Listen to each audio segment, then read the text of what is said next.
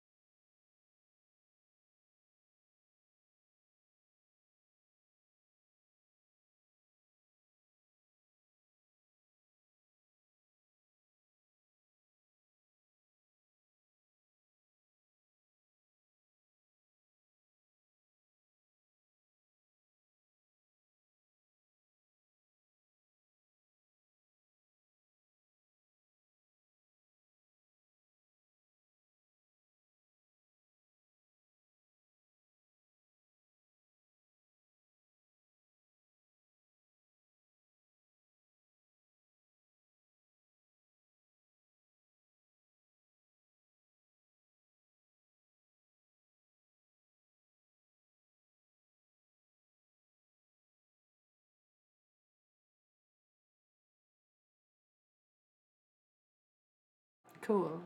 Check it out. ASMR for stoners. ASMR. Any guesses? It was my grinder. I think that was kind of obvious. So, anyways, ad break check, grinding up weed, checking. Then we're gonna start with the Thoth deck just to kind of get acclimated. We're gonna check in, see how we did this Virgo season now that we are coming to a close. We still have like a solid 4 more days, I believe, of Virgo season. Like a solid. Like today would be 5 technically because it's like not midnight yet. But 4 more days of Virgo season. Let's just not call it yet, but like let's just recap, with the Thoth deck. And then hopefully we'll pull out the Halloween Oracle and see if we're getting pranked or not. And then close with Cosmic Initiation because I just feel like those, if I picked a deck that I would associate with Ken Kesey, it would for sure be the Cosmic deck of Initiation. So I kind of want to just go off on a tangent about how much I can love him.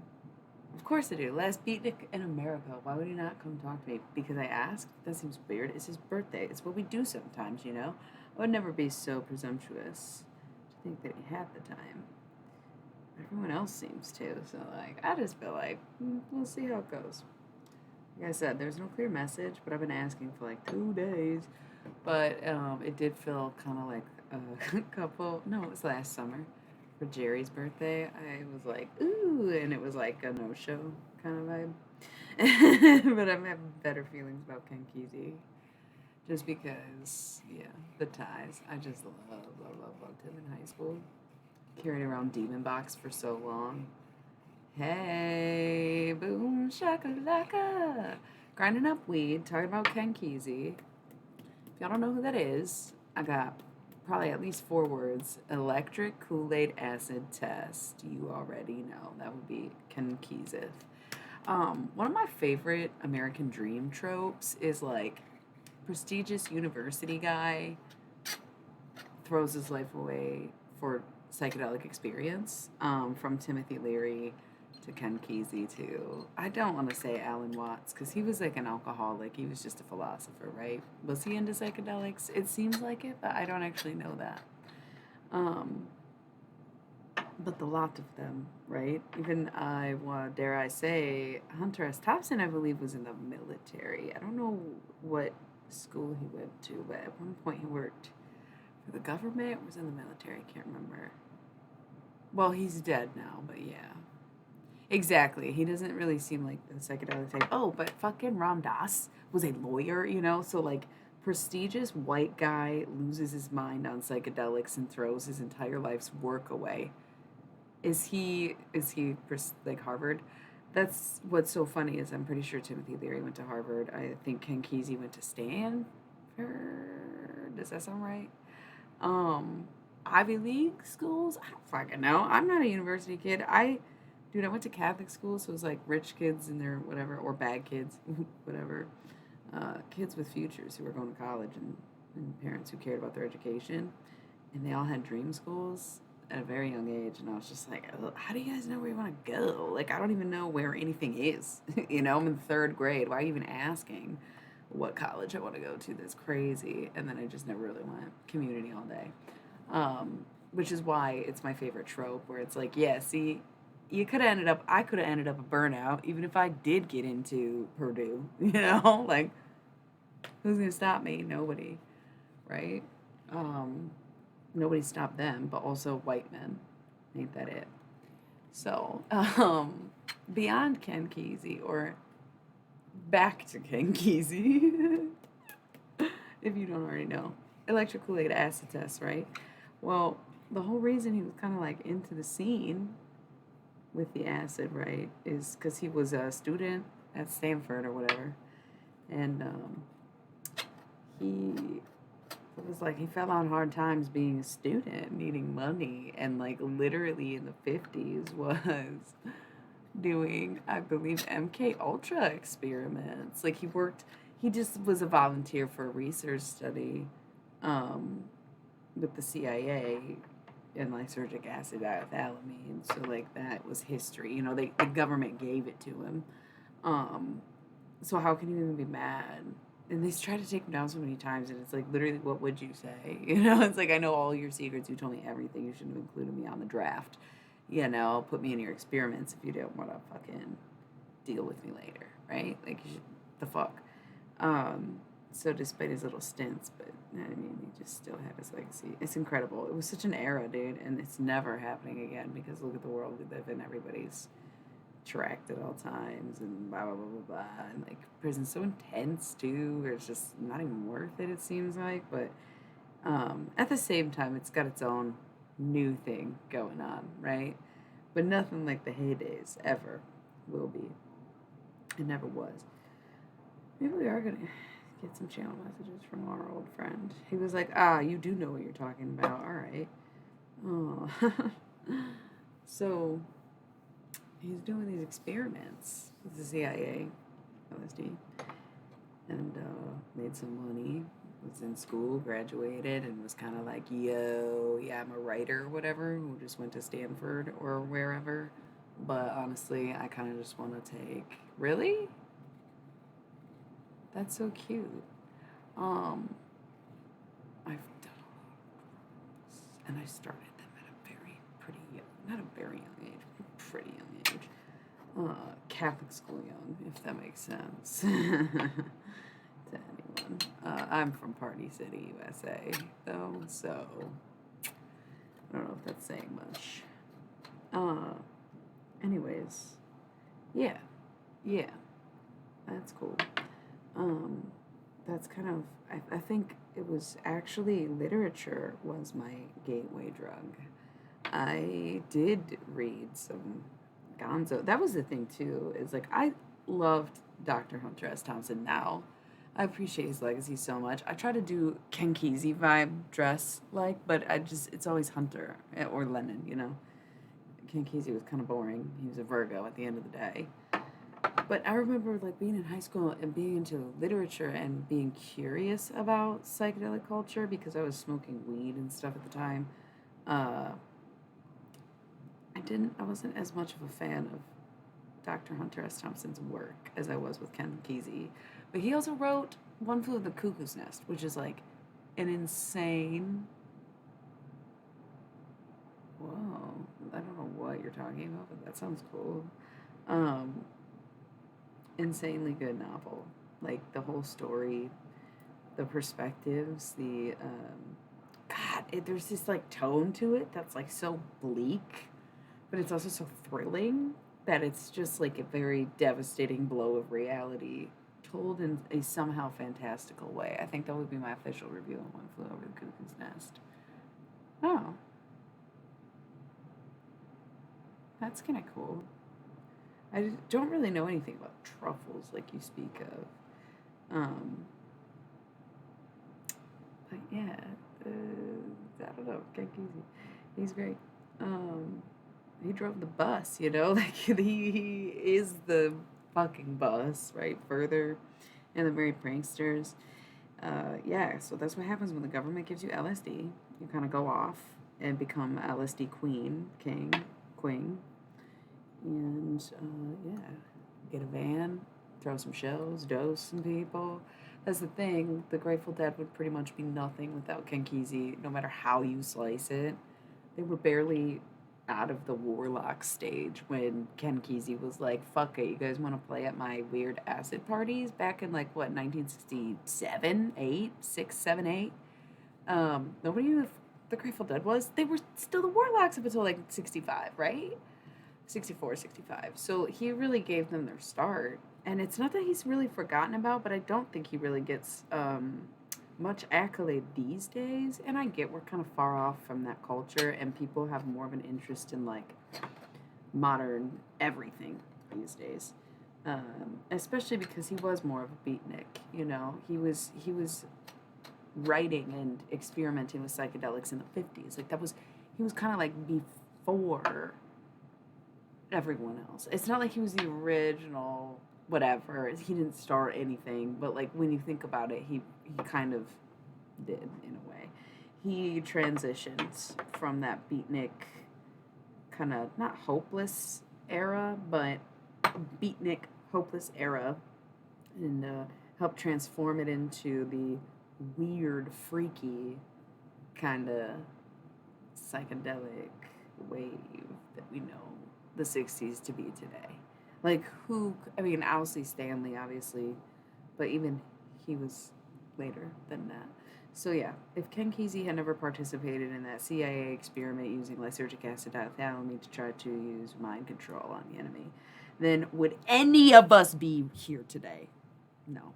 Absolutely 100% fucking would not be. Like, in some way, proverbially or literally, no, we would not be. Like I wouldn't have probably even became spiritual if it weren't for Ken Kesey. If it weren't for the whole culture that Ken Kesey inspired or centralized, right? So cool.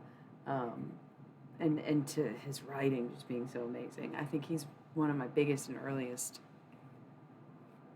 writing inspirations. Like it's not that I wanted to be him, but I was like, wow, that is a life I can get behind. Like he's a legitimate writer. He's educated. He's brilliant. But he's kind of a mess and a clown, like literally a bard, like driving a bus, pranking people, dosing people, whatever. I don't agree with dosing like at all on any level. But funny, I guess, for the time and the crowd, where a lot of people were kind of into that kind of thing or knew what to expect, at least. So, just like a super dope era. I didn't think people would be that bored of me talking about Ken Kesey, and I think that's part of my reason that dude, it was so nuts the other night. It was like 2 nights ago. I think it was like after midnight the 16th, like I was streaming on the 15th, became the 16th. And I was like, ooh, Ken Kesey's a Virgo. I wonder when his birthday was. And it was like the next day, today, 17th. So I was like, yeah, definitely gonna try to channel. But like I said, it's interesting to see that people keep coming in. I thought Ken Kesey would be an interesting topic. Maybe people already know about it or nobody knows who he is. And it's like the whole counterculture movement rode on his back in a sense. And like, yeah, the Beatles were making music in the 50s, but they were not taking acid until the 60s. And I don't know if he's really regarded as the one, but he's ground zero. He had CIA acid. Like, so fucking cool. Definitely an honor to meet him in post waking life. He was dead by the time I started reading his books. I literally carried around Demon Box religiously, ironically enough. I could not tell you any of the stories, but I read it so many times. So many times. And I couldn't tell you any of the stories. I think that's part of the charm, Demon Box, right? It's probably his art extends beyond physically creating and maybe is a bit of a master crafter, right? He's a Virgo man. Got the little femme magic. I'm almost done breaking up my weed. We'll break out the tarot cards. See, everybody's dropping off. I thought it was cool. I thought we were into psychedelic culture. Know your fucking history, dude. Like, that's the thing. History does tend to repeat itself. So when you don't know your history, you could not see what's coming if you don't know what has already happened or where you come from, right? Like, I guess that's a personal opinion, but at the same time, and like respect for the elders, I suppose. Getting in touch, people want to kind of. What's funny to me is that people do jump to working directly with deities and stuff, and people have asked me for advice on that, and I'm like, I don't know, I don't really like seek out deities unless they seek me out first.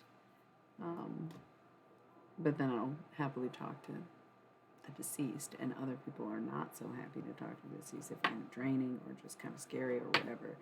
But it seems like there are people who cemented their legacies in a way that immortalizes them to the extent that, okay, say I was watching Coco last night, and they were saying like taking the ofrendas really literally and saying like the deceased couldn't cross over unless their picture was on the ofrenda, their altars, honors, offering place. And so you think of it that way. If somebody's got pictures hanging and prints and books and blah, blah, blah, people building shrines to these artists and, hanging posters in a certain way, um, they become more and more powerful that way the longer that they last, in a sense, not to even try to interpret Mexican culture in that way, but just like using Coco as a solid reference right now. It's just interesting to not even try to work with like divine humans or divine beings. Not that that's the only thing that makes you divine, but again, it's like if people continuously talk about you, it's like they juice you up from the other side. It's not really a thing, but it's just something to think about, something that just came up. Is like, why jump to deities? But also, I'm really good at what I do, so pay me to do it for you at the same time, right? Yeah. All right. Got a weed grinded up. Am I going to smoke out of this elephant or a bong? Hit the bong. Like Cypress. Hit the bong.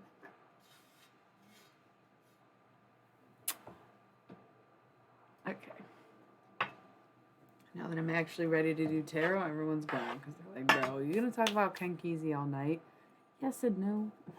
Should I use my little metal pipe? That's so old school. Yeah, this is the answer. This is totally it. Look at how good that matches. We are definitely gonna use the old school pipe. While I get that ready, I'm just gonna roll an ad since I hope I hope people come back. Do a tarot now, y'all. Come on.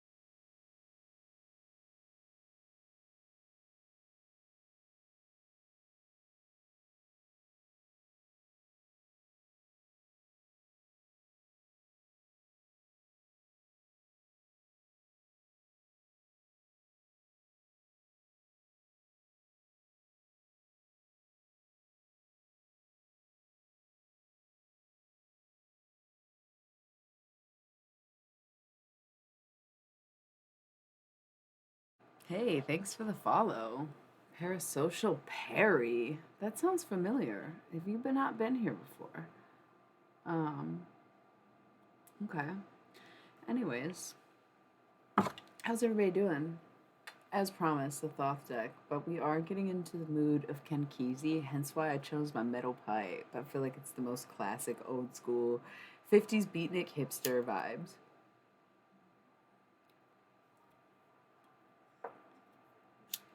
Right?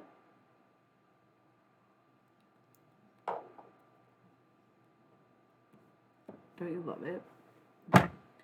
So my intentions with the Thoth deck is pretty much to just do sort of like a look back at Virgo season, wrap up the next few days of Virgo season, and maybe if maybe if we're lucky, we'll get some insight on Libra season coming up in 4 days. The first half of spooky season, which I've always loved Libra season, but there's this strange energy this year, and it keeps coming up in the readings. I giggle whenever I say Libra season because we're like not looking forward to it for some reason, or there's just a lot being hidden from us that we don't know about right now, and we're gonna find out, kind of, or something. But there was also this message, this continuous message of like not to trust anyone that approaches you during Libra season. Now, we've thought about this a lot because there are still people that I would like to hear from and have it. And it's like, ooh, if they come at me in Virgo season, then it's fine. Scorpio season is fine. Libra season is not so much. But then it's like, okay, so I'm letting it go regardless. Might as well not even hear from them, right? Kind of, whatever. But there was this error or message about just not believing in it. It's very much probably tied into the fact that it's like a multi-planet retrograde season, right? And not everyone has good intentions. There was also, I guess, the broader message was to be wary about anyone who approaches you in Virgo season. But I'm sorry, I keep saying Virgo season. That's so funny. Libra season. But more specifically, it's almost like understanding people's intentions or being able to recognize why. If you have not heard from someone in a while, and all of a sudden you're like either in a new relationship or suddenly come into some money, or you have that like moment, I don't want to say of fame, but like something, and they hit you up like, how you been? Congratulations. That shit is fake as fuck. Fake as fuck. That's what you're looking out for in Libra season. So maybe it's not that you can't, but perhaps it's meant to be questioned regardless of who it's coming from. So anyone who approaches you in Libra season, be very delicate with your conversations, and also be patient in the sense that if someone, okay, this is what I'm getting, like somebody approaching kind of like long distance or like something like that. Oh my God. Okay. Relax. Something about like you're on Tinder, okay? Highly do not recommend that shit. Go meet people in real life. If you don't know how, maybe you need my dating services, you can go on my website. Somebody does, okay? Listen, so you're on Tinder. It's Libra season. You think you're feeling someone. They're like, let's meet up. You're used to meeting up with people right away. Just get to know them first. Like this instant, let's meet up and just, why don't you have a longer conversation in text, in call, getting to know people before you give them your all attention, time, and energy. And so sometimes, or not sometimes, but there may be times in this Libra season where it's like, I want to go meet up with this person, but actually I think I'll wait a couple weeks and then just like see how this goes. Because one, you might fall off with them in that time. They might say something stupid in text and it's like, thank God I wasn't even tempted to meet up with this person, right? Exactly. And people are so instant gratification based that the Tinder aspect is sought after for its instantaneous connections and being able to meet up and being in each other's areas. It's very overwhelming. It's very creepy. I've never used Tinder. I have used Bumble, and I didn't hate it. I didn't get anything out of it except for a couple friends, but not even in the friend section, just dudes who I met that were interested in dating, but like we ended up friends, you know? So it's any of those kind of things. It just seems like too high pressure to give yourself to someone in real time, where it's like, nah, take your time, especially during Libra season. Suss them out before you meet up. Because, and I'm talking for weeks, vet them. Even wait till fucking Scorpio season, especially if you really click with someone. Because there is this energy of like, not maliciousness, but just ill intended. Like maybe somebody not over their ex, right? And you meet up and you like them, but they just won't shut up about their ex because it's a fucking retrograde. They're having flashbacks to the relationship. They're wanting to reach out to them. Maybe the ex reached out to them, you know, where it's like, give people time, you know, like don't rush anything during Libra season. And like if somebody says something where you're like, what? They also might be struggling to communicate with those same aspects because of those same aspects of it's retrograde and I'm having flashbacks and I'm stressed out and I'm thinking about us or that or this, and you know, people from the past coming back, but also beyond that, just like I don't know. God, what's happening? Can you just tell me already, Princess of Cups? I need a new attitude, new perspective. I'm at the very fucking beginning of something. Five of Discs, worry. I'm totally worried about my money. How about you? Like, what the fuck? Broke as shit, live in poverty. It's cool. Right? Why would I even say that? Abundance mindset. I know it comes back tenfold, and I gave the shirt off my back when I needed to. So that's that. And I am patient. I've been patient. But it's time to realize that maybe we are on the precipice. We're at the beginning of a journey. You know what I mean? Bye. Ooh, the Hierophant. I thought I was cutting to Five of Discs, but that's the thing. I'm pulling myself out of it, you know? I'm not saying that's always possible or even that I'm capable. I just tell myself that constantly, every day, until it's true, in a way, you know? So, whatever. Hierophant is Taurus energy. I love that. For me, okay? So I got a mess of cards here. It was interesting. It felt very much like I was doing some channel messaging while shuffling. And I have not used the Thoth deck for channel messages since probably before I got my Halloween Oracle, pretty much, which was like 2 years ago now. Bottom of the deck's the Hierophant. Top of the deck is Leo Lust. Okay, so what up, Pico? We are very much a focus in this reading, but also look at this fixed energy. Once again, you can always, if there's no way to apply the zodiacs to actual people in your life, you can think of it as like a calendar too, where it's like, okay, Hierophant Taurus season come April, May, okay, maybe we're in place, booming, finally got past that moment of weakness, financial stagnation, even that Five of Discs went boom, became the Hierophant. It looked like a magic trick. You gotta roll back the tapes if you want to see it. Top of the deck being Leo season. It's something that maybe started in Leo season. Something that you could have invested in where you get your return come spring or something like that. You know what I mean? Could be like somebody you met in Leo season and you maybe really like them or whatever, but you don't really get to the next level or phase until Taurus season. You know, but that's not to say this is going to be slow. This is not going to be slow months. I think Libra season might be slow, but I think the thing is that a lot of people start feeling stagnant by the end of summer. It's hot.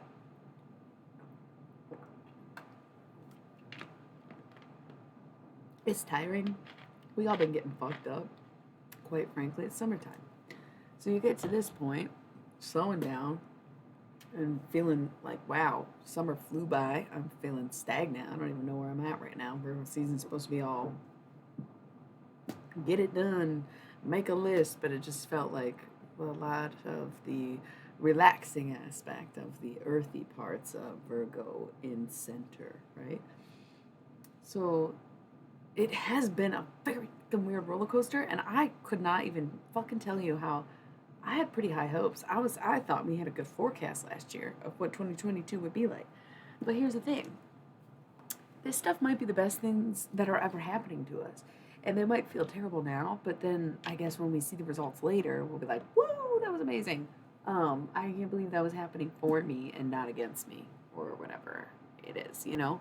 Um, Stuff is going to pay off. And look, we got art here, so Sagittarius could be Sag season that it starts to pay off, but also art is like not only creation, but in most decks, in tarot, that card being Sagittarius and number whatever it is, 17 or something, 20, 16. Wow. No, 14.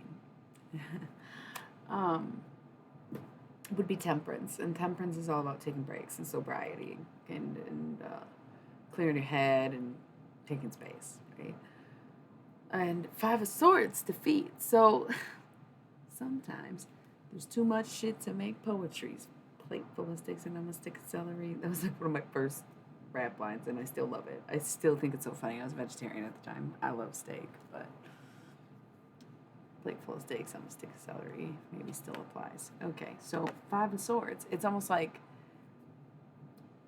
all of this pouring into your endeavors, your creation, going too hard, and it was for nothing, or to get to a point where you're like, man, still feeling kind of emotionally defeated, or even at a standstill, still at a stagnant point.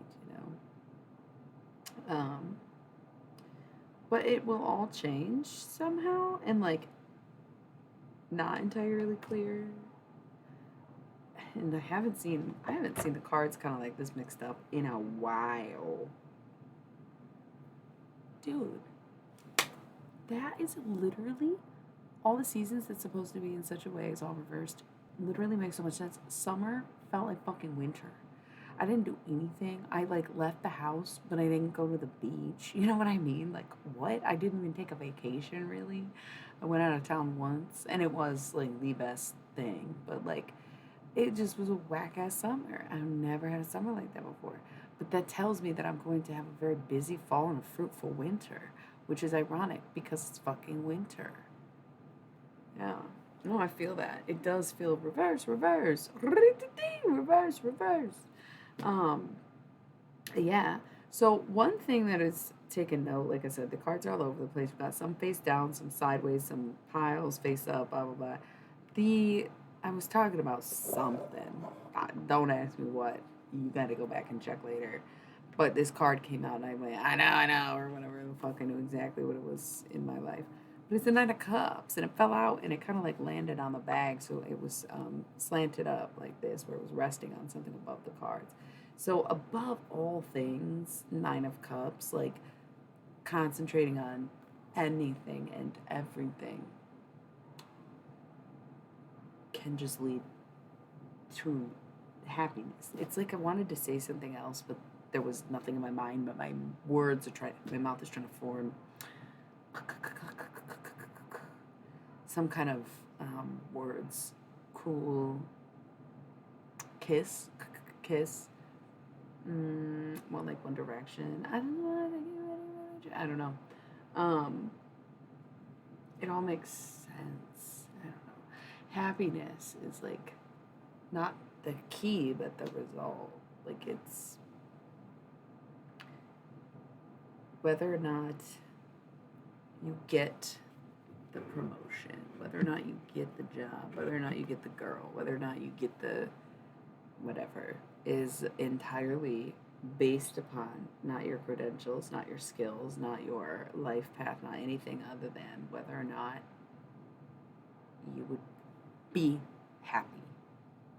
Would you be happy with it? Are you actually going to be happy? Is this like the thing?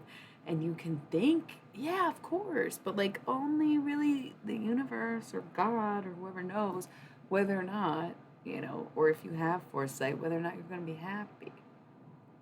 And maybe we do know in our heart of hearts, in our deepest souls, like whether or not something will bring us joy and happiness. But until it happens, we don't know. And we're just guessing, blind faith. And that's why the whole rejection, misdirection, being a protection is true.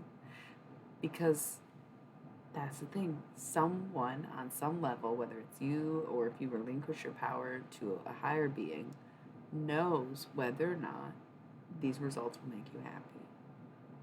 So just like glide through knowing, whoo, sheesh, I must have dodged a bullet, right?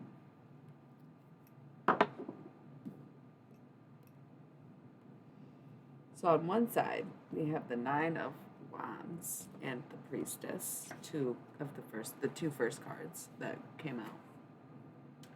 Nine of Wands is definitely like, okay, you're being strong, strength is great, very Leo energy. But at the same fucking time, when you know that wands are tied into your passion and emotions, then being strong. Exactly. And with great strength comes great resilience. That's what I say every time I get this card. I don't know if you've heard me say that or if you just got the vibe. But exactly. And Nine of Wands is a good sign and a blessing and a protective omen.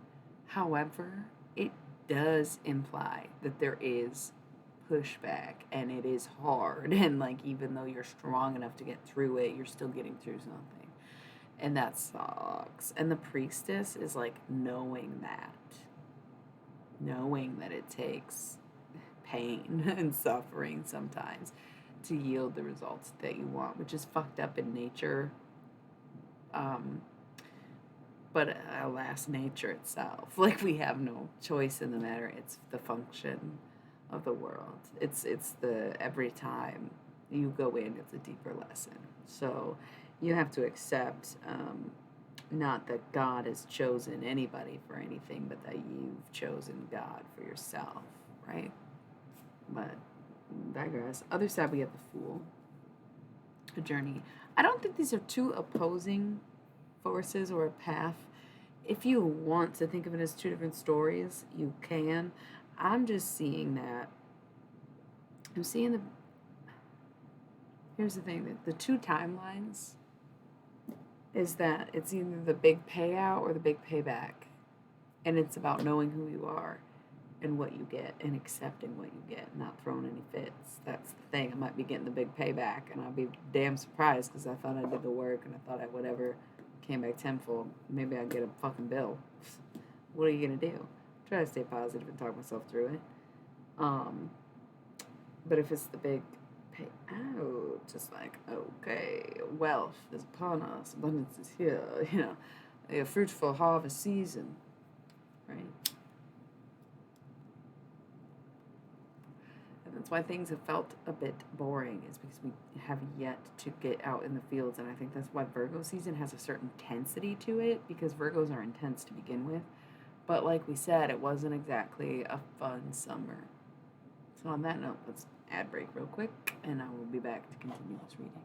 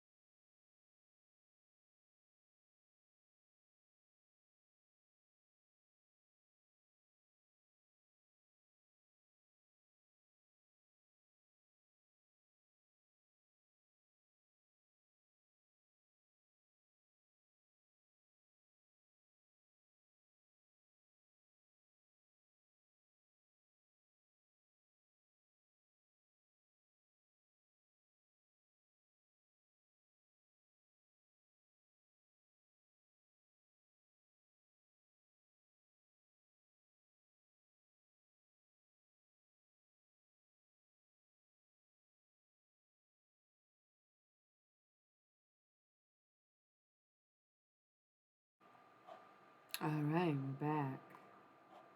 If you didn't catch, it is Ken Kesey's birthday. So right now we're doing tarot thought, general insight on what's been happening Virgo season and what is going to be happening Libra season, without revealing too much to us, because there's a lot of mystery surrounding Libra season. That's why we all gotta shut our mouths and think real hard about any offers, any people, blah blah blah. Be patient to the extent that things are going to come to you and you're going to think, oh, I was patient and now it's here. No, sit on it, think about it. Don't accept any offers right away. It's retrograde. Imagine you get a job offer, okay, and it's October 10th. Libra season ends October 22nd. You're like, man, I don't want to accept or deny this job until Scorpio season. And you say, listen, homie, work vibes. There is something very revolutionary about it, and John Lennon is a Libra, and he's been telling me all kinds of stuff in regards to revolutionary things, and in particular my life, and how he's affected or influenced it more than I realized until we spoke. But I completely agree. So say you want this job and they offer you something, and you're like, I'm gonna think about it for a couple weeks, and they're like, okay, for sure. You do your research, and you're like, man, they're not offering me that much money. Oh fuck, they don't have the best reviews. Oh shit, did I want this other job? Whatever. Maybe 2 weeks is a long time. I don't know what working professionals are like. I get the kind of jobs where you like get hired in your interview and you quit when you want to. You know what I mean? And they still will let you come back half the time. So, what are you gonna do? Um, yep, the rebirth. Um, so if 2 weeks is like long, then put your date sooner, right? So you want to wait for that transition. In that time, if this company doesn't make you a follow up offer asking you if you would like more, if they hire someone else over you because they were impatient to get someone in, these are sort of like little red flags that you can allow to be revealed to you. Like taking the time to say, I'm going to think about it, because one, you're setting up boundaries immediately, like work boundaries, personal boundaries, mental boundaries, where it's like, this is a huge decision. I'm going to take a few weeks to think about it. That should be reasonable. Anybody who wants to rush you through that and say, no, I need a decision right now, does not have the best interest for you. So I think that's been like it's taken a while because we've all had this big pressure on Libra season. We don't know, none of us know why. Because once again, what happens in the dark shall come to light. So now the truth is going to be revealed. Because why? It's dark outside. It's spooky season. That's why we know it's about to be lit up. You know what I'm saying? The truth shall come to light. Because if it's light outside, if it's bright all the time, like, of course, we don't see what's in the shadows. We're being blinded by what's in front of us. But when it's all shadows, it's, whoa, suddenly I can see what the fuck's going on in here. What's that about? So anybody wants to rush you and not let you think it through and not counter offer you or anything like that probably just doesn't have the best intentions or work environment or relations, right? Where give yourself grace and patience if you get approached during Libra season, because I think a lot of people will, even if you get scouted from a job, especially if you don't go for it and they just like come to you about it. It's like, yeah, no, I gotta think about this. The fuck, I gotta think about it. I gotta make sure you're legit. I gotta like verify everything. Talk to my lawyer, whatever. Like if they're not gonna be. That's so cute. I'm pretty sure that's one of your maybe it's not Pisces. Maybe Gemini's moonstone. But I love moonstone. It is so pretty. And it comes in so many different colors, but they all have that shine to it. I love that. So, yeah, you're right. I'm glad you said something, because we don't need to keep talking about Libra season, but also it's just a lot happening. It's going to be all very obvious after it's over. Which, speaking of, and not speaking of, I'm going through that. It's like I've been trying to support people. Right. I've been trying to support people through retrograde by reminding them that sometimes retrograde comes in the form of flashbacks, because a lot of my friends are like having anxiety and like memories and just troubling, Oh, I love you. Thanks for being here. Good night. The whatever. We were just saying. No. Blue kyanite just came to mind. That's pretty specific and also like seems so kind of cliche, doesn't it? I don't know. And anything, I feel like I associate Libra and Libra season with lavender. I give Scorpio season more pumpkin spice vibes. So I'd say anything purple. Um, Lepidolite is purple. And, can't think of it. Amethyst, I guess, but that's not even really what I mean. That's translucent quartz purple. I'm talking like opaque purple. Yeah, yeah. I love that. Okay, so we've got these two piles. Like I said, if you want to divide it up and feel like there's two different scenarios going on in your life, that's fine. It does feel like a really cohesive reading where most of these cards are face down right now. So let me tell you, ladies, gents, and other than thems, I'm guessing that this is going to really be like the message we were waiting for, wanting to hear, or needing to hear. So bear with me. Something's on my tongue. Somebody, do people come here and dose? I'd be flattered if you did. I don't want to talk about it, but like I do, but I don't. It just felt something on my tongue. Like I don't know why that came up. Um, yeah. So I like to do the face down cards last usually, but there's sort of like 3 double piles that I have on the table here. So it's like 2 piles, 2 piles, 2 piles. And like I said, a lot of the cards are face down. It's been a while since we've had anything revealed to us in this way. But the 3 cards that are the most on top are all also face down. So even though I like to usually do that last, I feel like we need to open the door. And this is basically, we're going to be opening these doors and I will see what's behind them. You know what? Even though it's a cohesive reading, we're going to do doors. Door number 1, door number 2, door number 3. So picture the things you want behind those doors. I don't really like pick-a-pile readings. If I ever watch them or like do them, I always tell people or remind myself to just pick different subjects or categories. Like we're expanding over anything right now because it's thoth, it's general, it's situational, familial, anything that might come up in life, lifestyle. So we're doing door number 1, door number 2, and door number 3.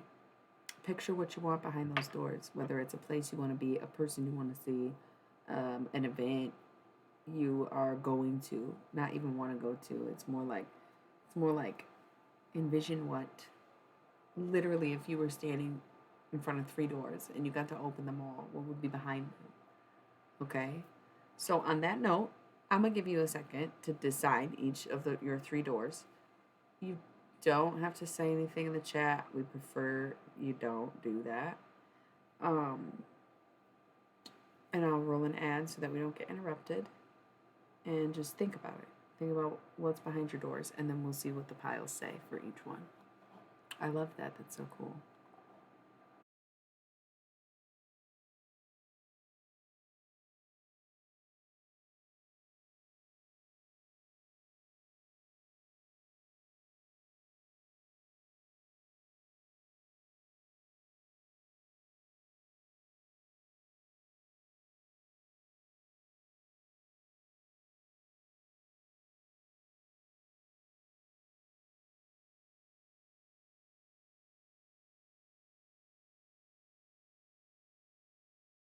Changes.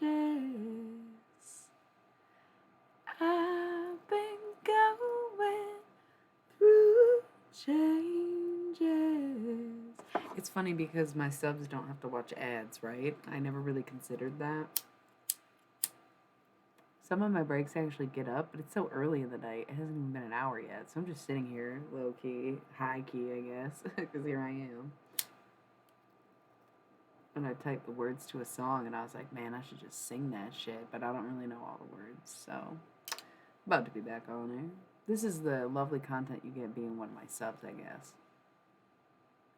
Private conversations that other people don't get to be a part of. But when you sub to my channel, don't have to watch the ads and get to hear me say goofy stuff in between. You know? Other than that, not a lot to offer other than my much gratitude and many thanks for your support. But you know what? Y'all haven't even seen the reading yet, so let's do that first before anybody subs, right?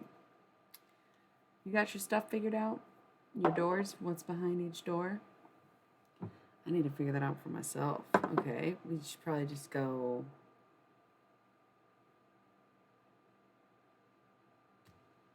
Got him. Got him? Got him. Door number 1. 6 of discs, sis. Okay, so what I love about the 6 of discs in this deck in particular is that it does that circular formation that they have reminds me of like King Arthur's Round Table, like finally having your seat at the table and that being the very definition of success. I also, being a retired waitress, would say it's like my first analogy would be when you have 5 plates and somebody wants you to carry one more, but now you have a tray, right? Because you can carry 5 plates. Part of Midwest waitressing, right? But once you got to 6, it's like, all right, I'm gonna grab a tray or get a follow. But in this case, I do it myself. I got my tray. So just making things easier, convenience. So that's like a success. Like literally, whatever your door number 1 was, success. Amazing. Congrats, even.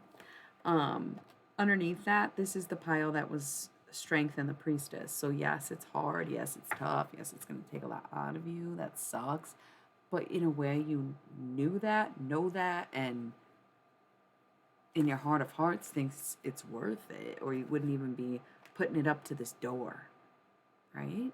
You wouldn't even be putting it up to the door. You wouldn't even be picturing it behind there if you didn't want to succeed in that way.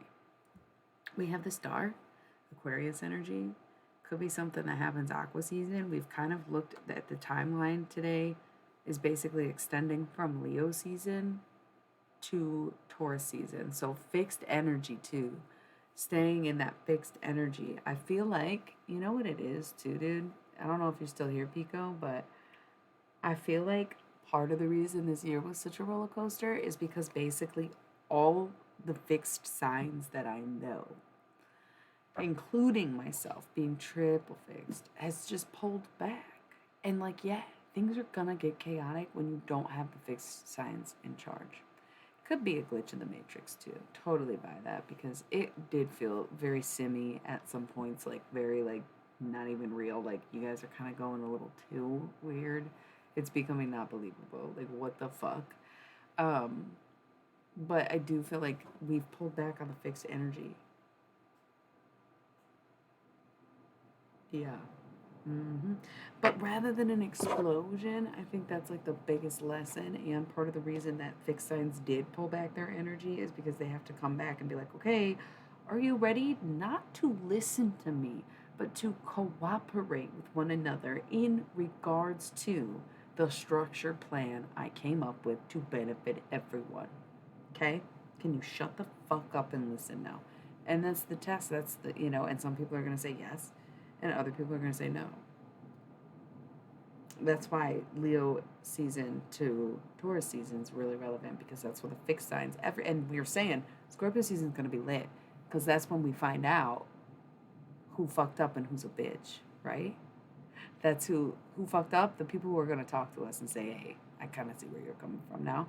And who's the bitch? The ones who didn't. Scorpio season.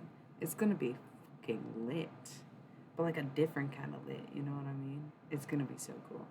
So, door number 1 is a success. But that success may not.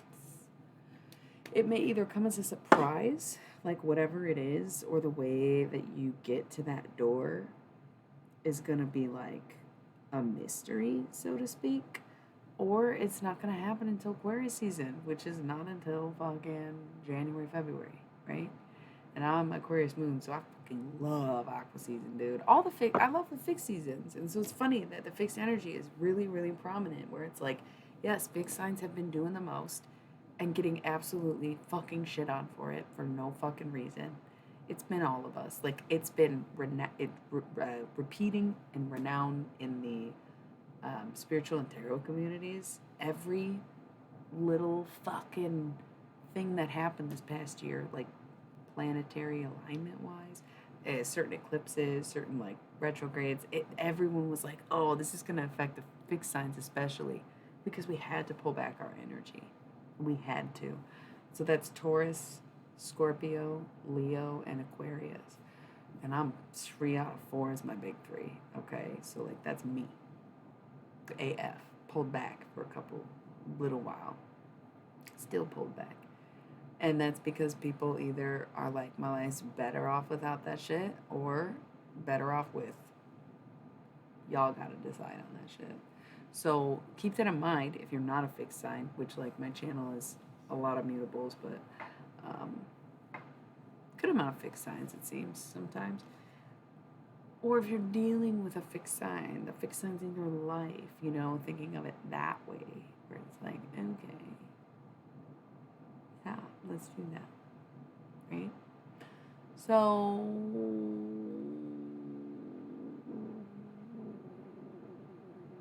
that was kind of random, but maybe it's like an Aquarius specific thing. There's like an Aquarius that you're going to be reunited with, or you know, once again, the Aquarius season where fixed energy comes back in and it's like, hey, how's it going?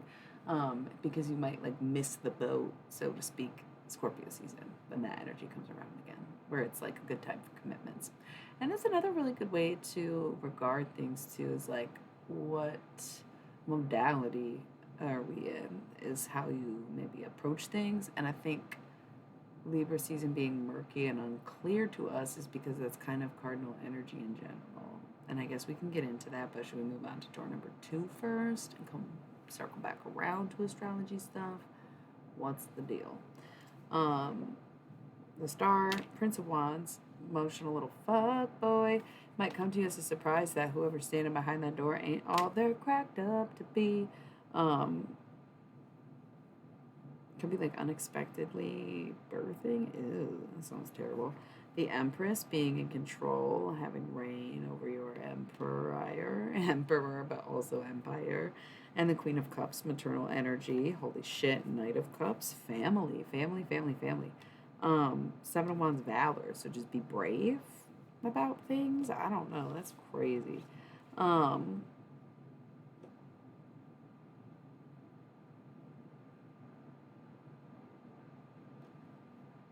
Literally, yes. This is kind of it's a behind door number 1, success. Listen, if you are trying to get pregnant, I'm literally the opposite, but if you are trying to get pregnant, I see that being the success behind door number 2, no, door number 1, in particular. So something here is very family oriented, like to see not just the Empress, but then the Queen of Cups with the Knight of Cups literally stopped me in my tracks. Like, what? Could be something to do with somebody's parents or becoming parents, right? Or like water signs in general, but it is very parental energy. God, what the fuck?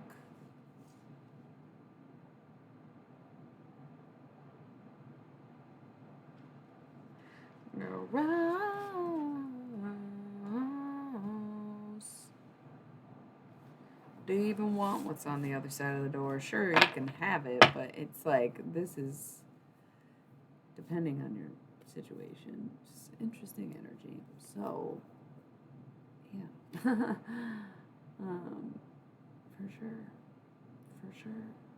I feel like I just rolled an ad break, but I want to roll one because it's the hour mark, and I try to do it only every 20 to 30 minutes, so I don't want to like lose track. So we're about to do door number 2. Focus on that. Picture that. Write it down for yourself. Door number 2. Be right back.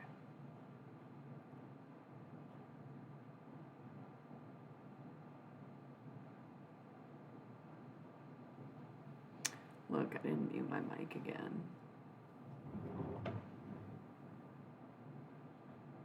What are you talking about? Didn't watch what? Is it Jordan Peele movie? I'm so confused. Oh. Yo, I love my old school, like, pipe or whatever, but I honestly just want a bong rip, dude. Not even gonna lie. Oh, I should light more incense while I'm standing up here. Alright. What should we do? Thanksgiving? maybe? I'm probably almost out of these. I've been going through incense. I'm gonna do cinnamon instead of Thanksgiving. I've been going through incense. I've been going through changes. I feel so happy. I don't know. I feel so bad. I lost the best friend that I ever had. Ooh, I've been going through changes. Sorry, I was lighting incense, so I didn't come back on camera when I came back from the app, but I'm here. Okay. Door number two. So, the face down card door, what's behind door number 2? It's on its side, so what isn't? Knight of Swords. Not sure. Okay. Wow. Okay. Wow. Lots to unpack here, huh?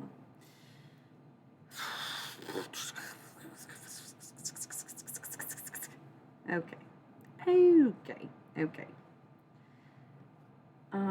Knight of Swords on its side. So the Knight of Swords is like air energy, double masculine, knight and air. Swords representing kind of conflict and challenges, but also work ethic and motivation. Concentration, focus, knowledge, learning, lessons. So to see this Knight of Swords on its side is maybe an undecided energy. It could be an indecisive air sign. It could also be in reference to this coming Libra season. This door is unclear. If the first one was literally success, and this is the Knight of Swords on its side, it's almost as if to say there needs to either be less effort or more effort, and you'd have to assess the situation yourself to know which one. Where it's like, I either am not doing enough for this person or connection, or I need to like stop putting effort in. And it could be like a balance of like one person's doing more than the other, something like that, or it's very neutral and it's very, I almost said manipulative, but I meant mutual. So like it's kind of a sketch thing. And here's the thing that is so interesting to me, or so odd about this. Knight of Swords, right? This is so weird. We got the Queen of Cups and the Knight of Cups together in this stack. And we've got the Knight of Swords, and the Queen of Swords is the only face-up card in these two piles. Like I said, each row had 2 piles. These are both face down.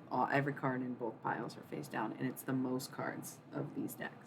So we see the Knight of Swords and the Queen of Swords together, but there is some kind of like, should I stay or should I go, maybe? And that's probably going to present itself more in Libra season, or if you're dealing with an actual air sign. But the masculine in this element, whether it's you or them, is like, I don't want to say 1 foot out the door. I think they don't even know if they want to be 1 foot out the door. They're like, it's almost like maybe they're ready to commit, but they see that they shouldn't, or there's like something holding them back, or something like that. But there is this presence of the Knight and Queen together, just like there was with this. And this was like successful, Knight of Cups, Queen of Cups. But this is like, we don't know about the Knight of Swords and Queen of Swords. Like, I don't know if this works. So let's see what's being revealed to us. Oh my God, 10 of Cups, Satiety. This is literally everything you've ever wanted. What the fuck? What is this? Like, what? Shocking.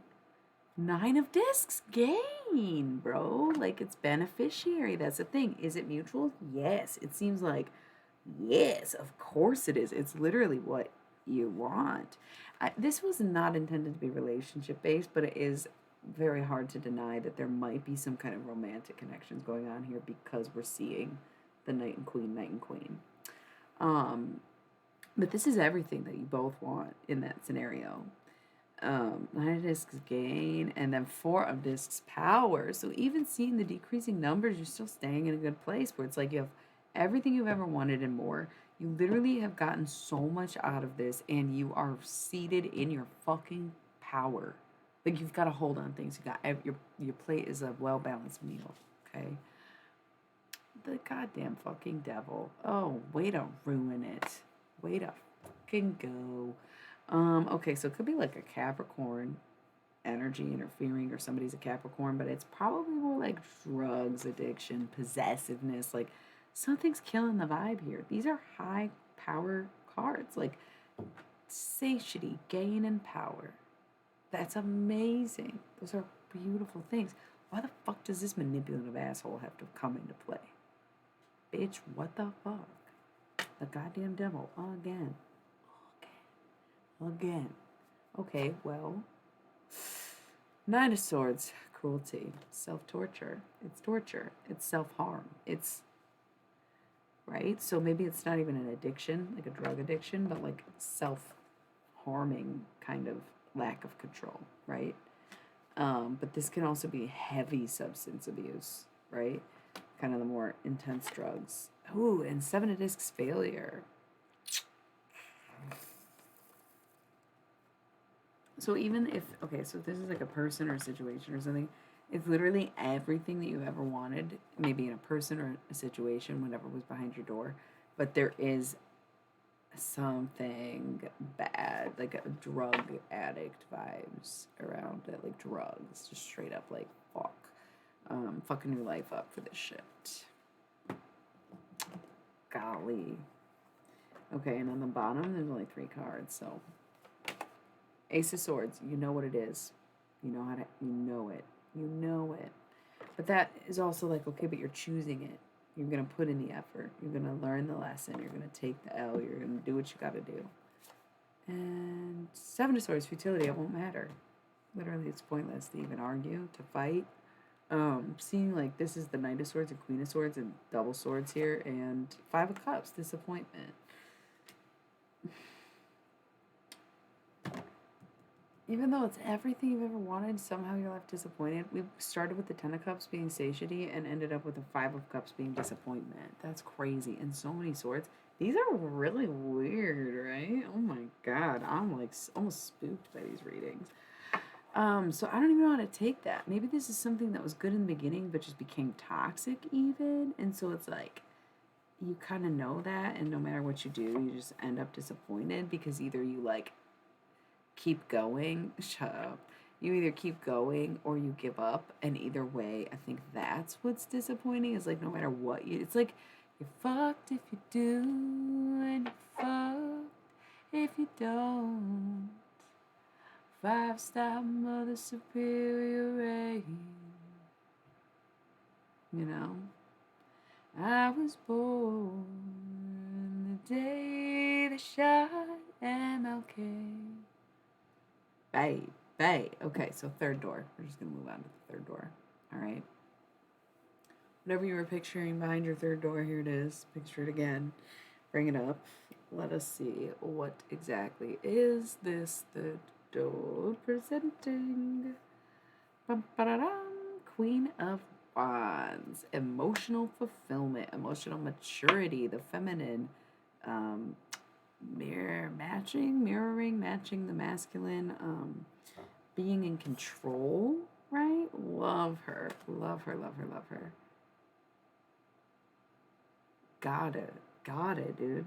This is the Fool. This is the journey. This is like the road ahead, and also the road that you get. Like, get. It's just been this g sound lately. I don't know what it is.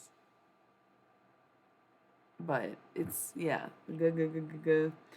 4 of Swords, truce. Okay, that's cool.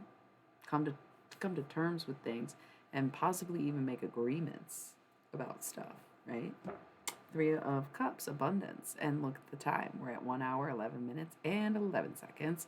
So 1, abundance, like being able to sit and work things out, knowing that, okay, even if this was a person, but maybe this isn't about a person necessarily, it's about something bigger than that, because it's a whole journey and we don't see the same face card energy up front. Like the Fool, no, what was the top card? It wasn't the Fool, it was the Queen of Wands. Okay, so we do have the Queen of Wands here, so we'll see if the Knight of Wands is under this.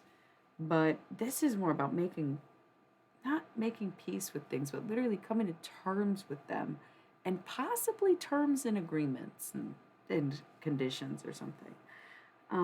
But because it's like your flow of energy, abundance being here is like, this is a big deal. Eight of Discs, prudence, okay, followed by Eight of Cups, indolence. Whoa, somebody's got to give something up, period. And I bet you it's alcohol. I bet you on God it's alcohol. It's alcohol. But somebody did quit drinking. I am sensing. So, okay, that was weird. I like dropped it. You have to stay true to who you are. There might be like something gay. I don't know. The g sound has been happening all week. And I keep wanting to say like golly or gay or get. Gon' get. I don't know. Dear Prudence. That's probably one of my favorite Beatles songs. I'm so cliche. Just kidding, I'm a cult classic, bitch. Who doesn't love a queer-coded fucking lyric, okay? You gotta stay true to yourself. You gotta do what you wanna do. You gotta do what you know is right for you. But the fact that this was upright, first of all, double eights is a good thing. Even though prudence is a great card and indolence is not such a good card, it is a balance. It's like the facts of life, yin and yang, whatever the fuck. The fact that you are seeing double eight here is a positive affirmation. The fact that I picked this up, dropped it, and flipped it upside down would suggest that, one, an 8 upside down is still an 8, and two, this energy of like indolence being kind of like isolation, and isolation slipping into laziness, and sometimes that laziness stemming from something like, because it's cups, alcohol, right? The fact that I literally dropped it, it's like somebody quit drinking, okay? And maybe it's, oh God, sweetheart, relax. Oh my goodness, I understand. But of course, the Knight of Wands is not in this pile. On the other side of that door, it's you, right? And two discs change. That will change. But somebody's going through something. It seems like somebody's quit. Somebody needs to quit, or I think already quit. What they needed to quit to get themselves motivated again, kind of. And what will ultimately save you, not in the end, but up front, is like basically setting boundaries. Okay. That was kind of the weak pile, which is great for me. Anyways. Because, yeah. That was cool. I liked that. How are we feeling, by the way? I feel like I had a lot of people in and out tonight, and not that I was disappointed, but I thought people come for the tarot, but it almost seems like they stick around more when I'm not talking tarot. But then if I'm not doing tarot, it's, oh, can I get a reading? And then if I am doing tarot, nobody says anything. It just seems, I don't know. What's been going on? Just a busy Saturday night for some, flipping through channels and whatnot. Maybe we'll just be done with this deck, go straight to the Halloween Oracle. So, yeah, somebody had to quit drinking or something. Somebody did quit drinking, maybe? Yeah, Wheel of Fortune. Okay. Oh, it's so funny. I was literally like, man, it seems like door number 3 was lacking, right? It had way less, significantly less cards. So I was like, maybe I'll pull some. Holy shit, bro. Wow.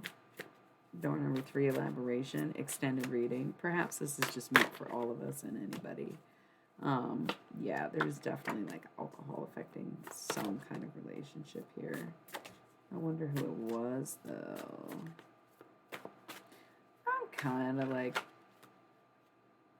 okay, that would be this one. Came out when I read that. Knight of Pentacles. Bitch, better have my money. And bottom of the deck, the Star, Aquarian energy. Surprises. Rap before you tap, my man. Rap before you tap. Okay. Bottom of the deck is the Star. Focusing on yourself. Knight of Discs, Earth energy. Focusing on your money, bringing home the bacon, whatever have you. Okay, so I feel like, this could be related to all three piles, but I kind of was like in my mind thinking an extension on pile number 3. But it's a lot, so just see how it fits, like we're not restricting it. This one's even messier with the cards everywhere. I have this stack here, and 4 of Swords Truce. That was definitely in stack number 3, so I guess we're going to stick with that for now. One thing is that this would be an elaboration on setting those boundaries, having those terms and conditions up front, like we talked about. We got the 4 of Swords, Truce. And we've got the 9 of Wands, Strength. So it might be kind of hard to set your boundaries with this person, situation, or whatever it was. Thank you for the follow. It might be really difficult to kind of get through emotionally and be like, no, like there's a reason that I'm setting this boundary. And like 10 of Wands, oppression immediately, right? Oh my God, you're fucking kidding me. You're fucking kidding me. What did I say? Queen of Wands was the beginning of that reading. We had Knight of Cups, Queen of Cups. Then we had Knight of Swords, Queen of Swords. Then we had Queen of Wands, no Knight of Wands. And I said, let's do an extension. Guess who shows up? The goddamn Knight of Wands. Kidding me, never, ever. So it's almost like, okay, this is actually getting harder and harder to read. I don't even know what to say. Yeah. Time after time, those fanatical minds try to rule all the world. I can't even think of the word. What? Yeah. Telling us all it's them who's in charge of it all. I love that song. I probably always will. Fucking gay. I got a trick down magic stick that will make them all fall. When was the last time you tasted metal screen in your bowls, y'all? How old are you? Some of y'all probably never even smoked out of a metal pipe. And if you have, it was probably drugs. Anyways, I know. We got the power now, motherfuckers, that's where it belongs. Okay, so Nine of Swords. This is setting your boundaries and coming to terms with things, accepting for what they are, blah, blah, blah, blah, blah. Knight of Discs, too. Kind of back to so much earth energy. Taurus being fixed and Capricorn showing up in the reading and the Hierophant being there earlier, too. There's something about really being assertive with those boundaries. Yes, like an earth sign. I get a lot of hate because I am decent at setting my boundaries, even though I'll break them too, because I give people like so many chances, but I'm just very cutthroat about it. You know what I mean? Where it's like, don't fuck with me. If you want me in your life, you're not gonna fuck with me. I'll be here though. And that's like a true earth boundary. Like it's crazy good it's crazy impressive how good we can be with that, where it's like, I'll be civil with you, I'll give you a chance, but of course when I have my guard up, I got a stack of fucking receipts. What the fuck are you talking about? And then to add the fixed energy that we've been vibing with this year, Leo season, Scorpio season, Aquarius season, these are all hit months. It's what's been coming up. You've seen it. And I know, Pico, I know you and I dominate this whole channel, right, with our big Taurus, Leo energies. But at the same time, Scorpio season. There's never been a Scorpio. Nobody's, other than my friend, but no one on Twitch that I can think of has come here a Scorpio. So like, there is definitely something with the fixed energy this year. I think it's just beyond us influencing the readings, and more like we're here because we are attesting to it, right? So when you think you cannot have enough anymore, when you have wits end, donezo, 10 of Wands, oppression, right? Because you're the Queen of Wands. You're trying to handle everything. You're trying to move towards your passions, which are also being challenged and maybe even restricted, not by the fact that you haven't rationalized your emotions, but that other people are having a hard time processing them, etc., etc. And just when you can't fucking take it anymore. Like a knight in goddamn shining armor. Are you fucking kidding me, bro? Knight of Wands comes in like, hey, I heard you were waiting.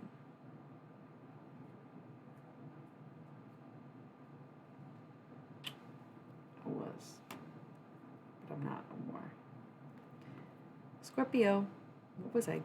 I literally didn't even see that. I don't look at the cards ahead of time unless they're sitting out in front of me and I can see it. Like, I don't look through these stacks before I do the readings. Literally just went on another fixed sign tangent and boom, Scorpio's right in here. Are you kidding me? Are you kidding me? No, I'm not. Cool. So this might all be like this Knight of Wands might be coming back. Scorpio season. This might be someone that you turn down even. This might be someone where you literally get to have the new beginning that you want. Yeah. It's pretty beautiful though, right? You're just getting a little intimidated because you're like, well, I'm mutable. I'm a Pisces, bro. You'll be fine because you got ride or die fixed energy around you. You have major fixed influence. Like, you're good. Oh, dude, I have, and I do sometimes, but I also, some stuff gives me headaches. I was mixing lavender with my weed, and I was getting a fucking come down headache, like I was smoking smiley face or some shit, like back in the day, fucking synthetic stuff, like that's, yeah, it was not good. That would be cool, yeah. I'd try again. Anyway, oh my beautiful motherfucking God, fuck, damn. So sorry about that. Blasphemous ass mouth. I'm a confirmed Catholic, so I'm allowed because God said He forgives me or whatever. Jesus is my brother. 10 of discs. Well, so like, yep. Goddamn. The Hierophant, fixed energy. Very cool. Sticking to tradition, sticking to what you know, sticking to your plan, and then boom, the Emperor, Aries season, or just like taking control again, right? Because you got the fucking Knight of Wands finally shows up and is everything that you wanted, right? Or you show up as that Emperor figure, Knight of Wands, right? Within reason, because we did see the Empress in one of the piles. I cleared it up and now we got a whole new mess of cards right here, and this is going to be more general. Apply it to where you are. If you missed the Three Doors thing, I think it's worth watching, but we are getting this very intense connections. Like, we're seeing soulmate connections, we're seeing karmic connections, we're seeing I think that's what that was like soulmate karmic twin flame kind of thing. Like, I don't even know. Golly, what that was. Crazy, bro. Just fucking crazy. So, gosh, wow. Kind of beautiful. I'm not even gonna lie. It's pretty beautiful.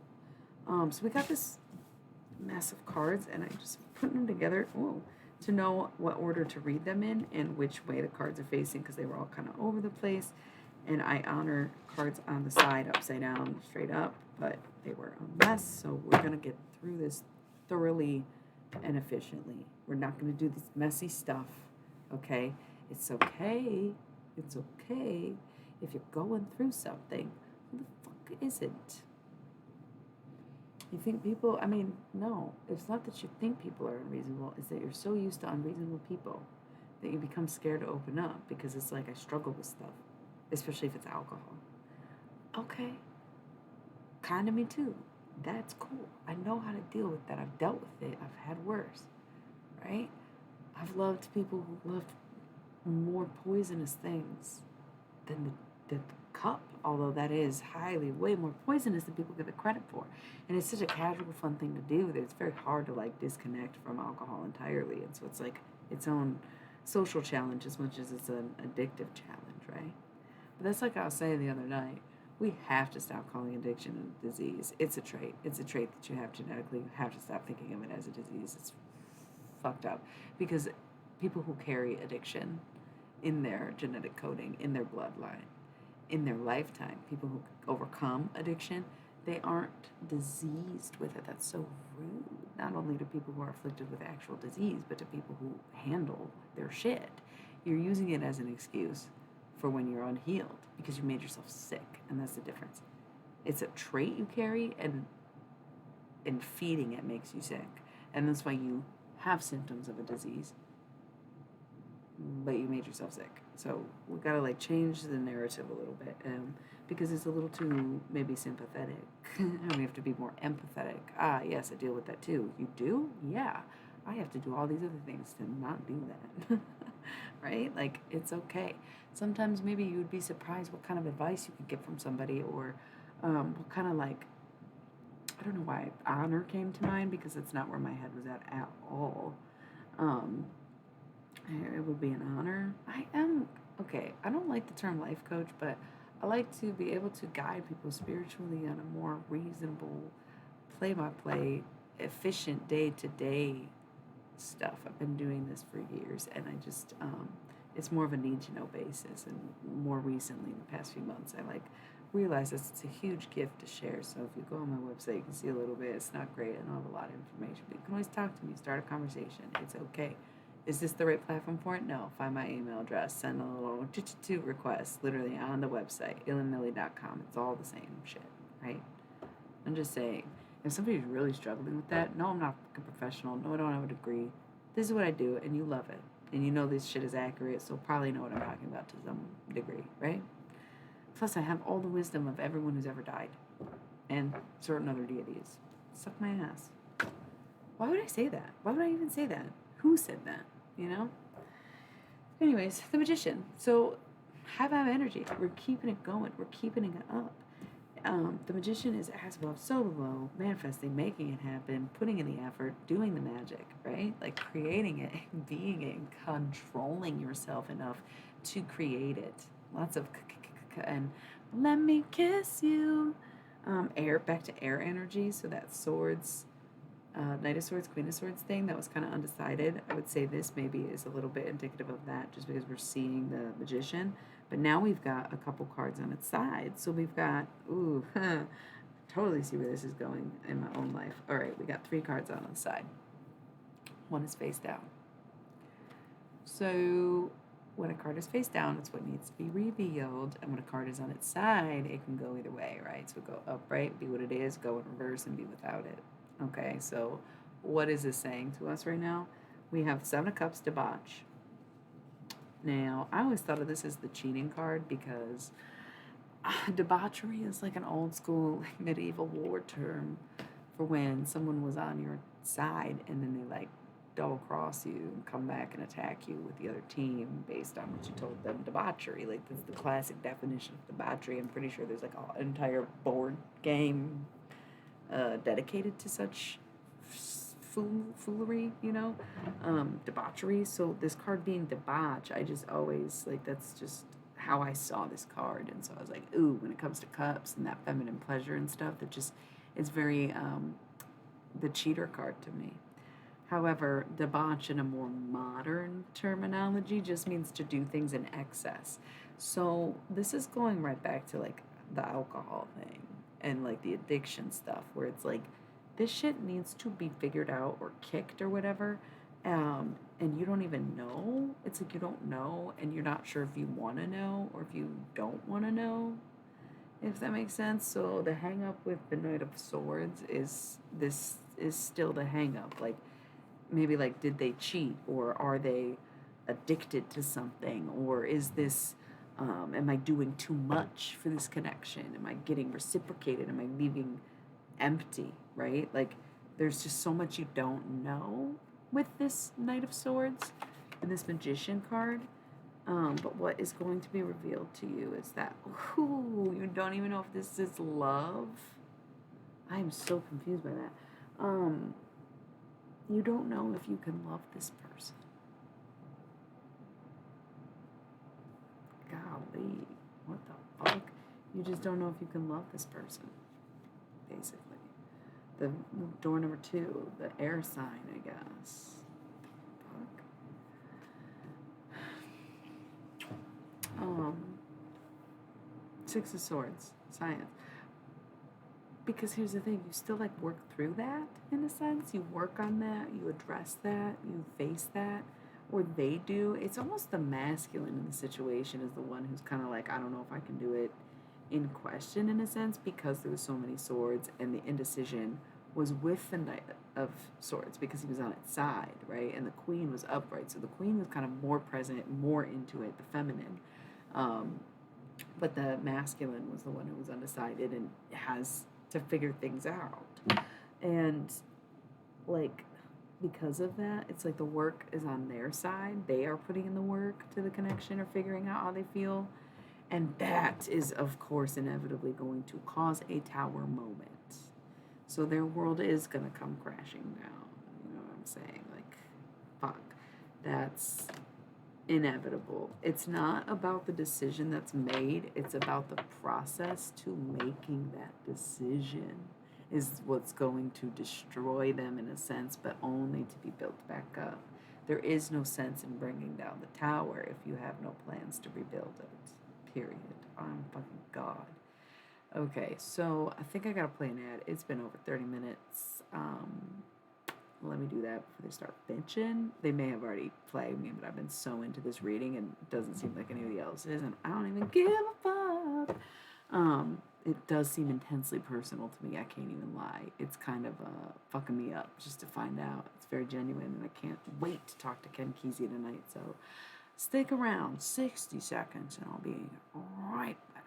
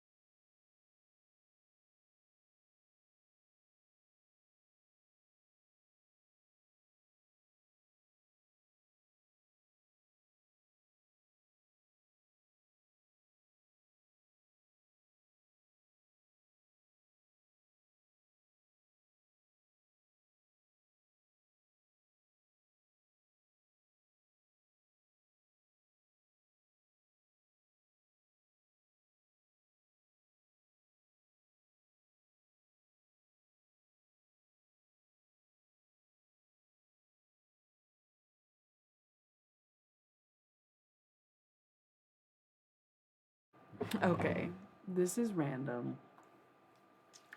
But man, have I been thinking about fucking REM lately. Like, their songs keep popping up in my head, but it's like, why? They were someone I was really into in high school. And then I guess I did drugs and was like, what is this corny shit? Why did I ever like this so much? But then, like, these songs keep popping in my head. I guess it's like nostalgia, but also like mixed feelings about REM. Am I the only one? I love me some rapid eye movement, but like, come on, you guys, what is this, right? Shiny, happy people. I can't right now. Okay, so this pile was like one pile, but the tower moment seemed like the last card for this reading with the Knight of Swords. But this Prince of Cups was here, and I felt like that was the indication that this would be an elaboration on door number one. So we kind of went backwards. We were like 1, 2, 3, 3, 2, 1. So back to pile one, the Knight and Queen of Cups. Okay. So Prince of Cups is here. It's not that it indicates a pregnancy in the scenario. This more was the mile marker. Like you, I guess the Knight could have come back up, but theoretically none of them did. So whatever. I just feel like this is an indication for the switch, but also I guess it could be a pregnancy thing or a family thing. Like that was the thing with pile one is when we see the Knight and Queen of Cups, we do kind of think parents. We think like parental connection, just family in general. And so to see this, it could be that there is a child involved with this scenario, or that you are the child of the scenario, or that there's a child. I don't know. But there is immediately this fucking universal hexagram. Um, divine feminine and divine masculine coming together in divine union. So I don't know. Okay. And then Nine of Cups, happiness. Cool. Okay. And then Seven of Wands, valor. Gotta be brave. That's the thing. If you fucking want something and think someone's your fucking divine soulmate, then you do something about it, you little pussy ass fucking crybaby bitch, water signs, right? Shut the fuck up then. Sorry. Oh my god, Cass. I'm sorry. My dinky baby. I was not coming for you. You are so much wiser than that. I do believe in you. I'm so sorry. Kind of went off. I know. I, my baby. Please. I am so sorry. Also, to use the phrase "my baby," I just feel like everyone that's on here is young, but actually, I think we're the same age. I can't remember. Um, it was a channeled message, okay? It was a channeled fucking message. Anyway, you have to be brave. You have to like tell. It is wrong to be so angry, but this is supposed to be the masculines, right? Like we were coming for each of the knights, so theoretically, this would be the masculine element to your scenario, not necessarily you. But yeah, no, I just came real fucking cutthroat and not correct. Wheel of Fortune, things change when you be brave. Like this is basically like I don't really believe in follow your bliss. I believe in chase your happiness, right? And it's not like the runner chaser because this energy is definitely nobody's running. Like what? It's not runner chaser. It's just like chasing your dreams, chasing your happiness, like going for it. Putting in effort. That's what the Seven of Wands is for. Being emotionally capable of like facing it head on, to turn your luck around. Like literally Wheel of Fortune, like literally all it takes is just realizing like, hey, actually this makes me so fucking happy. Cool. Then do it then. What's the hang up? Oh, I don't know. Might just rather be sad. Okay then, bye. Go be sad then, water signs. That's like your whole MO. We get it. Okay, nobody cares. I'm sorry, we do care what you're going through. Dude, even my YouTube channel Pisces videos, like back in the day, I guess I low key always have some Pisces is like also low key bothering me, but I wasn't really like dealing with the Pisces during that time, and all the Pisces videos were kind of the same as I am right now. So it's like really funny that so many Pisces watch the Twitch channel because God, I'm always brutal with y'all because no one else is because you are literally the babies of the zodiac. And dude, I was looking into that because I was on the astrology Reddit and someone was like, yeah, Pisces is the oldest. And I'm like, on no level does that make sense. If you are first and you get all the way up to 12, then whoever is first was there the longest. Therefore, Aries is the oldest. Like, what? And then they're like, well, Pisces is the oldest. Yeah, so they say, but Taurus is like genocidal maniac. So like, what difference? You get 1 or 2 kills in, then we got like 2 male, whatever. I'm kidding, but why? I'm not even competitive, and also it's not a category in which you need to be competitive. Jim Jones, shut the fuck up. Goddamn. Okay, let's kind of just relax for a second. Anyways, so like Pisces was the first discovered constellation, so it's the oldest. And I'm thinking y'all trailing behind being the stupid little babies getting everybody caught. Of course you were the first to be discovered. You were the accident, right? No, I'm kidding. I'm kidding. But like that kind of thing. I can't see Pisces as the oldest. It doesn't make sense. It's like even when you look at an era where it's like the archaic is in the beginning and then new age. That's why Aquarius and Pisces are known to be like the future new age, blah blah blah. They'll make you the youngest, not the oldest, right? I guess it's just fucked with my head. And like you're around the longest, but you're still the youngest because you were last. You get what I'm saying? Like, I don't know. Like theoretically, you travel through every life, so it's like you've lived,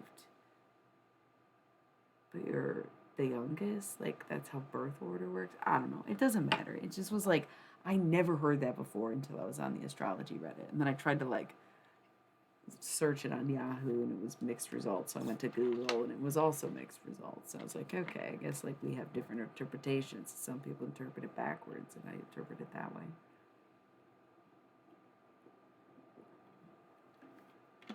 And also, like, head first birth method. Pisces is the head. I'm sorry, Pisces is the feet, Aries is the head. All the more reason that it's just like, no, you came out last. That's it. Like the first twin is the older one, you know? Like, I don't know. Is that weird? It doesn't matter. Anyways, sorrow, yes or no. It's like you're gonna do it or you don't. You can either like fight for it, or you can miss out on it. But either way, it's 100% the love of a lifetime that you'll never get again, and probably will never get a second chance at. And you are going to miss it because you're sure that maybe you can just be sad instead or whatever. That just seems weird. Can't understand that. You're welcome, though, guys, for the clarity that you can't seem to get to yourselves. Okay? That was more on a personal note. From me to you. Not my dearest Cassie Dink by any means. But I think we know who's who, right? So stupid. What's going on, though, guys? Are we going to move on? Are we going to do, here's one is face down, two is face down. Yeah, I started shuffling these. I don't like to leave cards facing the wrong way. I like putting them back, and if they flip around upside down or backwards, it's organic. It comes out naturally the way it was meant to, you know? Love you. Hanged Man at the bottom of the deck, which somebody said was Pisces energy, and I thought that was weird. I love that there's always a Pisces here, because then when I'm like dealing with a Pisces, it's like happening live. The Eon Judgment, judge me, I don't give a fuck. The Magician, what are you manifesting? Like, what have you been thinking about? This is like, I'm gonna put you on blast right now. The Priestess, more kind of Pisces associated cards. Gemini and Pisces. Yeah. Oh, I said blasted, didn't I? Yeah. So good. You already know. You already know. What you manifesting, bro? You already know the answer to that question. Ooh, Six of Science. You got it all worked out. It's a plan. Six of Swords. Right? Six of Science. I love that. Science. It's all worked out in your head. Tower, but then it didn't work, did it? Yikes. All kind of fell apart and whatnot. Ooh, Prince of Cups. Somebody get pregnant? Did somebody get pregnant? Did you get somebody pregnant? That's so funny. And really dumb. Really dumb. Really dumb. Or you've had a change of heart, new perspective. Correct? You decided maybe my way of thinking was ill-intended. Maybe, yeah, definitely fuck that. Maybe it's starting over, seeing things with a clear head, resetting mentally, okay? Not necessarily sobriety, but like, again, changing the way you think, okay? Over it. Annoying, right? Like, oh, dicked around, everything fell apart. What did I do? Maybe realize too late that I'm dealing with the fated, divine, stupid, okay, fucking idiot Nine of Cups. Happiness. What do you want? What is it? Cut camera off, real shit, blast it. If I had to give you more, it's only been a year. Seven of Wands, Valor. Deal with it. Face it head on. Wheel of Fortune, once again. Turn your fortune around. Like, what do you want? To be sad. Okay. That is so cliche. Pisces, water sign, whatever the fuck. kind of so funny to me. Change. Time for change. 2 discs. I've been going through changes. Charles Bradley, Sagittarius. That's the only song I know by him. I don't even know how that got on my radar and started coming up on YouTube. I may have heard it in a show or something. So beautiful, though. Wish I knew more of the words. Yeah, so, I mean, the second you decide that you, instead of being like a sad piece of shit, you can just, like, change your life and do things for yourself and maybe others, especially if you fucking care about them. Oh, but it's killing me. 10 of Wands, oppression, and death, the Scorpio card. I'm going to hold it in until Scorpio season. Surprise. Success. Yeah, probably. Same cards are coming up, too. That's interesting. You saw I put them all back, shuffling them up. Stars, Aquarius energy, 6 of discs, success. That's what we started with, door number 1. Again, with the water sign, that was door number 1, the Queen and Knight of Cups. And completion, cool. So fucking finish the cycle. If you don't want it, then you gotta get rid of it. For the rest of your goddamn, not just life, but existence beyond this realm, reality, plane, etc. If you cannot speak with your mouth, stop speaking with your soul, okay? And if you don't know how to fucking stop that from happening, you should ask someone. Figure it out. Better yet, close it out. 5 of Cups, disappointment. Throw in the towel. Paste that shit. Say, yeah, I am in disappointment. But I'm oh so passionate. Happiness, yeah. Can you tell that I'm annoyed with someone who, like, doesn't watch this, but, like, all my tarot readings suggest that they definitely watch this, so I was like, fuck it, and put your fucking dumbass on blast, then. Emperor status. Both of y'all, any of them. That's how I feel about it. If you fail to speak to me with your mouth, then you must stop speaking to me with your soul.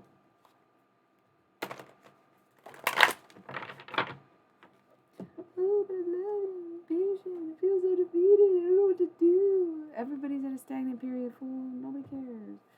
10 of discs. Wealth. Oh my god. The big payback. Pay out. All that. Cash. 5 of Cups. Disappointment. Mediocrity. 2 of Wands. Dominion. Maybe problems in the home life. Princess of Swords. Interrupting it. Maybe there's some unresolved feelings. Well, you did this and that. Okay, say it then. Big bad bitch. Yes, I am. Why do you ask? Hi. Ruben Schlong. Okay, you're right. I was a little too in the zone, but look, these cards, dude, when was the last time this deck was popping, and why is it literally, what do you want? What do you want? Me, Queen of Discs, right there. Adjustment, Libra, could be Libra season. Oh my god. No way. Queen of Cups with the Libra card? No way. Once again, now we got Princess of Cups, so change in perspective or child, whatever the fuck. All this water energy. 4 of discs, power, okay, having everything you need. 1, 2, 3, 4. Well balanced. Empress, right? Empress comes along, all of a sudden you're like, maybe I don't have what I need, because now I only have 3. 1, 2, 3 works, discs. And the Hierophant, Taurus. Empress is Taurus energy, Hierophant is Taurus energy. Lust, okay, Leo. Art, Sagittarius. Prince of Wands, are you kidding me? The Sun, where is that fire coming from? That was like hella fire. The Sun, Leo is ruled by the Sun. It just went from hardcore Taurus to hardcore like Leo fire energy, because art is Sagittarius, lust is Leo, art is Sagittarius, Prince of Wands is fire, and the Sun is Leo's ruling planet. Where the fuck did that come from? Being a fuckboy makes you happy? Cool then. Go do that. Give not a shit.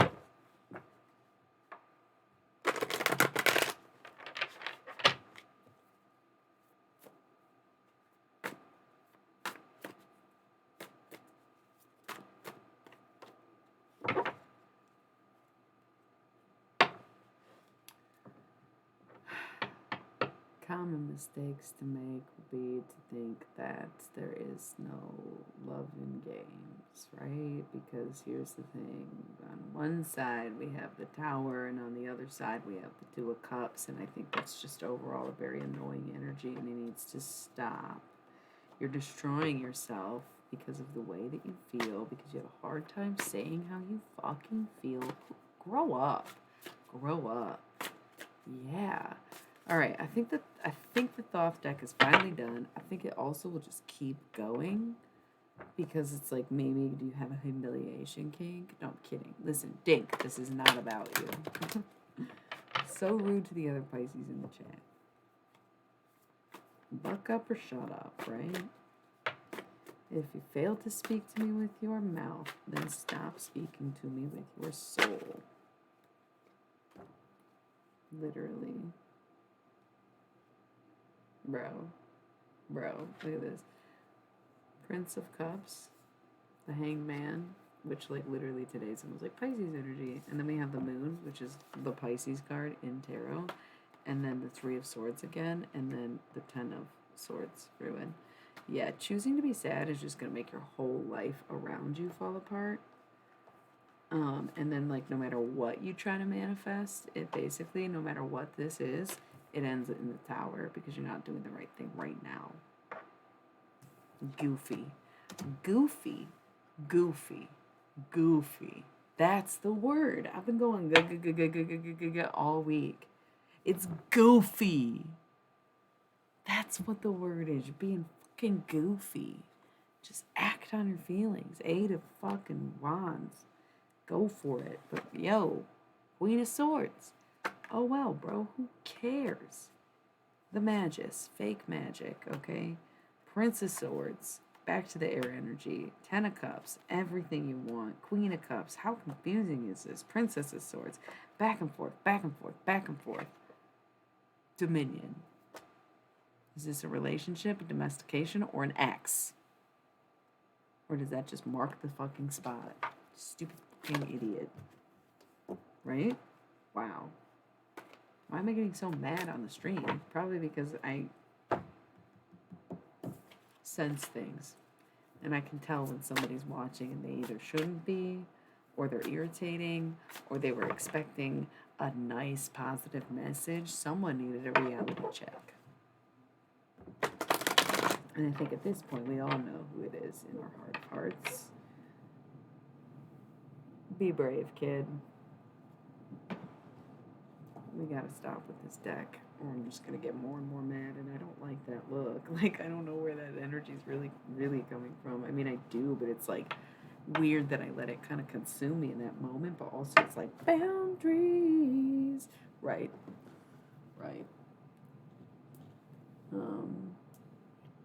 Wow. Yeah, I'm going for the bong after that one. That was a lot. And I just kept going with it. Oh my God. It seemed so harsh.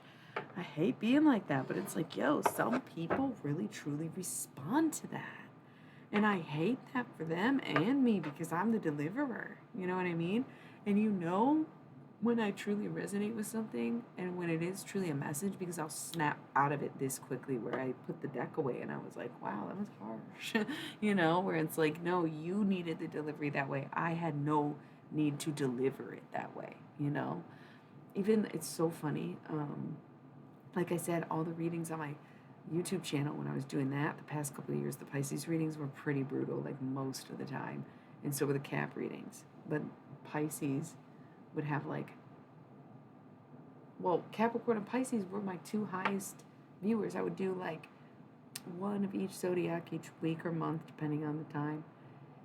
And then I'd be like bonus video for highest views, and it was like always Capricorn, Capricorn, Capricorn. And then it switched to being Pisces, Pisces, Pisces. And then like there's a few in between that it would have the highest views here and there, other signs once or twice. But those two were like neck and neck, the ones who would have the most views every week. And I was always the meanest. It's so funny. I'd sit there and do the same thing as now. Like, whoa, dude, that was so harsh. Why? It's almost like you're either dealing with a harshness in your life or you just need someone to kind of be harsh with you, in a sense.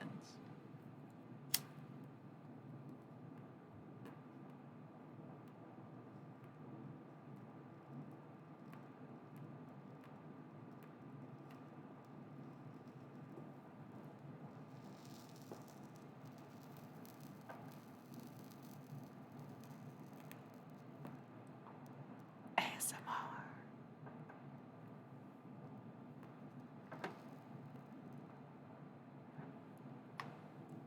Wow, don't you love a good pipe though?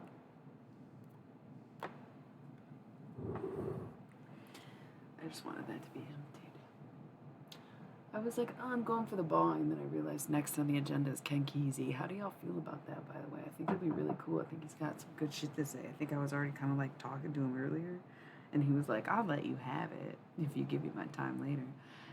Fly like paper, get high like planes. If you catch me on the 40, I got pieces in my name. If you come around, hey, I'll make 'em all day. Bonafide has some love, make 'em my name. Bro, some of my earliest deep dives into conspiracy would definitely, other than like, I guess I don't really remember what I would have been like researching in middle school, but the internet just was not the same internet, you know? So when I was in high school, I feel like the first time I was like really into a conspiracy theory on the internet specifically had to be MIA. Had to be MIA. My BFF at the time, which is a Pisces. Oh my God, if you are the Pisces in question, please talk to me then. Oh my God, I'm so friendly. I know the delivery seems harsh. I know I seem so angry. I'm really a better person. But anyways, I love everyone way too much. So me and my Pisces best friend were really into like smoking weed, and like we went to Lollapalooza our junior year. God, I guess it's a little personal and then I'm putting someone on blast, and I try not to do that. I do this, but I'm saying all of this out of love, you know. We had the best times I've ever had in my life together, I think. And I don't even remember why I brought up that story other than I realized that, oh, Pisces and MIA conspiracy, that's what it was. Didn't take me long to get there, did it? Um, that's so funny. Yeah, we were like, she just, I don't know, it's like all speculation, but there was like this whole shit with her dad being a Tamil Tiger, which was like a terrorist group in India. And then it was also like this, like, kind of controversy that she lied about it, or that he was like retired, or that Tamil tigers don't exist anymore. But then there's like a deeper conspiracy that, like, of course they're gonna say that there's no fucking gang affiliate terrorist group hanging out in India. Like, of course they're gonna deny it. So it's like, was she telling the truth? But then her career just kind of like didn't necessarily take off or tank at that point. But yeah, I don't know. Some of my earliest days of conspiracy, definitely MIA. So we were rolling around like, yes. Also, like, I don't know. I feel like perhaps this could come off as kind of ignorant, but I also would want to recognize this moment in history and cherish it, that we were also very into like Santa Gold at the time. And it's like, wow, brown girls were like the it girls of 2008. Like, they were the supreme Madonna. Like, that's who everybody wanted to be like, was either MIA because she was more mainstream, or Santa Gold if you were like into that genre of female-led indie pop. What would you call that? It's like kind of electronic. What an amazing time in music, right? And in life. Shit, I gotta roll an ad. And I'm ranting about Santa Gold and MIA and being nostalgic, I guess. Ugh. Let's take a break from that. and then we may be getting to Kankisi. I don't know. I'm excited about it, so I think I'm going to do it regardless. Stay tuned or don't.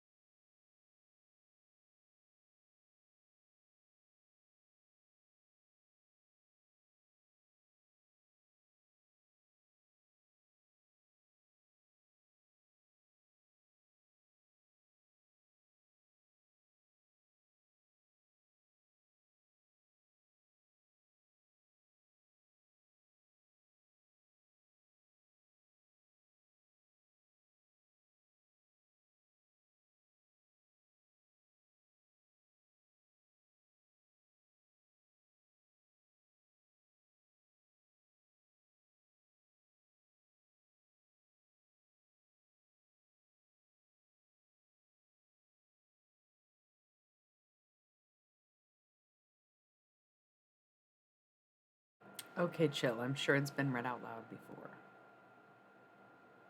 Did I even roll an ad? Why is it letting me roll another one?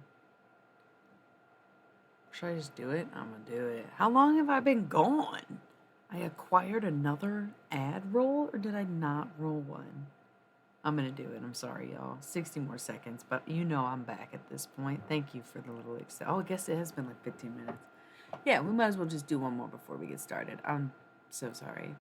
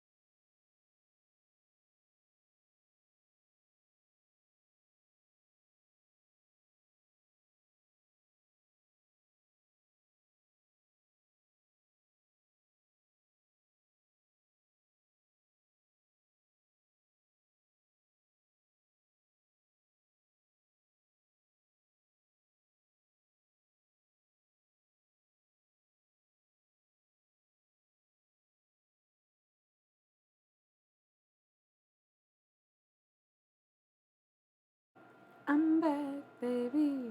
Okay. What? That's super cool. Would love to see it. You should send a link if you've got one. Listen, I had to brush my hair real quick. I was sitting here like I reapplied my lipstick. It looks so cute, but you can't tell in this lighting. Although this is dope, right? Do we love this? Ah, ah, ah. Um, what? I was sitting here thinking about Ken Kesey, and I'm like gonna start with some poetry to get us in the mood of like beatniks and psychedelics. And I was hearing like brush your hair, and it's like, oh well, Ken Kesey, he'd be into like messy hair. I'll brush it after, and it was like, no, brush your hair. So I got up real quick, brushed it. I've got thin hair, you know, so it's quick. And thank you. I'm gonna open this real quick, or copy and paste it maybe, so it doesn't get lost in the chat and I forget later. Hold on. Sorry. Okay. Give me just thanks. Yeah. Okay. Oh. There we go. Can you not copy paste? If I just click it. There. Hold up. Pause that. Back to that. Go that. Okay. Thank you for that. You've been using orgasm a lot tonight. Chill. Sexual tension. Okay, so anyway, Ken Kesey was kind of like, no, brush your fucking hair right now. And I was like, that's ironic for someone who's like balding and didn't really have hair. And then he was kind of showing me, like, no, he literally used to have a switchblade comb, and he would almost obsessively comb his hair before he would sit down to write, before he would perform, speak, whatever. Um, he he obsessively combed his hair. So he wanted me to brush my hair before I did a reading or, whatever. So, yeah, I'm really excited to listen to that after this. I wish I could is that something I could play while I'm doing this? I don't even know how that works on via Twitch, but also like who owns Space Noises? NASA? That seems not fair. They didn't create it, they just found it, right? All right, I'm taking one huge bong rip and then we're going to do the pipe. So, why am I even taking the bong rip? Because once again, when you do this stuff, it's just literally better to just kind of like be slightly out of it. As terrible as it is to say, especially when I can hold my own, even if I'm stoned. I'm just a little goofier and I guess cuter in a way. But I like to be slightly disconnected from the self when I do channel messages. And this one, I think I'm prepping because I'm really excited for it, you know? You know what song just came to mind? And it's funny you would bring up DMT and like just this whole conversation. I just thought Octopus's Garden. So cliche, but it just came to me when I was about to write this poem. I like to be under the sea in an octopus's garden in the shade.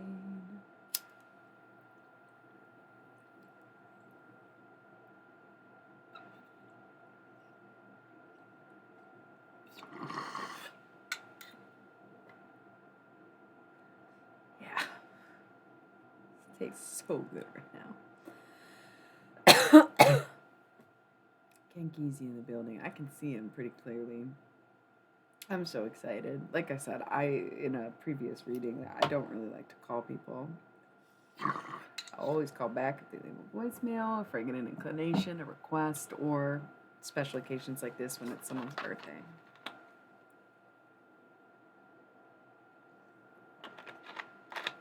Very cool. Packed all the bowls as offerings and to share. We're going to start with some of my poetry before we get into the reading, and I will be pulling out the Halloween Oracle, but I can already tell I don't think I'll really need to use the cards for this. And once we wrap it up, if you're not really interested in the channeled messages, you can tune back in. I would guess about 40 minutes from now. I'll give them about 40 minutes. It might be a little longer, it might be a little shorter. But after the Halloween Oracle channel message with Kenkizi, I am going to do kind of like closing with the Cosmic Deck of Initiation. And just depending on how the night is going by then, we can maybe do something else, talk it out, or I will just peace at that point. So we'll get there when we get there. Without further ado, let's see what number 8 is, shall we? If you haven't been tuning in this week, you have not yet seen the poetry book by Illuminati Mystics. It's a publication originally in 2013, published, I think.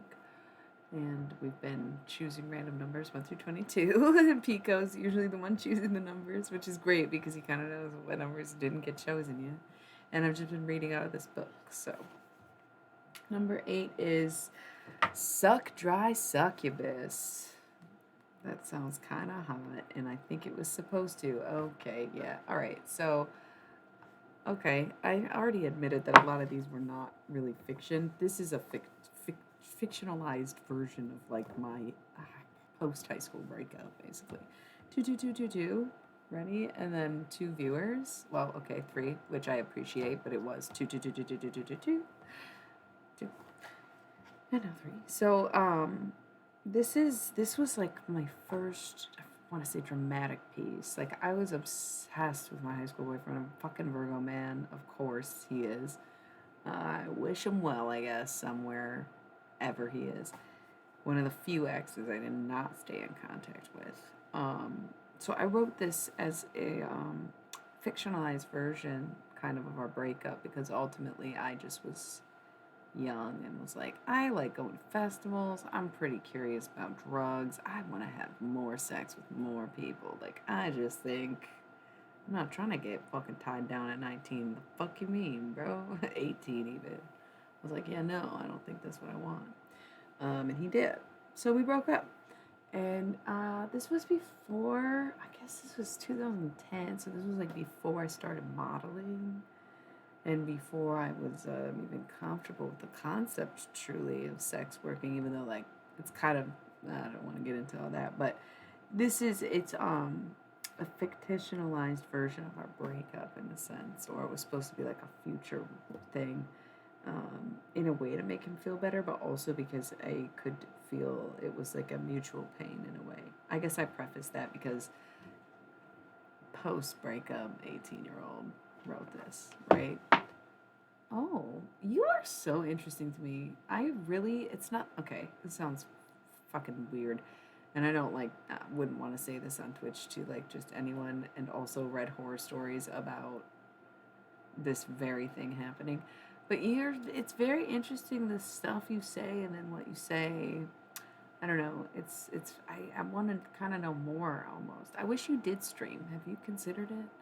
I don't know. Or I guess you stream with me, right? It's fascinating. Feel free to share whatever. So curious about you though. It's adorable. Um, yeah, no, that's totally legit too. Festivals are really where it's at rather than raves. In my rave days, I wasn't. Well, we would do trippy stuff at home or at festivals, like when you have an all day thing, not just like an overnight thing. That was really more better for quicker stuff, if you will. Anyways, I'm gonna read this. This was like right before my rave days, actually. Followed by my girl, Mind's Eye. Yeah, that's Ooh, ooh, I went the wrong way. Twitch. Did you just see my ass? Is that against community guidelines? That was from years ago. I think I was 23 in that picture, actually. You lucky bastards. Anyways, we all got one freebie because I am so bad at the backwards camera thing. Okay, number 8. Suck, dry, succubus. I'm gonna read it. I know. Okay. A lot of this is dialogue, by the way. I hope you kind of get it as I read it because I'm not going to stop and explain it. I don't know. I haven't read this in a long time and I have a feeling it's going to be embarrassing. Let's go. Okay. Sing for me. I don't do that anymore. Just for me, I won't tell. I can't. I don't do that anymore. She turned away from him. I wish you would leave. No, you don't. You would be alone. I prefer it that way. That's a lie. I know you better than that. You knew me better. I've changed. No, you haven't. I have. She looked him in the eye. His smirk was quick to disappear. He didn't want to ask, but it was sitting in his throat for so long that it came out and he had to know. Do you love me at all? No, why? Do you? Love me, that is? It doesn't matter. And it didn't, because he did love her and he could see that she truly didn't. Do you want me to sing? No. Why? You just asked me. No. I will. I changed my mind. So did I. I don't want to hear you sing. They locked gazes again. He wanted to hate her, but he couldn't help but love her. She didn't hate him, but she most certainly didn't love him. He killed his drink and got out of bed for another. He wanted to turn and look at her naked body strewn across the streets, but he refused, for his pride if nothing else. He poured his drink and she started to sing. She picked their song, what used to be their song. I told you not to. She didn't stop. He refused to turn to her. He finished his drink and poured another. She continued to sing. Every note struck his spine like acid. He stood slamming and pouring drink after drink. He drank until he couldn't see. He refused to turn around but could no longer resist the sweetness of her sound. He spun and stumbled near the bed and stared at her everything. She sang with her eyes closed and hands beneath her head. She was, in that moment, and all others, perfect. He got back in bed and took her by the waist. He kissed her neck because she liked that. She always had. She kept singing, but now she had a shadow of the most beautiful smile in the world upon her face. She softly ended the song, the shadow still there, his arm in place. She opened her eyes and they shined with liquid. She wasn't sure why, and she hoped he didn't notice, but she was never good at keeping things from him. What's wrong? I wish I did love you. They remained entwined in one another. Why? Because I know you love me. I never said that. You don't have to. He turned away to find God's book sitting beside him on the nightstand. He had nothing more to say. What could he say? She was right. She always was. He did the only thing he could think to do. He got up. He threw his money next to the book, never once looking back at her, and he left. He just got up and left. Yeah, I know. Isn't that crazy? It was pretty good. It was better than I thought. I don't love the ending, like the very last line being repetitive and just boring. I hate that. I would just probably cross that off. Actually, I'm going to do it now. I've made other edits to this book. I don't like that I did that last dramatic. It's like I gave him double final word. Like, I don't even usually do that. You know what I mean? Like, nah, man. Where is a pen of some sort?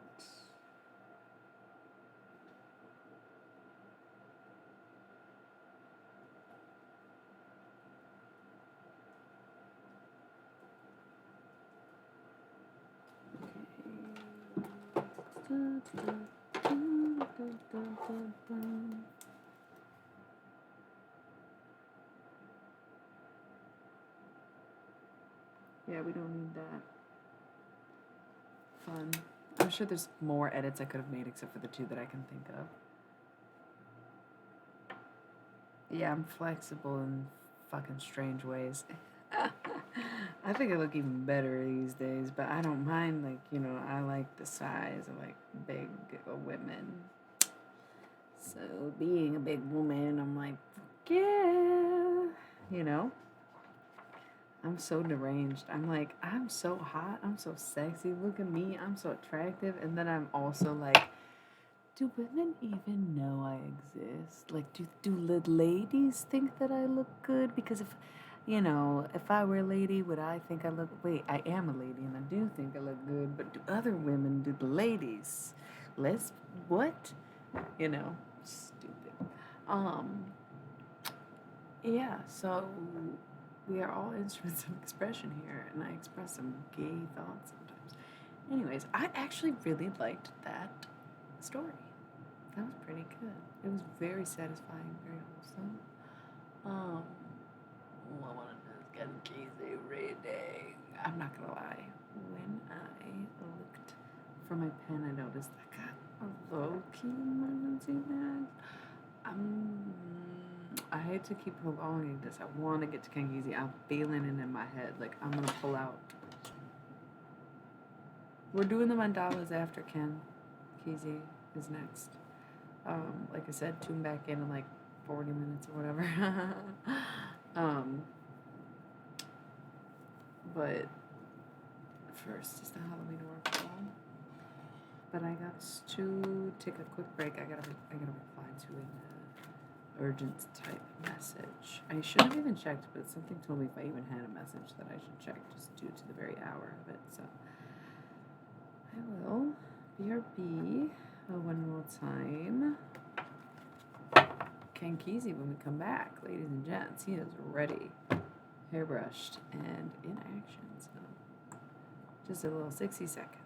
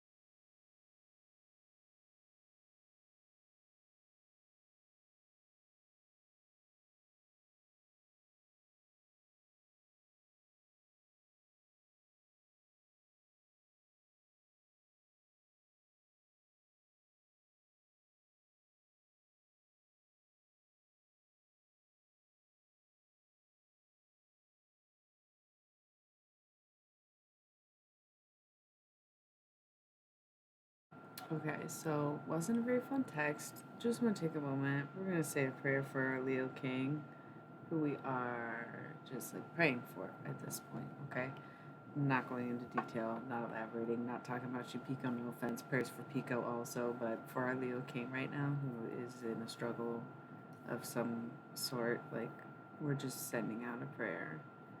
Um, yeah, and then a song popped in my head just now too, but I and suddenly don't remember what the song was. Um,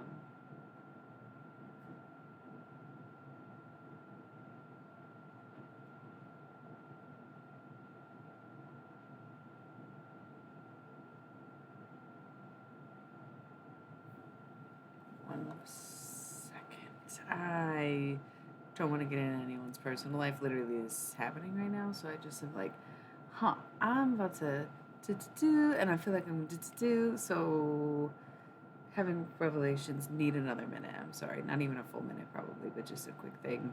Not even an ad. Just hold on a sec.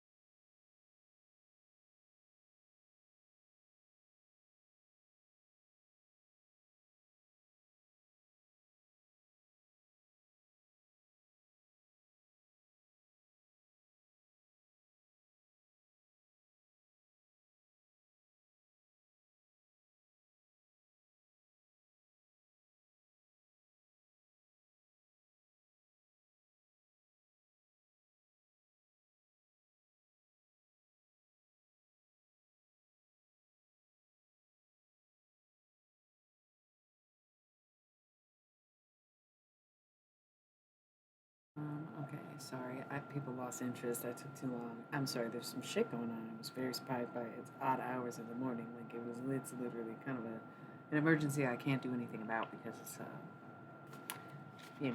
I'm too far away to do anything. If that makes sense. So I saw that during my break. Yeah, Ohm is so right. Ohm is so right. Yeah, I don't know what that means, but yes, thank you. Like, yeah.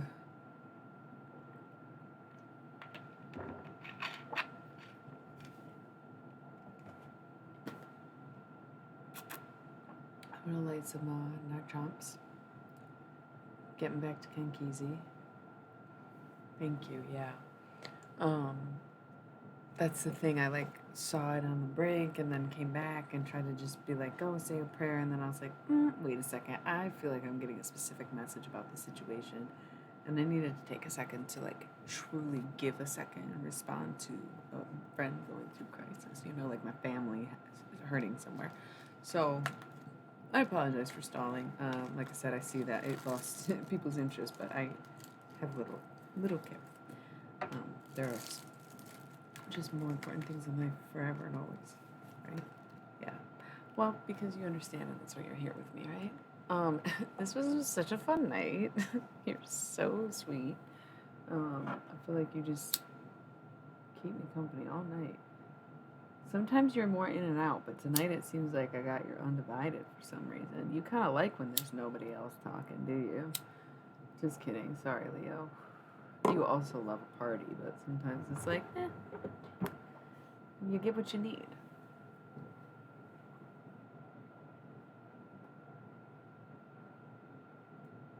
Sage? No, not Champa. I didn't like Sage.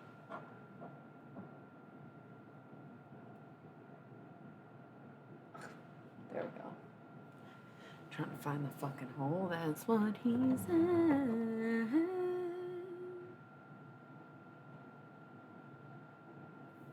Okay, so first things first, Norma Tangia. You're dead, you're dead, you're dead, you're dead in the world. Getting right into the Kenkezi vibes. Very curious to what this conversation's going to be like. I think he's a little more used to having questions prepared because every writer has somewhat of a background in journalism, right? So if he ever did interviews, they were more that style. But he could always answer a question if there was one. But if he had to just talk to any specific portion of the world, perhaps I haven't drawn a crowd. Perhaps no one will watch this far out. We're almost at 3 hours. I'm feeling like a pain right here and here, like head, like a. I feel like we might do a full-blown possession tonight. So, okay. I don't do the Halloween Oracle readings as much on Twitch because people don't really seem into them. So I don't know if I've really gone. Oh God, I don't know if I've really gone into. That's really weird. Come in with me, dude. You should close your eyes while I do this, but I'm gonna explain really quickly. When I do channeled readings, it's like there's just different levels to it. A typical channeled message, like at the very baseline, would be like hearing something and repeating it. Then there would be, and yeah, still do the cosmic initiation after if you want to stick it out. But it's Kenkezi's birthday party. He wants, that's our closer is a cosmic. Channeling is like delivering a message that I can hear, corroborating a story by feeling it in the tongue. That's what I was saying earlier, where sometimes I don't know what word I'm trying to say, and I have to like work it out because I'm corroborating a story or statement, and then there's just a straight up possession where it's like someone will just completely take over and completely like control the movements of my mouth, my body, and speak from their own soul.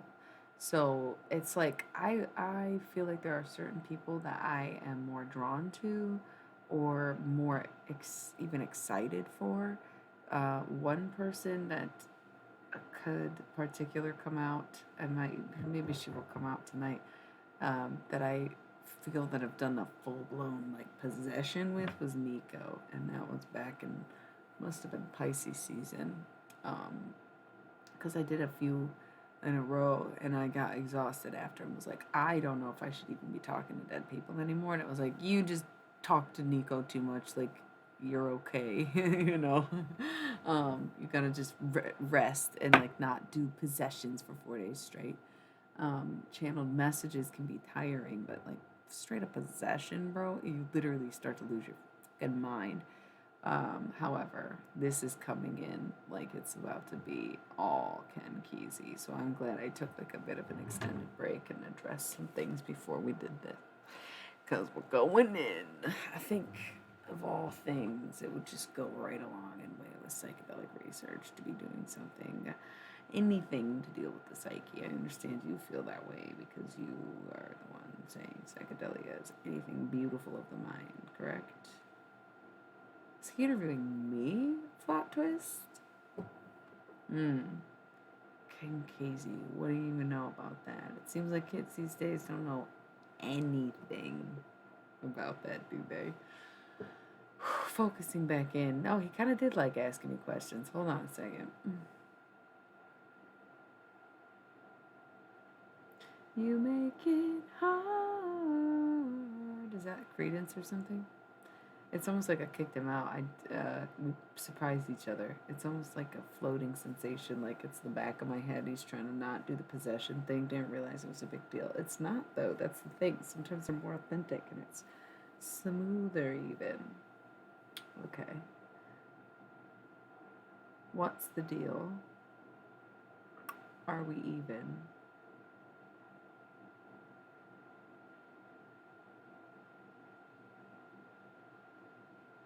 That's all I got. I don't know. That was weird. It was like a super intense. That very first thing was really good, and then it just disappeared.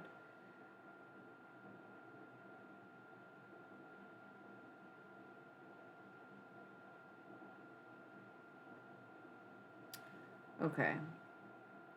Other thing I'm hearing is epic Hollywood tit juice. So basically, what we're getting here is like, in no particular sense, if there's no particular question, if there's no particular reason, if it's just a Ken Kesey moment, the best you could do would be some kind of like backwards ass sort of anti-political rant, like whatever the tit juice thing was, Hollywood tit juice. So yeah, we are very open to that. John Lennon has thoroughly discussed the revolution, and Jim Morrison always has some fucking shit to say about people, and how that all went down. Yeah, we are particularly very much interested in that kind of speak.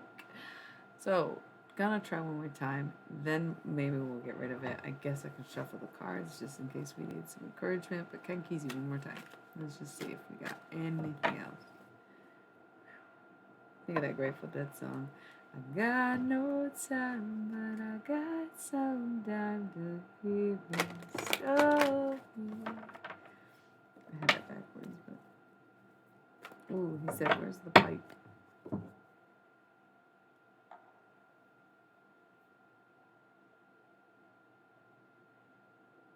No, I'm definitely hearing something about Wharf Rat. I don't know, he didn't write that song, and it's not necessarily about him. But there was a certain era. It was after the acid test because we're pretty sure that song came out in 1972 for some reason. Why would it have come out in 72? What album is Wharf Rat on? It's Terrapin Live 77, so it came out before then, so 72 might work. But that's when Europe came out, so what else came out in 72? It doesn't matter. It doesn't matter. What about Wharf Rat? Time in San Francisco was crucial to my identity because it was everything that I had imagined wanting to be built had been built by the people that I invested, not my resources necessarily, which we did share our communal spaces. However, how could I have created something that couldn't be filled, right? Because even if nobody else gave them a shot, the Grateful Dead, and I put them on, what would I have been on if I didn't have them on? Who would I have been? What would I have been about myself? I don't know what your borrow is. Could be mutual beneficiaries. Always should be. But by the time we got to Haight Ashbury, the further bus, it was all them at a certain point. I could see that I was, how you would say, the spark that bled. Of course, that came out during my lifetime, yes. I was well informed in the community until the day that I rested because I stayed active in every freaking sense. I kind of kept that quiet from the public for a while because I was sick, but I decided I wanted to die with the integrity of my life rather than quietly assimilated to a culture of old beings. I went out with a bang and nobody knows it. They say I was sick, my liver, my cancer, yeah, I was whatever. I knew, but I was okay. What a full life I lived to see so many of my friends, comrades, and people outlived a bunch of them. And I'm okay with that because it was a beautiful, beautiful life indeed. Could always say more, but could say less. And I'm glad I didn't. I'm glad I wrote those books. I'm glad I said those things and took those trips and those people to those places. I just see myself sitting in the front seat. Actually, I think there's Neil Cassidy, huh? Yeah, he's wearing the hat. He's so handsome. I was never that handsome. I hated that he drove the bus because he looked so good fucking doing it. God, I hated that motherfucker because I loved him. I don't know if we were gay, I don't know what gay was. Were we sucking each other's dicks, maybe?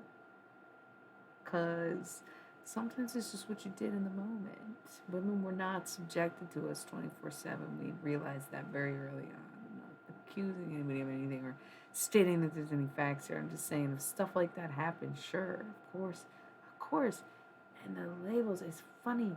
The reason people hate the labels, the boomers, what you call them, is because a lot of them were co-ops. They were there. They were doing that stuff. They just called it love, free love. That was the whole movement. It was the first Pride movement. Was the free love movement. That's what rubs people the wrong way about the rainbow flags and shit. Was supposed to be flowers and blah blah blah. But who cares for subtlety anymore? Other than I care more for design. I prefer the look of the 60s being the shag revolution counterculture kind of loosen up a bit, right? As it were. But, we were all people.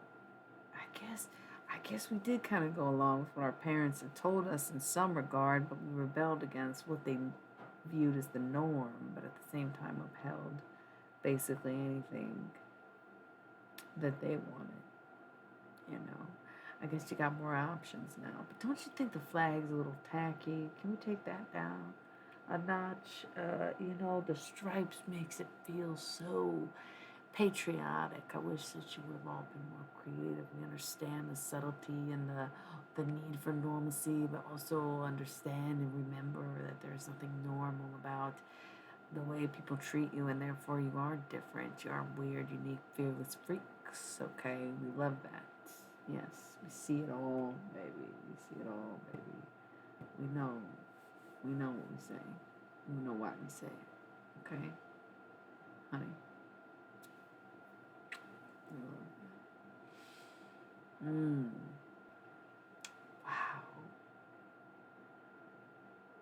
Yeah. Oh, for fucking definitely the time shuttle. Like, so cool. I love possessive ones. Like, yes.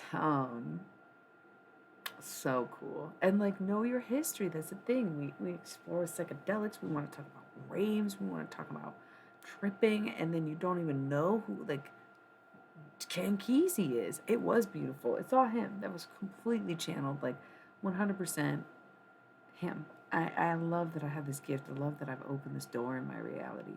I am so fucking stoked about life in the way that I live it. Is just so beautiful this way. And I just couldn't have done it without all these people before me. And to know that they lived maybe in my lifetime, but, just missed. And if I never get the chance to meet anybody in this lifetime, then I know I have this gift where I can always meet them again and again and again and again and again. And that's Rainbow Connection. Yeah, that magic right there. You're so correct. And it's so beautiful. And I love when it's intimate like this. It's like I get to have a personal conversation with him and you get to be in on it. And if somebody watches this replay, that's cool too. They get to observe the happening, but we were here for it. And you might look back and, you're not in the moment. And it's weird to watch me do stuff like that. And I get self-conscious about it sometimes. And that's why I get fucking high, where it's like, I just can't think about how weird I might be perceived and what I'm doing with my body when I'm, because I'm engaged. I can see the person that I'm talking to and I become it, It is so beautiful. I love that I do this. It freaks people out though. Like, what is this black, dark fucking magic? Yeah. Good. But also we're still going to do those. That's why I do the channel messages. First of all, many of the people that we have looked up to or done consume the art of in our lives are going to resonate and have messages for us that will inspire us in a way, right? There's a reason that we were all attracted to each other in the first place. And there's also the aspect of he definitely wants to come back if you're cool with that. I'm hearing like so much riffraff. It's like, don't get him started. Well,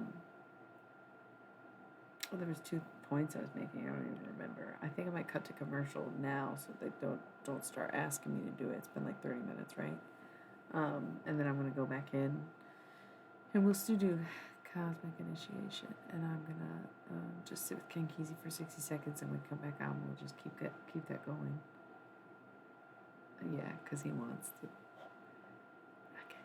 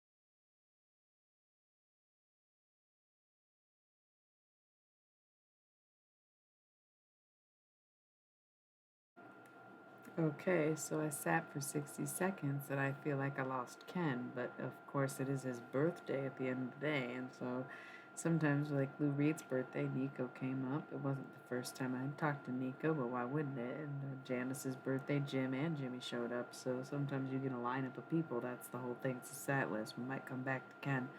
On the break, I was like, who is that? John Lennon? No. Dr. Hunter S. Thompson? Yes, it felt like bingo.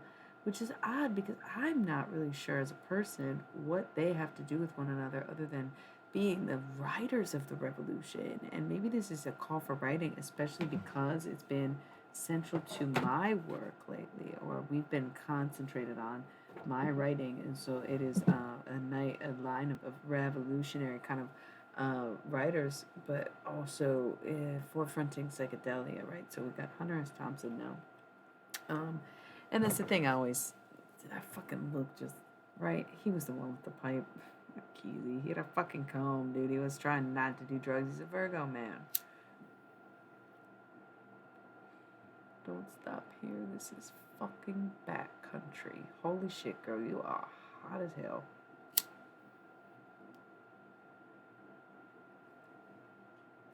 He's like, I love your differences between me and Kesey because I think you're absolutely correct. I was living an extravagant lifestyle. I was writing it down in the shittiest way. Broken speech, broken grammar.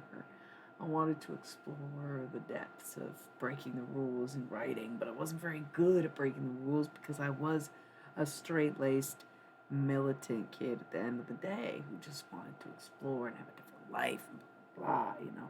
The fact that they got Johnny Depp to play me, and he was so much more interesting at any given point in his life than I could have ever been. And no one would ever hear me say that. No one would ever hear me say that. So why would I say it now? Because how else do you release your doubt? If someone so blindingly, enthusiastically, even egotistically confident as me can sit here and tell you that the other guy is better and that you do have a point, they had no idea what I was doing, and I was the most successful at what I did, then how could you say that you have no credentials, no requisites, or no chance of also doing that? Who the fuck are you? You got a little confidence, you got a little experience, you got a little skill set, you got a little fucking raw talent? Then go for it. Go all in. Gonzo it up. Because what does that even mean? First of all, was it the Muppet or was it me? I'm even confused on that. I don't even remember, man. Who came first, me or Gonzo? Okay, I don't know. You couldn't tell me. You couldn't tell me which. I think it was the puppet. I think it must have been the puppet. It was so goofy. Okay.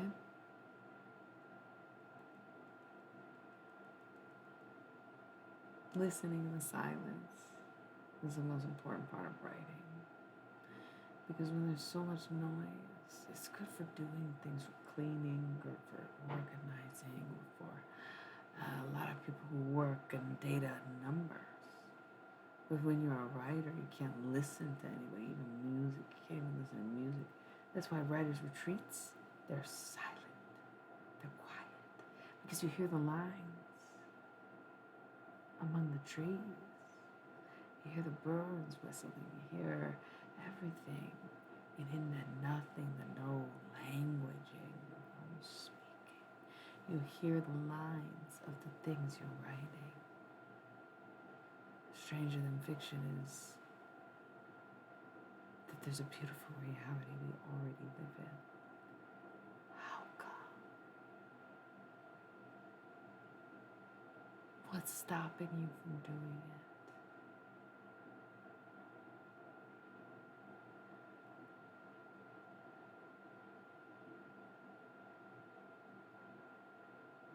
That's okay.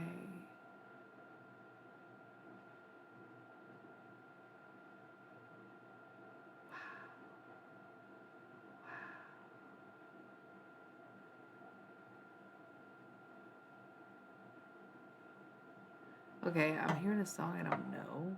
It's like something, na, na, na, but then playing Ludacris. Oh no, lights out, I'm about to punch you, lights out, whatever the fuck. So there's some song that I don't know with similar lyrics to like whatever lights out I'm hearing. Probably like a 50s or 60s song. All right, who's coming in? Back to Keezy? Can't we all just get along? You see, I don't think there was much of a connection in life between Ken and I, Hunter and I. Did we hang out? I don't. Not really. The thing about being in competition with someone is you could really like them and even feel like you're meant to be near them, friends with them, romantic, it doesn't matter. But we're so pitted against each other that it's also the heat of the competition amongst other people. So if you have two of the most prestigious or pretentious psychedelic writers in the room, you know, and the heroic blah blah doses and whatever the fuck, you know, then other people compete for you. They want to know who's the best. They want to see you go toe to toe at it. And we never wanted to do that. So we just sort of avoided ever having to have very many interactions. I could probably count the times on my left hands I met him. Truly. This is almost a connection of the minds, the whole, like, you know, you being a writer like us, you know, it's an interesting counsel, and it's powerful that you do that alone, in a sense, where you're trying to maintain a conversation between three people, and personally, you're doing it effectively, I think, even if nobody gets the message or understands who's talking. This one now can, but Hunter's there too, right? Where's the pipe at? Right? It's fucking cool, dude. It's fucking cool. You want number 3? How'd you know? 3 people, but and 3 viewers. Listen, I literally was thinking about just because they mentioned like, oh, you're a writer too. Like, they picked number 6 because I'm on life path number 6, and I don't know if we've read number 6, but I fucking had a feeling you'd pick number 3. And even though I didn't say anything about the poetry book, I was thinking about it because they also brought it up, and I opened my eyes and you had chosen a number. And I don't know if that was because there was 3 people at that point, but I might read from the book after this, 3 and 6. And the thing about number 3 is I've been dreading it, and I probably won't read it, and it's the one I will be stubborn on while I read it next. excerpt of it, but I had a feeling it was going to get picked today because I have to address it in a sense, which we'll discuss it after. And they want me to discuss it because while it has little to do with them, it's just stating the obvious. I will get into it, but not too personal with it. Number 6, Biblical Love Adventures of the 21st Century. That one's a really good one. Yeah, we're gonna read 3 and 6, but not right now. Tonight though, it's so feels right. Maybe we'll do it after. We'll do one before and one after the cosmic initiation. If you're down for it, I'll do it by myself, but I feel like then I'm really just doing it alone. So we'll see. Maybe I'm making the night too long, but I feel like I always stream this late and it's usually popping. But it's always so different. It's so random. The days, it seems like my most popular nights are Sunday and Thursday nights for some reason, or mornings, if you will. And I find that really interesting because what the fuck? That's so random, but I can work with it. I'm totally fine with that. Why not? You know?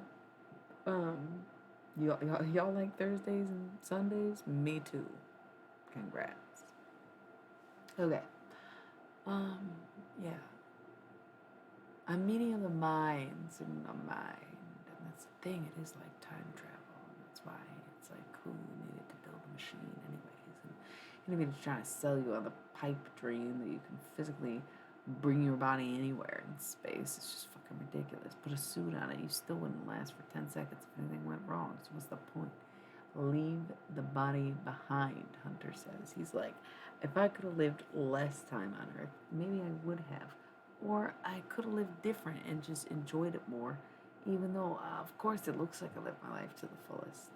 But did I ever fall in love? Did I ever care about anything? Did I ever plant a fucking tree? Or did I smoke carbon monoxide sticks over and over again and do stupid fucking drugs? And yeah, listen, I know it's who I am. And yeah, backcountry. But goddamn, if I don't guide every bad trip that's ever been had for the rest of my fucking existence, was it really truly worth it in the end? In a sense, yes, because gonzo-free journalism, you know. If I didn't tell those stories in that way, if I wasn't honest about what we were doing, if I couldn't find a fucking way to kind of compute the formula in the sense that I marketed something that seemed unmarketable. And yeah, okay, Ken maybe he's older than me, or I mean, had a deeper presence and bond to the LSD stuff because CIA, yeah, getting the CIA involved was pretty intense. Back to Ken. Yeah, pretty intense stuff and pretty high grade, high dose. Changed me forever, you know. It's like I signed up, but I had no idea. I just was a college kid who needed money, and to see the trajectory of my life, and it's not to be known for drugs somehow. I was more known for this well-written one novel, 2 novels, and my other works. You know, nobody liked Demon Box. You don't even remember. You told me you literally said you read it like 3 or 4 times. You don't even remember what it was. Nobody likes my think pieces. They're like my novels. And so it's crazy that somebody who went from professionality university and CIA drug use to just being an unhinged kind of somewhat famous professional user even. It was just a wild time. Absolutely. I mean, I can't even tell if I have regrets sometimes because it's like seeing people like you utilize your time and your heart space like ways that I could have never even comprehended back then, even with the LSD.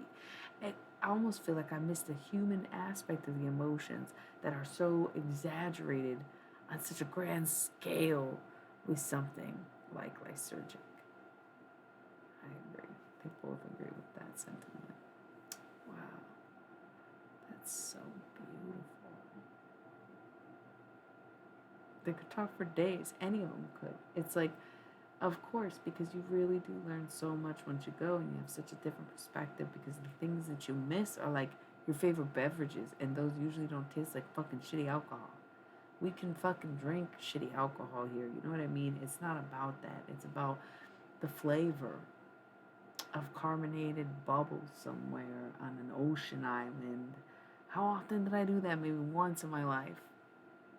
You know, maybe once in Ken's life that he just sat on the ocean drinking a bubbly, no alcohol, no nobody. One time there was a private beach in Jamaica. I don't know how we even got there, and I was one of those assholes. I knew who I was. I was fucking Ken Kesey. I wrote One Flew Over the Cuckoo's Nest. I lived on that shit, bro. I wasn't that good, and I knew it. But people loved that shit so much. We got the movie deal and everything. I said, fuck it. Leave me alone. I did it all the time. Took advantage of it. I was an asshole. Virgo man, as you said it. Didn't care. I wanted my alone time on this beach. I had hibiscus and fucking fruit flower, honey bullshit. Like non-alcoholic beverage. And I sat on this beach in Jamaica by myself. And I sipped it from the straw of a wine glass that I borrowed. You wouldn't get it. It was a decanting era. That is so fucking cool. That is so cool. Sorry, Alphane. Didn't know you were here. Aww. Yeah. Doing channeled messages. We're talking Ken Kesey's birthday. It's like panel discussion. Illuminati mistakes. Ken Kesey and Dr. Hunter S. Thompson. It's pretty fun. I mean, it's just me and the dudes in my mind, so I'm just close my eyes like, fuck yeah, I kind of keep forgetting I'm on the stream, and then I'm like, oh, what's up? Does he really need to leave you alone? What's the deal with that? You said namaste down first. Who's the me for? Millie? Anyways, I could just go back in because, man, I was really into this conversation, and I don't know if anybody else is, but it's very fulfilling because probably I'm a writer. Anything else? Should we do final notes? Should we do final notes? Should we come back another time? Should we hit this up again? Should we have a writer's workshop?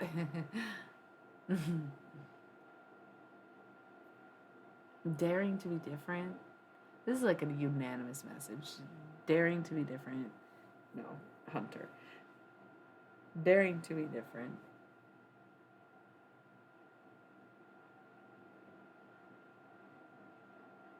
Different to dare. Other side.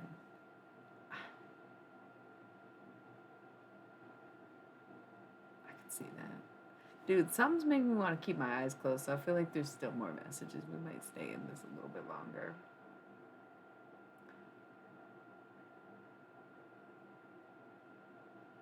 Here, like Jack White. You got a reaction. You got a reaction, didn't you? You took a white orchid. You took a white orchid and turned it blue. How old are you? How old are you now anyway? Okay. Cross section. I'm seeing there's some guilt. I feel like it's more with Hunter than anyone. Is that he wished he would have done more expose. He saw what these people were doing. He never participated personally. Neither one of them did. They were not into teenage girls. They had wives. They were not always completely loyal, but they were dedicated. They knew not to do anything to hurt their wives beyond the little play here and there, but not, nothing traumatizing for some young folk. That's insane, And being the writers, they really did have the power to choose the voice and the narrative of a whole nation at the time, and they fucking chose the route of going good guys, and saying all these guys were good guys. There was so much going on back then, so many bad people, and I just, they both, Ken and, I almost said Ken and Hunter are both kind of in this boat of like, wish we would have done more expose work, wish we would have kind of busted people up and busted their chops more and put them on blast and fucking done the right thing like they do now. It's not about being canceled, but it is about, protecting these girls, and not even just protecting these girls, but letting girls be girls and not making them women by the time they're 13, 14 years old. The fuck were these stooges fucking doing? They were all doing all these rock stars, and it was so offbeat from my gen. We were barely even having sex to beatniks, and the psychedelics, I get it. It turns people on. But still, we were just kind of fucking around. We were being sexual, but we were, not goaded for each other in that way of, predatory, possessive virginity. You know, we were just messing around, touching each other's dicks and stuff, making out. It was the summer of love. I think people took it a little too seriously, where we were kissing on each other, we were naked, we were touching faces, you know, and sure, there could have been sex, but there was nothing, you know, it was more expressive than that. And so there was a drastic difference between the rock and roll scene. And that's why kids like Jimmy and Janice and Jim, they get killed off because they were absolved of sin in that way, that there was so much of the pedophilia ring back then. Yeah, wow. They all bring that up. Every time I do channel messages from that era, they all bring that up. And it's only the ones that I, you know, will talk to, even because I care. And maybe they're not completely absolved, but this is the stance now, at least. But yeah, they kill off people like that. So they just wish, they have regrets on, you know, being kind of goofballs and focusing on the drugs and the inner circles of the scene. You know, Grateful Dead, they were kind of same deal. They weren't, you know, dudes getting their dicks hard for these young girls. It was very rock and roll. It was very mainstream. We don't need to name names because they've been named now. They're out now. But, you know, we look at these little BuzzFeed articles and stuff and we're like, wow, why weren't we doing that back then? We had all this power. We had all these books. And, you know, maybe it was sprinkled in here and there. There was comments on it, commentary on things. But we were never so direct. It was never an expose. It was never journalism. It was just a fictionalized version of what was going on. And so there was a lot of regrets there where we wish we would have had cancel culture. So, you know, don't go crazy, let people have second chances. But there are certain things in this world where, yes, demand it. Demand they stop. Demand that they protect. Demand it. Demand it, you know. Demand it.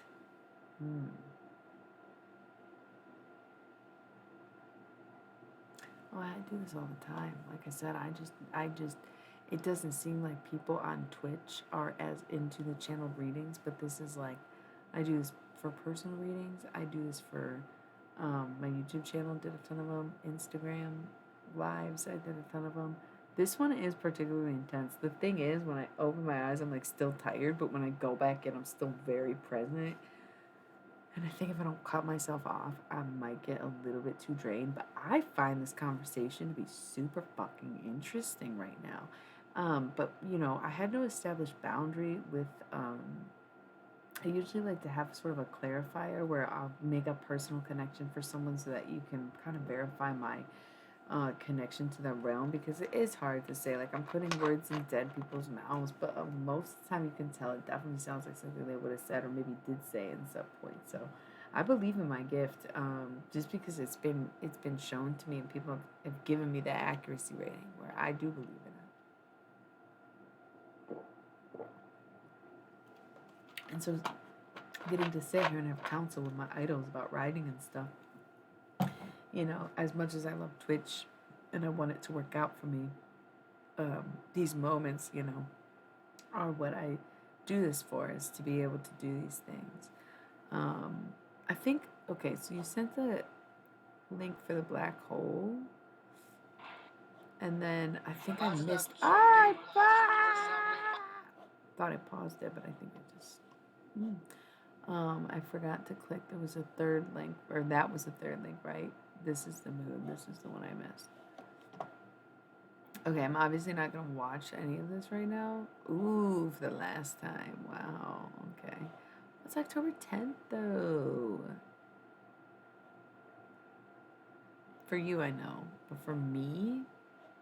Okay, wait. These are both for the last time? So you sent the same song twice. No offense. I'm just wondering. Okay, now, wait. Yeah, you sent it twice. It's okay.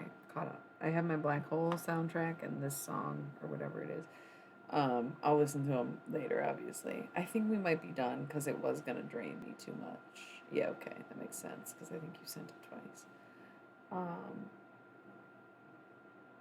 Ladies and gentlemen, Ken Kesey and Dr. Hunter S. Thompson. That was so fucking dope. I fucking love that. I'm gonna just roll an ad while you're looking for that and kind of like decompress after that channeled message, just to 60 seconds, and then I'm gonna read poetry and we'll do some cosmic initiation, more poetry, and go to bed. Okay? Oh my god. Love you. Be right back.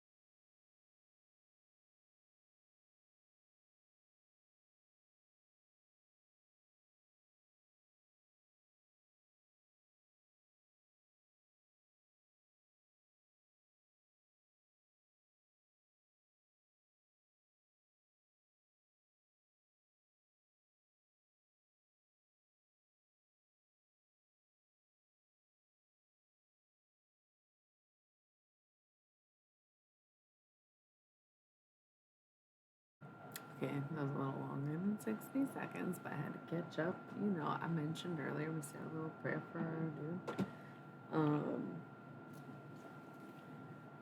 Whew, whew, okay. All right. 3 and 6. Those were the numbers that came up.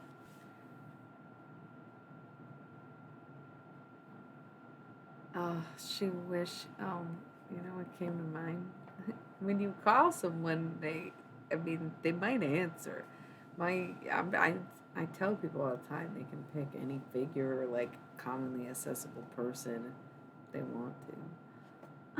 You're so sweet. Oh wait, she would be what? Me? I thought you were gonna say she'd be me. I was like, that's so cute. We are both aqua moons, but she's a Gemini, and I love her. Um, she said having a spaghetti dinner with John F. Kennedy. That was the first thing when you said, what would Marilyn Monroe be doing if she was alive? And instantly thought of her, and literally the first fucking thing. Spaghetti dinner with John F. Kennedy. Like, hands down. Don't know.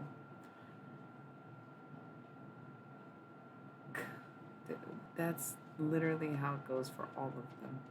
Like anybody, it's so fucked up. And the fact that they just kind of like, instead of doing that anymore, really, they like kind of just harvest it from everyone. But then also looking at cases like Britney Spears, I am like, I feel so delicate about that situation and like super supportive, but also like not concerned, but just seeing like decades of trauma and torture and control and drugs, like administered medication drugs, like that shit will fuck you up.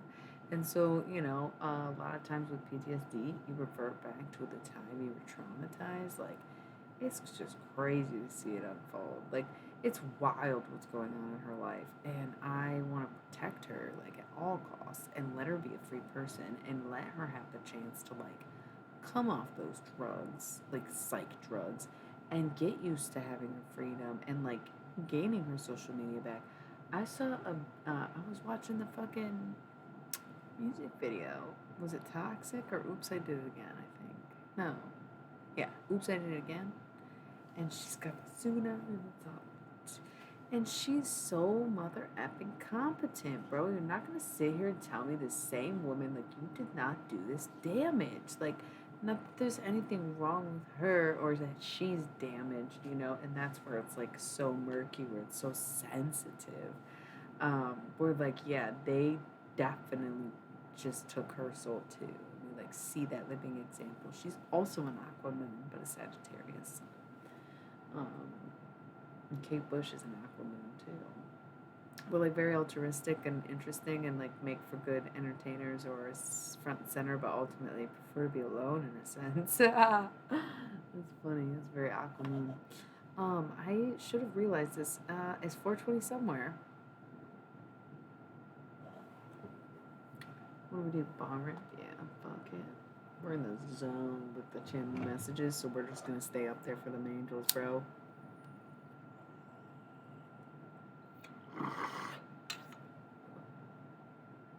My fucking laptop's about to die. I gotta go plug it in.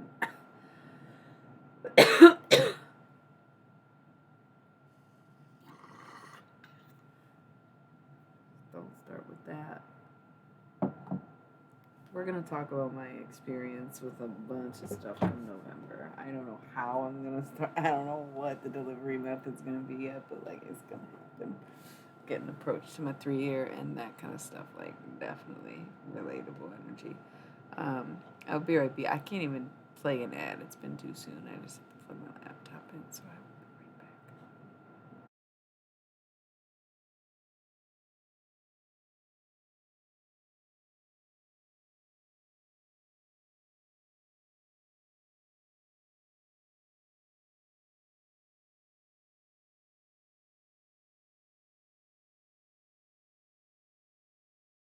Okay.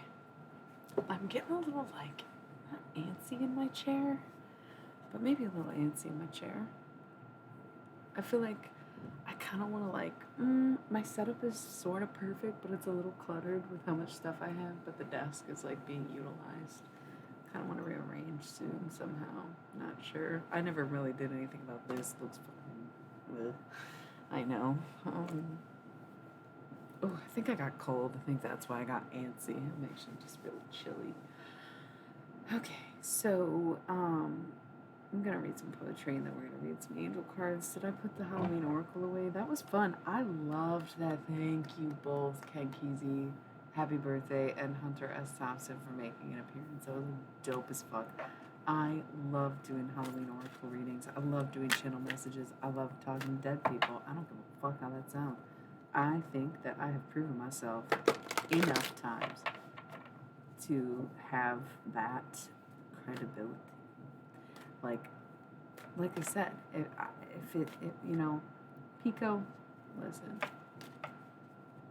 if there is someone you in your personal life want to hear from, or I can just guess who you might want to hear from, I would do that for you right now. I don't like putting it on blast for people, and I'm not gonna like go out of my way to do a personal reading, but just because like for authenticity's sake, I'm willing to go there to verify for you. Because you just sat through that reading and all my other readings, and like it's the least I could do, and especially because I like to do that. Oh, thanks for the follow. I didn't even realize anyone was really watching. Appreciate it. So if you did want like a quick message from like a personal affect before I put the Halloween Oracle away, we're still gonna do Cosmic Initiation. It's what's well in the lineup tonight. But like I said, I can probably guess. And I don't want to put you on blast, but Junior's coming to mind. I don't know if that means anything, or if I need to listen more, if I should shut my mouth. Or if you left, I don't know.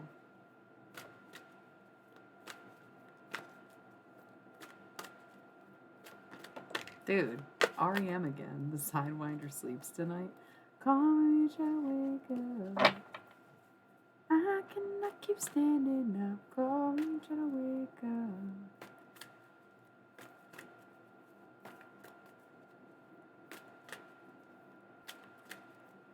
What is this? Thank you.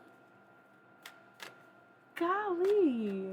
Who is this? Oh my god. Thank you. This is so fun.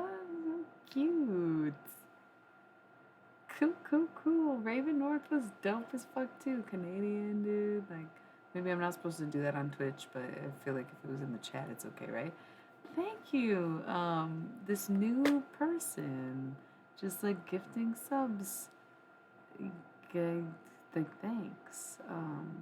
Love it. Yeah, so the girl who lives in 8G used to be a lovely, charming girl. I don't know what that means, but I was definitely talking about dead people. But moving on, I think I'm gonna put this deck away. I do have the Witch, the Earthly Weaver of the Worlds, right here, and also Midnight, the most magical hour of all. That's my John Lennon card, so we could keep going with the Halloween Oracle. There's people here now. This is the thing. I like getting... Nope, see, they left. They're like, I don't think I like the channel messages. They want the tarot. I think we should just switch decks. Or maybe I shouldn't pay attention to the view count, but I try to be conscientious of that, where it's like...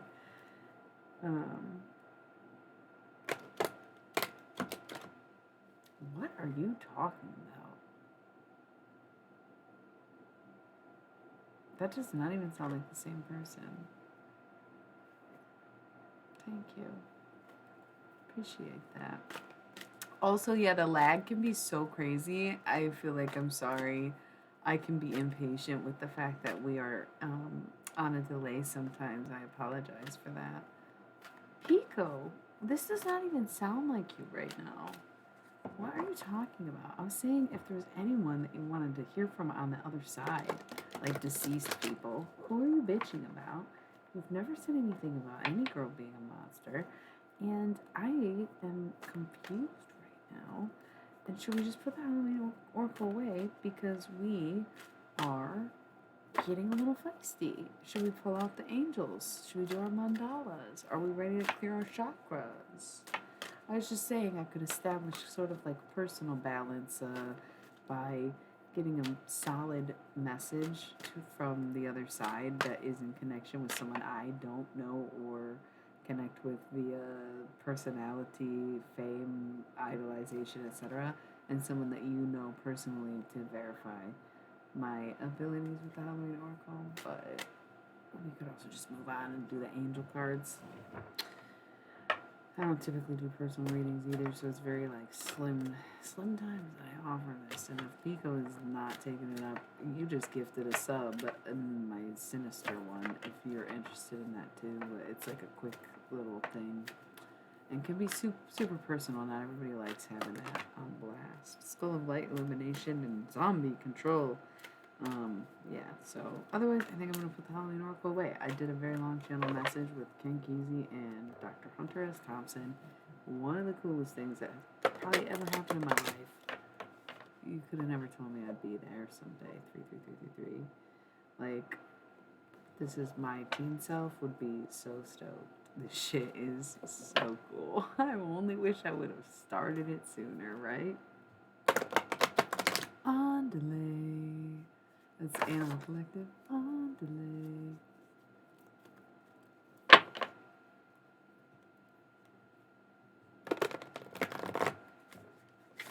I also hear, I don't know if it's like REO Speedwagon or something. I can't fight this feeling anymore. Oh, thank you. I've forgotten what I started fighting for.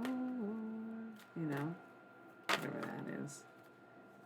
Winter, the sacredness of pausing. Maybe we take a pause. Eternal love, love is love, and it transcends physical death. Yeah, it's cute. Connections everywhere, right? Just being kind of like, how to say it? Ooh, scrying, intuition. I'm wondering.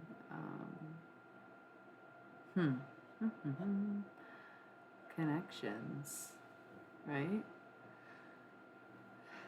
I think of myself as someone who wanted to come to this life and meet everyone I've ever known in all the past lives that I've had. And I think I've had many, and I think the way that time works is that my future lives are inherently my past lives, but there's only so many places in time in human history that you can host all of the people you've met over centuries of lifetimes, and that is when the population is 7 billion and we have a global network connection, which would sort of imply that in the future we don't have the one or the other.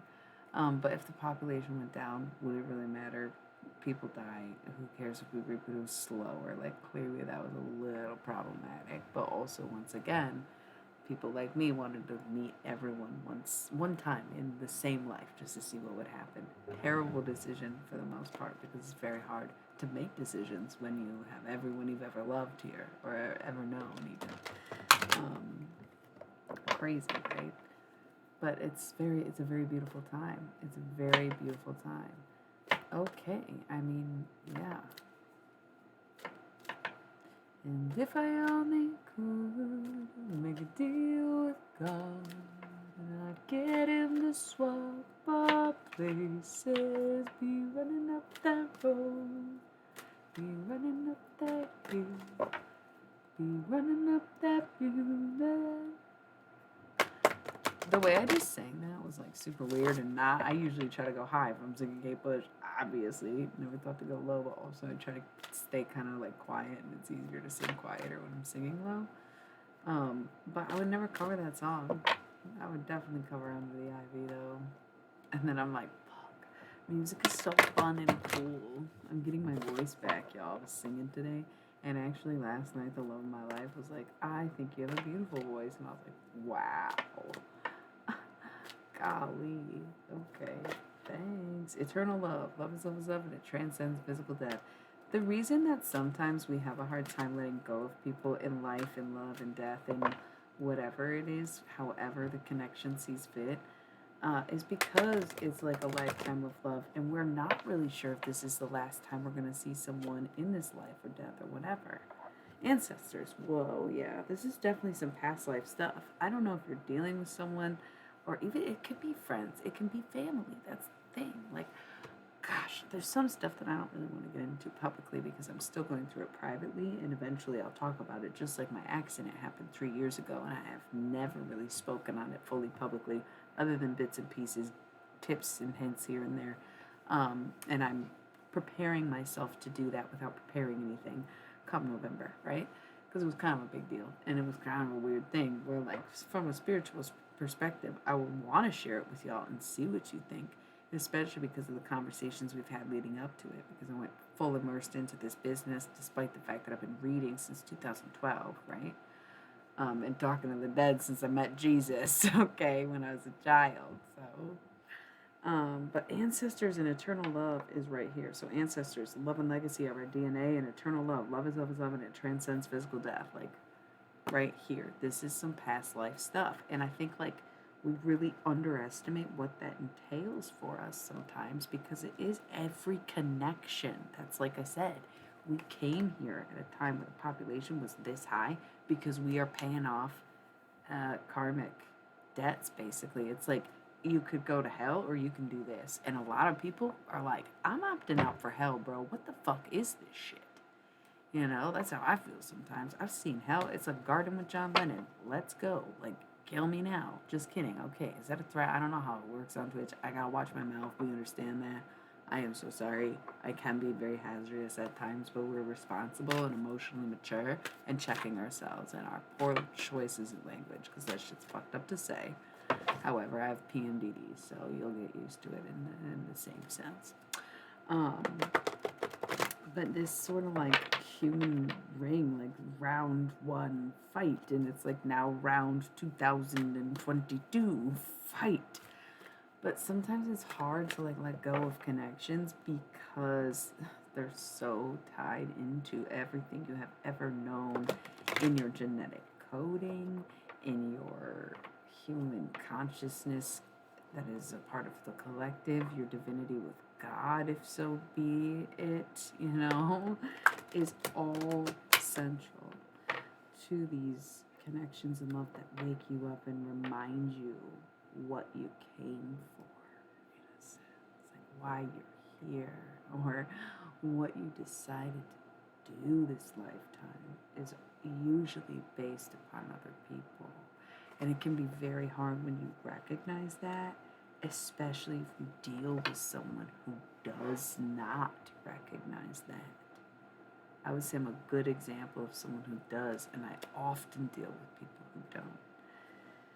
Because, okay, werewolf, explore wildness, and skull of darkness, blind spots. You gotta be pretty open to some pretty freaky shit and open-minded stuff to be on this channel, to survive in this world, to fucking understand your awakening, your shadow self. I'm guessing that I'm guessing the noob here. No, I'm kidding. Why would I call you a noob? I'm kidding.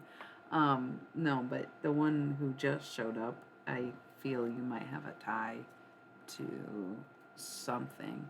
Whether you're Greek because it's more Hades underworld, or perhaps Mexican like Day of the Dead, Dios de los Muertos connections or something. Like I feel like you kind of have like a historic connection. Oh, you know her. Okay, yeah. Okay, so that makes sense. Well, actually, do Spanish people celebrate Dios de los Muertos? I don't know how that works, but I got the same. I guess that's the vibe, right? Maybe even Catholic though for Spanish. I'm Catholic, Roman though. Anyways, your connection to the dead, like mine. My first connection is Jesus. I feel like I just brought that up when you got here, so like that's also interesting, right? Right. Um, so whatever your connection is, I feel like it's a little bit deeper than most people, and that's why it came on a night where I was doing these readings. I kind of want to talk shadow self, but I cannot remember, when did we roll an ad? Was it 20 minutes ago or 30 minutes ago? I don't want to get too deep into it, and then it fucking tells me like, if you don't play it, we will. And I've been trying to avoid that, and I've been trying to keep track of the time, and I was doing good the first 2 hours, but now we're slipping in the second 2 hours, and I'm like, but also I think the time frame's longer after a while. Now that I'm this off track, let's just take 60 seconds, and I'm gonna gather my thoughts on shadow work because somebody is doing it.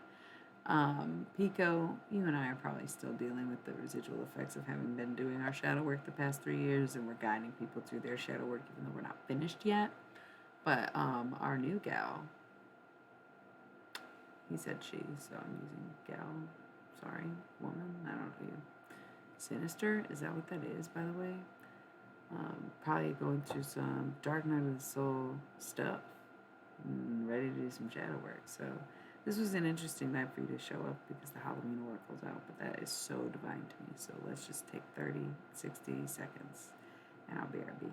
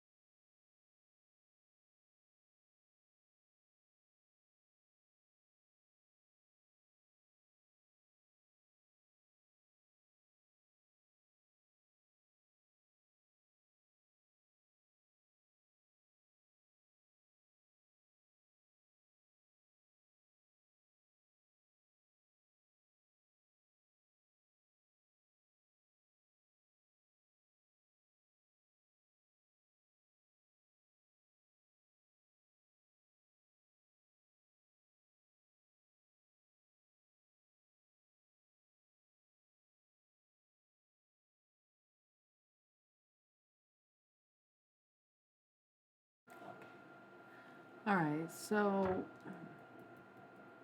exploring wildness and Skull of Darkness blind spots being next to each other is why I brought up shadow work, because that to me is exactly what that is literally that is the Dark Night of Soul right there in 2 cards. Now, the Halloween Oracle I do use for channel messages, but sometimes we can get general messages just from the souls of the beyond, like just being in the underworld and saying, my advice to you is, and it's not coming from a particular place, or perhaps you see death as an entity itself. Maybe you connect it more to Hades or something personal, the devil. Not really the devil, though. That would be more demon deck. Either way, Satan has presented himself, but he makes it pretty known if it's him. So these sometimes general messages would still be of the perspective of death, right? Like still connected to the other side, okay? Um, and so with the shadow self, is it not sort of like in the darkness, right? And if life is light, because we are ruled by the sun, fed by the sun, led by the sun, um, and in death we are nothing, and it's the absence of. However, in creation there is darkness, and therefore in darkness there is creation, and therefore in death there must be some sort of rebirth in life, because and so perhaps they exist simultaneously for the purpose of saying that that shadow self is in fact your own looming death in a sense. Yeah, what's that? God damn yeah. And that's why shadow work would be tied into this deck. So wow, new revelation and new cool thing, because the channel messages, like I said, are not going well on Twitch. People don't totally dig those. I'm gonna, just like I use the mystery deck as my guides, gods, goddesses, and galactics channel message deck, it is also used for twin flame readings for no reason other than spirit told me so. And now I'm realizing that the Halloween Oracle is for channel messages from the deceased on the other side, etc. And also shadow work. Very cool, very cool, very cool, very cool, very cool. So yeah, exploring wildness would be the dark night, and then the blind spots would be the soul, right? Being darkened. Wow, eternal love. You saw how much I shuffled it. There's some like really big bonds, something really deep, something really beautiful. Somebody's really connected to someone. And it's like, it's not, the sad thing is, it's like healthy because it's like real and it's true. And it's like, is the other person worthy of that connection? And honestly, you might not even know the answer to that until like November 11th for some reason. And the Barb Bragg, Sweetness and Synergy, Eternal Love. I can't believe that came up again. There's a lot you have to go through within, because you have to reconcile with the fact that no matter how much you love someone, they may never love you back. And you just have to be okay with it, and understand that you have to love in spite of it, either love them anyway or choose to love someone else, or allow yourself to move on and still love again, because some people get so hurt by the experience of rejection or unrequitedness that they like never want to be vulnerable or get into that situation again. But ghost regret, I mean, there's literally nothing worse in life than just like never loving anybody, or only getting heartbroken once. Like, even the happiest endings still end in death. Every love story is tragic. It's life. It's a tragedy, even if it's a comedy. It's drama. It's theater. Soup. What a great fucking album. Isn't it the Blind Melon album, Soup? It's got Bernie on there? Yeah. Or is that the song? Yeah, no, it's the album, Soup. It covers Soup. Great album, Blind Melon.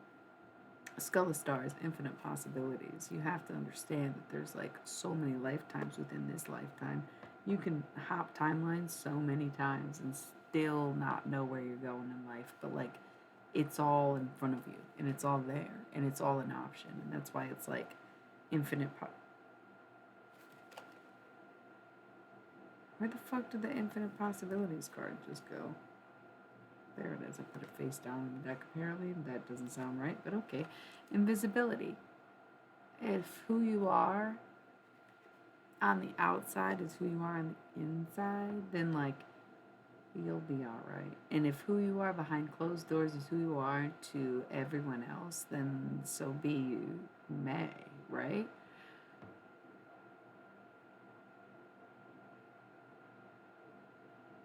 Like, I guess so, because it's about how much you're willing to serve up in this life so that you can kind of like not get to a better eternal plane, but just so you use your time differently in a sense, where it's just like, yes, it's all infinite, but at the same time, it's like ancient, right? And so, in a sense, we got to progress things forward in this world, and the same sort of rules apply to the other worlds, where like there are things that need to be tended to, there are jobs that need to be done, there's like entire functional, not necessarily cities, but circuits that run, and that people, once they've crossed, run, and they won't cross all the way over until they know that they've gotten everyone they need through that door before they leave, you know. So there's like a lot of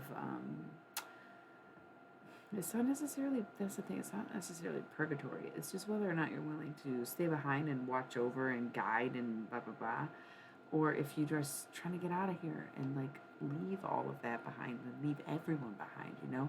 There's layers to these things. There's different rooms, there's different chambers, there's different rules, there's different ways in and out, because some people want to be reborn into the family while everyone's still there, and other people want to hang and wait it out, right? So, good God, that is just for some reason a lesson, or a reminder for someone to be more courageous in the face of death, and also to understand that some people really will never leave you, and some people are truly ready to go. Okay? Bro, totally, yeah. I've never really connected with a super ancient being, although I do recall once um, talking to Akhenaten and Nefertiti, because I was really into the fact that they were like polyamorous rulers in ancient Egypt, but they only worship one god, which I don't necessarily agree with, but I still kind of vibe with them, but they're creepy as shit. And then we had like a whole thing. Oh man, I should not have brought that up. Kind of forgot about all that stuff. Anyway, wise seeing wise action. So make sure the people that you are around are people that you want to be like, and not people that you are, trying to be different from, so to speak. The veil, the future. So yeah, the dreams, the visions, everything. It's all coming kind of in clear, in focus or whatever. Skull of Light though. Illumination. Anything done? Aww. Okay, Uniquely Karen is interesting, but Psychics, it's so weird that my title right now is Mary Psychics, because I change my title every day, and today, well, I started on the 17th, so that was Ken Kesey's birthday. That's why I chose that title, was in honor of the Merry Pranksters, because I wasn't pranking anybody, I just went psychic, you know. So to see the Uniquely Karen Psychics being my first, I feel like this is the first time I've really been rated. So hello, thank you for being here. That's so clever. It's so crazy. I've never used psychics in my title. This is just bizarre to me, right? I love that. Um, Illumination. I love that song too. Realization number one, you are the only light there is for yourself, my friend. Yeah. Zombie. Thank you. Zombie control. Be careful. Be careful. Be careful. I don't know how else to say that. Just know what. Thank you. Have a great night. I'm assuming you finished yours. Um, assuming you stream. Actually, yeah, that's a pretty good idea, right? Mirror.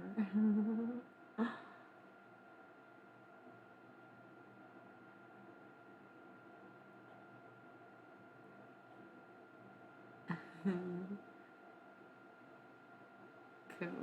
Yeah, that was fun. Okay, so anyways, We were doing channel messages tonight, so now we're just kind of still using the Halloween Oracle, which is what I use to channel the deceased because I am the necromancer. So, um, I don't know where we were, but I don't think we were in much of a place. I kind of skipped over zombie a little bit, so it's like I don't want to kill the vibe, especially when we just got it started, right? But it's like a reminder to not get too sucked into anyone or anything, especially I feel like with the zombie card in particular, less akin to drugs, like in some of the stop, chill out. I would not want to be rude that way. Like what? Stop. And zombie control. That's the thing. That's exactly why she doesn't like that stuff. Is because it can be very controlling, even though it's not necessarily addictive. You know what I'm saying? So the control aspect, unlike something like the Nine of Swords and Tarot, this is technically Oracle. Um, it's almost like more like phones and social media and like things that can warp your perception that really take control rather than things like drugs or alcohol that make you out of control, you know? So I feel like that's what this card is usually about. And I kind of skipped over it, brushed over it the first time just now for no reason. And I just got a craving for a very specific crepe. And I might need to go figure that out for myself. Cauldron, synergy and healing. So coming together, working together, and creating something. Thank you. Bewitched Spirit is such a good name. You ever see people's handles and be like jealous you didn't think of it first, but also it suits you better because it's who you are as a person, and I love it. Cauldron, sweetness and synergy. No, that's the other one. Synergy and healing.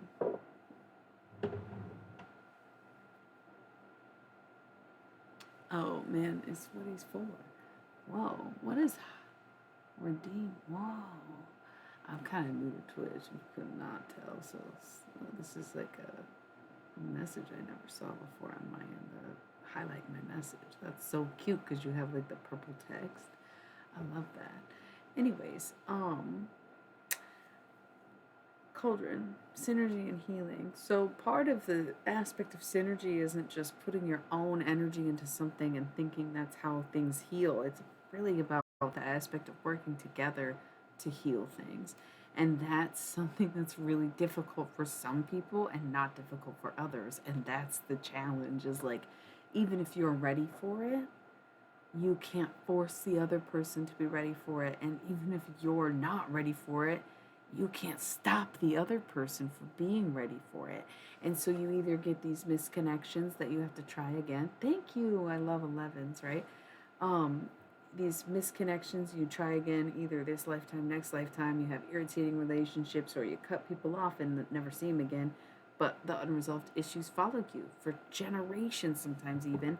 And that's why the Ancestors card and the Eternal Love card came up several times in the very quick reading we did. And whoa, Barmbrack, I'm holding both the synergy cards where it's like, yes, it's about coming together and working through things together. And that's the problem right now is people who are unwilling to either compromise or cooperate are the ones holding things up in greater schemes than they can process because they're thinking on a personal and emotional level that they are so far fucking behind in.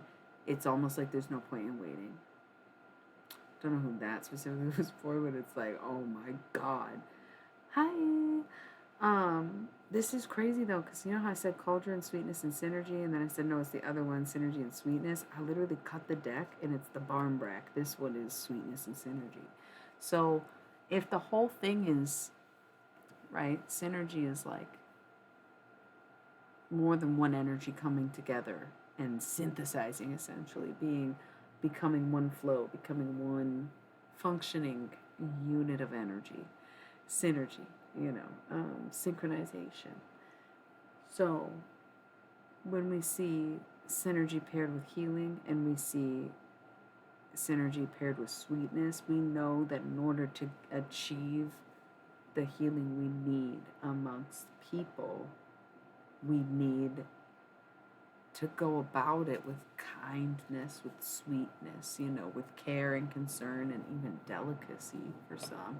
fragility in a sense of making people feel comfortable, but just to get them to, and that sounds manipulative if you say just to get them to open up, but like sometimes you gotta be sweet even if you're angry, and like curb your own anger if you are the one who's more emotionally mature, if you are the one who's already done this and been through the work, and like you're getting frustrated and you know what they respond to normally, so you try their thing in spite of them to show them something instead of like living authentically through yourself and doing it the way you would do it, right? Or both, where you do, it's like you do anything and they just won't do a damn thing. Silly. But there is a need to fulfill these things where it's like if you have the inclination or if someone's resisting that much, there does need to be some kind of compromise for some reason or another. The need for this synergy is there. It's present. And I think the main reason for it, what did I just say? That ancestors and eternal love came up like so many times in this reading. I'm holding it right here. Eternal love. Love is love is love, and it transcends physical death. If people can't figure out how to do this and have these confrontations, face these big feelings, and like say what they need to say or recognize what emotions are beyond the fucking 4 character range of the movie Inside Out. Okay, there's like so many more emotions than that, and they're all very beautiful, different experiences that I will never understand why people avoid having. Holy fuck, dude. What a uniquely human experience to express and feel and process the emotions that we do in such big ways, in such extravagant shows sometimes, and in ways that you can create so much from it, even sadness and grief, anger, but beyond anger, there's also rage, apathy, envy. There's so many different emotions, just joy and happiness, but also like, I don't know, even nostalgia is a feeling, right? So it's just people have such a limited scale of what they can comprehend, and then love, of course, being one variation of affection, adoration, admiration, and it's like it's okay to maybe be confused because you have been on such a limited or linear scale of emotions, 1 to 10. How do you feel? Where it's like, wow, it's this whole bubble rainbow aura of spectrum, just like a color wheel. Mm-hmm. So beautiful. Werewolf, exploring wildness. Amazing. Skull of Darkness, Blind Spots. This was the original combo. Am I reading the same cards that we already pulled, or did they come out again? Because I thought I just shuffled. No, this is my face down card. There's no way it's not. What did I just do? Anyways, catching y'all up because you got here after I started, so I guess back to the beginning. The whole point, the reason I realized this is sort of a conversation about shadow work, and it might be that part of your work now is getting other people to do their shadow work, which is really infuriating and frustrating, but it's also to check your own progress to see how far you've come, like how did you handle that, and make your own notes, but to encourage somebody else to do it, because we have Skull of Darkness, Blind Spots, and Werewolf, Exploring Wildness. So that is so Dark Night of the Soul to me. That's just what that is. Even in the illustrations, this is what it is, But yeah, okay, we already read these. Dawn, Light After the Darkness. Yeah, Dark Night of the Soul, AF. And once again, it's probably not you. This is like you are still, it's like you start the concept of shadow work at some point when you just recognize that 1, you need help, or 2, there's been something wrong with you in general. I feel like those are like, yeah. Well, the Eternal Love card is like definitely tied into what I guess you would just simplify as reincarnation, right? Where it's like these connections that if they're not healed or taken care of in this lifetime right now, it's just going to come back, and that's why they're so important, and that's why it's so hard to let them go, and that's why it's so frustrating where you need to talk it out with this person and they're refusing to or something, and you're like, ew, I'm not giving to a connection like that, but there's this infuriating fucking pull. It's like Scorpion. Get over here. Fucking let me go. What do you want? Oh, nothing. Just let him go again. Like, okay, done with that, right? I'm gonna slice your fucking dick off next time. Whoa, I thought we were talking about. Okay, so there's like this infuriating energy around it. But the thing is, the person who's more willing and more open started their shadow work a long time ago. Thank you, Patty. Um, Started that work a long time ago.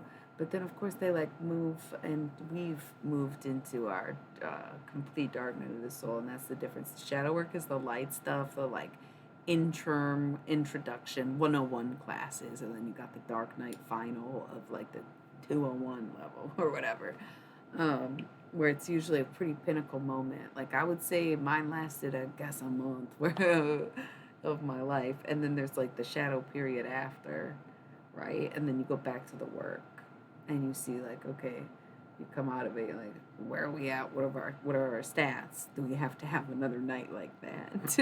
Night, proverbial night.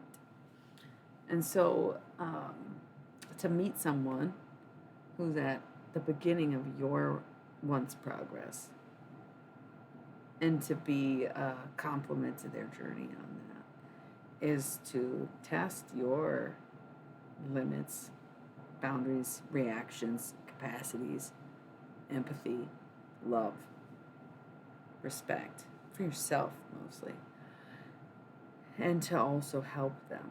So it's like a double-edged sword. It's like it has to work out for both of us, or it's going to work out for neither of us, unfortunately, because that's somehow, and for some reason, how soul ties work, right? Jack-o'-lantern protection. So like no matter what happens, you'll be good in the end, and there is some kind of like divinity, I guess, in the connection that you're dealing with, because the underworld, where all things pause and begin again, sometimes it's literally a break and not a breakup, and not enough people could admit to that. Needing space in the moment, accepting space from another person, or just communicating the need at all, or just asking for a break instead of a breakup, because who doesn't need to clear their head or want to be alone sometimes? It's not that big of a deal. Ghosting, though, not great. It's really immature. Like, just say you want such and such. You don't. Right? Lady de los Muertos, by the way. Acceptance and equality, but also now you own me. So sorry. So sorry. If you haven't already followed me, you better do it now. When Lady shows up, there's a fee to be paid. It does not have to come in monetary tips, of course. But that's just how that is. That was a perfect last card. She is so sweet for that. It's so cute. But yes, that was Halloween Oracle. A little bit of shadow work stuff. I kind of want to put this deck away. Like I've been saying I wanted to put it away. We were going to do the mandala cards and get some kind of like angel messages. They're not really mandala cards or angel messages. They're just like the cosmic deck of initiation, and I see them as like biblically correct angels without eyeballs in there. The mandala cards, you know, that's what me and Nico call them. Because they do have mandalas on them, but yeah. So wanted to pull those out, just some words of affirmation and inspiration before we wrap it up for the evening. Yeah, I feel like I used the bulk out on this deck tonight. It feels good. I don't usually use this deck on Twitch because it's just never been as well received as it was on other platforms for me, or in real life for personal readings. So if you do want a personal reading, kind of talk to anybody on the other side. That's the idea of necromancy. To reanimate life, you don't have to do so with a physical body based on the very definition of necromancy. So I could talk to him right now, but I really don't feel like doing that. Put the cards away. So thank you, everybody. I am going to roll a quick 60 seconds. I'm honestly probably going to sneak a little snacky snack while I roll an ad. And then we're going to do these angel cards. They're cool. Like I said, it's more like biblically correct angels. You'll see it. It's cool. It's like, you know, I'm like known for my necromancy and a conspiring alien theory. So strap in, strap on, whatever you want. Drop out, drop some, drop down and get your eagle on, girl, whatever. Just stick around. 60 seconds, snack time. Be right back.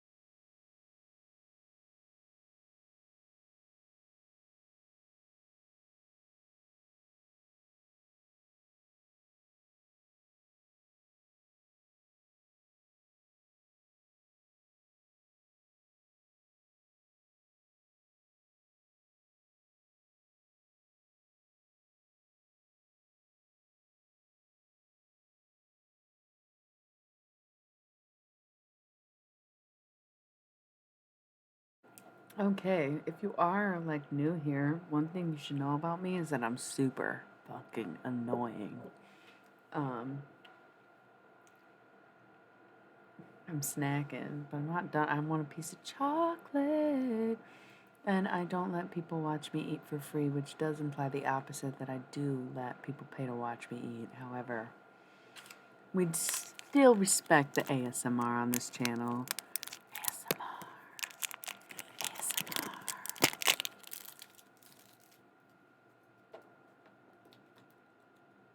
Bunch of goofballs, meatballs, all kinds of everything over here. Listen to that Ghirardelli.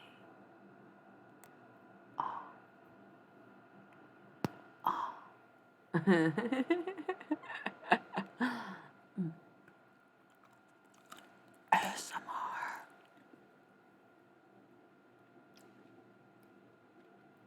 Yo, I ate wasabi peas. It was very spicy, and I was like, I cannot go back unless I eat something like chocolate.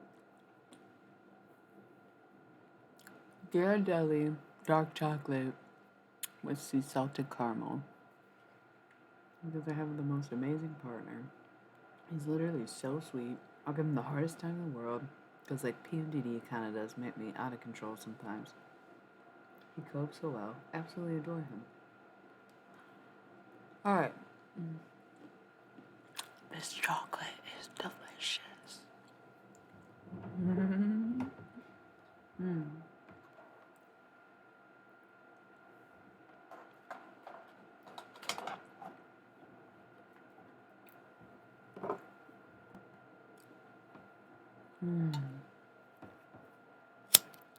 ASMR for stoners.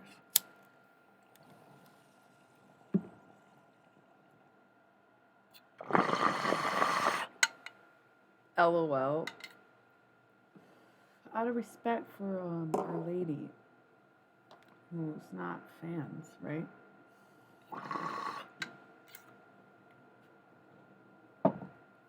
Okay.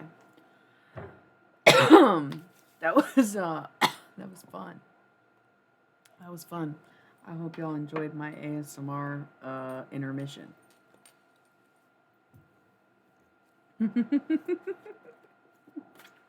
What roots are feisty, mine? Oh wow, I love how as soon as I come back out, it looks like everybody left. Not everybody, because we still got each other. Low key, my fingers feel sticky from that chocolate. Give me like 2 secs. Just a little BRB, not even at.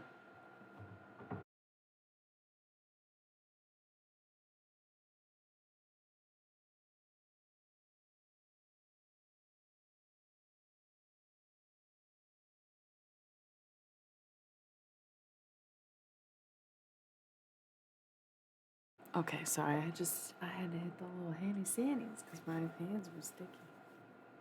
Okay. Anyways, looks like it's back to just us, homie. Totally fine with that. It's one of my favorite things to do. Is just have Darrow time on Twitch with people who are into it, you know? Look, the time's almost about to be 4:20, like 4 hours and 20 minutes. All right. I'm kind of cold. Okay. Guardian Angel right there and Duality right there. Beautiful. Whoa. Cool. I think this is going to be another really good channel message. What an exciting night. I got a bunch of new subs. Thank you to Sinister. I got raided. Thank you to Karen, the Psychics. That was so cool. What a big night for me. I love when Twitch is hipping, hopping, and happening, dude. It's so fun on here. That's the thing. It's just like, oh man, they just really nailed it. The whole platform, and everybody's so fucking cool. It's mind blowing. I've never felt so accepted. Oh my god, because I give you total Clementine vibes, probably. Like, golly, I bet he does too. Fuck. Wow. Like, ouch. Oh my god. Bro. You're blowing my mind. We forgot about the poetry. Okay, it's time for number 3. I gotta tell you something, Pico. And like, I'm putting this on this stream right now, so if somebody wants to fucking replay 4 hours and 17 minutes, or whoever else is watching this that I don't know about in this current moment, I guess we're gonna talk about something for a second. I didn't even realize what time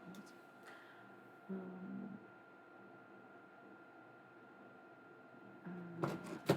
Number 3. Valentine's. Oh, I love that. Oh, y'all are back. Hello. Or more people. Sorry, I'm playing with my hair because Ken Kesey had this thing about brushing his hair all the time. I don't know. Combing it, really. He didn't have hair to brush. I am, he and she are, we and those are my pronouns. Get it together. Yeah, I'm basically John Lennon, so. Cool. Fuck off then. Bloody A. So, I'm sorry. Yeah, scared him off. Love that. So, anyways, it's like I think I want to be a successful streamer, but I'm not an internet trolls. I'm the interweb lols. Okay, like chaos and controversy, baby. Been on the internet since like 2002. Okay, probably earlier than that, but just not this same social internet. I think MySpace that probably was 2002, right?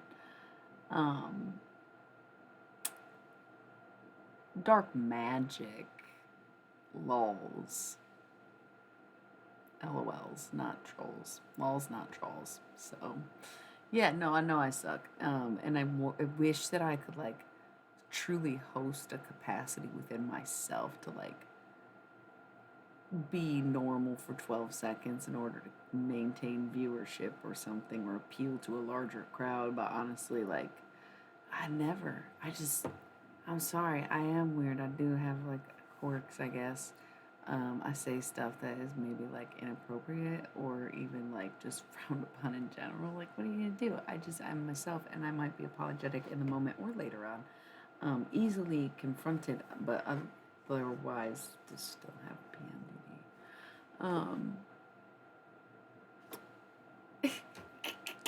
Okay, it's not necessarily getting obliterated on weed from me, but definitely vibing out and definitely smoking weed because look at our little countdown. We got 30 seconds till 4 hours and 20 minutes on there. That's so cute to me. I love celebration and partaking. But it is very a spiritual practice for me in terms of doing all that. Okay, so I will partake, and I'm going to read a part of number 3. I kind of want to talk about it like I did last time, and we're going to do the reading, and then we're going to read one of the things, but we're also going to say, oh shit, we made it 4 hours and 20 minutes. Yeah, time doesn't exist here, bro. I'm a time traveler. I don't need time to exist. It exists exactly how it is all the time. People are like, oh man, life's so short. Where did the time go? Blah, blah. I'm like, I guess like having a photographic memory gives me a very odd perspective of things, to say the fucking least.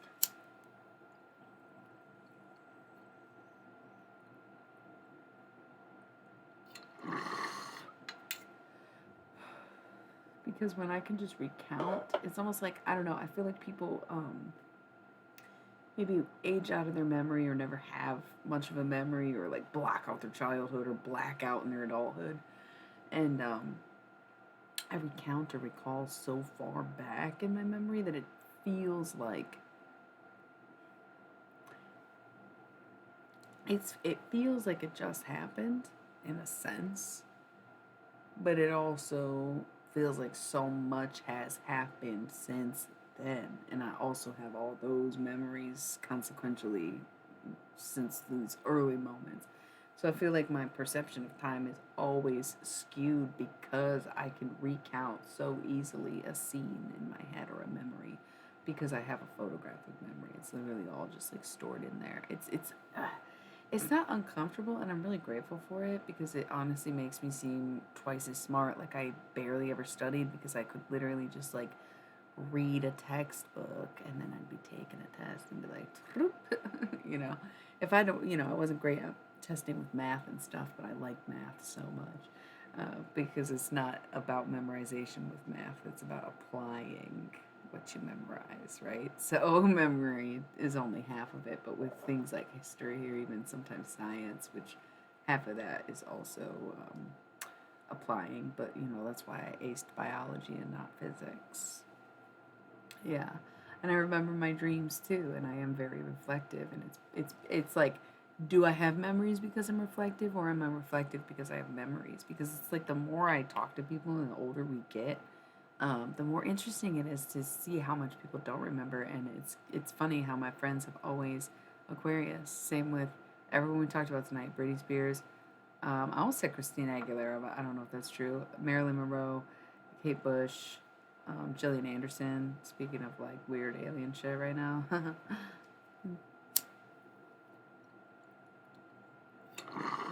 um, yeah, it's like it's cool, but it's like, yeah, chicken or the egg. So it's just tough. It's tough. And that's probably why some stuff is suppressed, because it's like if you have photographic memory, you can revisit memories. It's like horrifying. Um, and so when you can't repress a memory, it's like, fuck, being totally conscious, so we're adults sometimes. Fuck. Um, Smoke weed sometimes can affect my memory, more audioly, right? But sometimes the gaps in time, or like disjoints in time, where time means nothing to me, usually no concept of time. I feel like smoking weed gives me like disjointed, almost like time instead of like spatial time. Okay, so all that being said, for literally no reason other than I love, it's like a trigger, you shouldn't say the words time in front of me because it's one of my favorite subjects. Okay. Number 3, like I said, I don't know why you said 3. I think you were referring to the fact that I was having a conversation amongst 3 people. But I was thinking about choosing a poem from my book, and they chose the number 6. And you weren't choosing one, but I was like, oh shit, I don't know why you did number 3. So, like, I'm gonna honor that. But earlier today, I promised myself this would be the one story I would not read out loud because it's too much to unpack. It's gross. It's a little misunderstood. Maybe I will read it. I don't know. I said that about the last one, right? And it wasn't that bad. And there is no crowd right now. It's kind of the perfect time. So number 3 is Almost Home. And the reason that I was thinking about it today is that this shit really was blowing my mind. And that's why I was like, Pico, we gotta talk. That's why I fucking waited and made sure ain't nobody was about to come on this channel right now. If somebody fucking wants to sit here and watch 4.5 hours of me talking to tarot and they get the tea out of that, then they deserve it because they stuck it out this long. Fine, hear me out. I've been tripping about something. I need to talk to somebody about this, sort of like an unbiased, like, no opinion, whatever perspectives, right? We've been honest with each other here, you know? And we're looking at the cards, we're looking at the work. Girl, no, who am I? I don't know. Sometimes you channel so many people, it's like, I don't know who I am. Um, could be anything. Number 3. 3 views, whoever they are. Golly, almost home. I have been revisiting the past 10 years of my life for the past like 6 months, been since April, maybe March, but mostly since April. Oh, this rabbit hole is about to be rabbit holy, and I know it's like odd hours of the morning. My birthday's April 26th, though, and we've been on for 4 hours and 26 minutes, so it just feels like the right thing to do. Everything, Spirit has been calling for me all week to just like speak your mind, tell your story, blah, blah, blah, blah, blah. And I'm like, I'm not trying to put anyone on blast. I made the mistake last time. And it's like, yes, but speak your piece, you know, in case you never do get to say it. That's the whole lesson that we got from the Thoth deck today. Was like, or the Halloween Oracle also, where it's like you may not always get the chance to speak to someone if they refuse to speak to you, you know? So saying it out loud or writing it down, whatever your method is, me personally, I've been going the writing down method too long and I spun myself into insanity. And I'm avoiding that road again. That's why I try to do poetry and prose instead of journaling, right? I'm really fucking cold. I got so cold. It's crazy. I feel like it's because I'm about to tell you something so weird and non-specific, but maybe obvious. And like that's what makes me feel bad about the situation because I'm not even trying to trifle. But holy fuck, bro. It's literally like looking back, I see things so differently now because one, I'm just in a different place. Two, I'm a lot older than I was 10 years ago in so many ways. Like I almost aged overnight um, when I turned 30. So like anytime before that was like, God, I was in a bad place because I didn't know what the fuck was wrong with me. So there was no way to cope or manage it. And I was just like ruining my life continuously and knew that, but like no one could functionally help me and still can't. It's PMDD. I'm managing it. We're on a good week. We're on a good roll. It might be hell next week, but I will fucking pay that hell when I get to it, alright? Fuck the toll road. You'll take the high road and I'll take the toll road. Okay. 'Cause, anyways.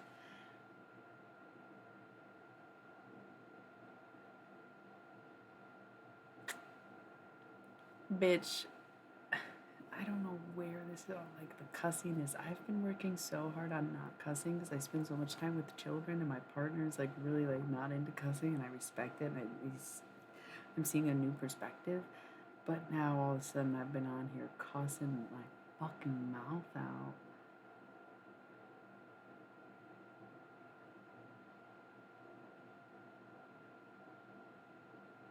And this is my way of repairing it, is sharing it, you know, is realizing like, yo, you may have not seen things clearly the first time, but you may not always get a second time. And that's where I'm at with things is like I have made it well, I'm not abundantly clear. I'm an Aquarius moon. I was listening to this tarot reading, this Taurus reading that like totally calls it out where she's like, yo, y'all do not really speak very straightforward, do you, Taurus? I'm seeing an Aquarius placement. I'm like, oh fuck, yes. I've been told mid conversation by people talking to me directly, texting, doesn't matter. They're like, what? You're so what? I don't understand what you say. I get that a lot. Yeah. Oh, you have no idea. Listen, bro, listen. I spend too much time in solitude. That's why it's like now is this time where I'm supposed to speak up and be social because I've spent so much time. I still spend so much time isolated and I definitely live in solitude. I've had some hardcore solitude. Because as mentioned, right before quarantine, I broke many bones, and I was in a city where I didn't know anyone except for the people I lived with, and we spent a lot of time alone. So, Yeah, no, no, no. I know about solitude. I've thought about the monk route, but the PMDD, being a bloody monk just seems like meh.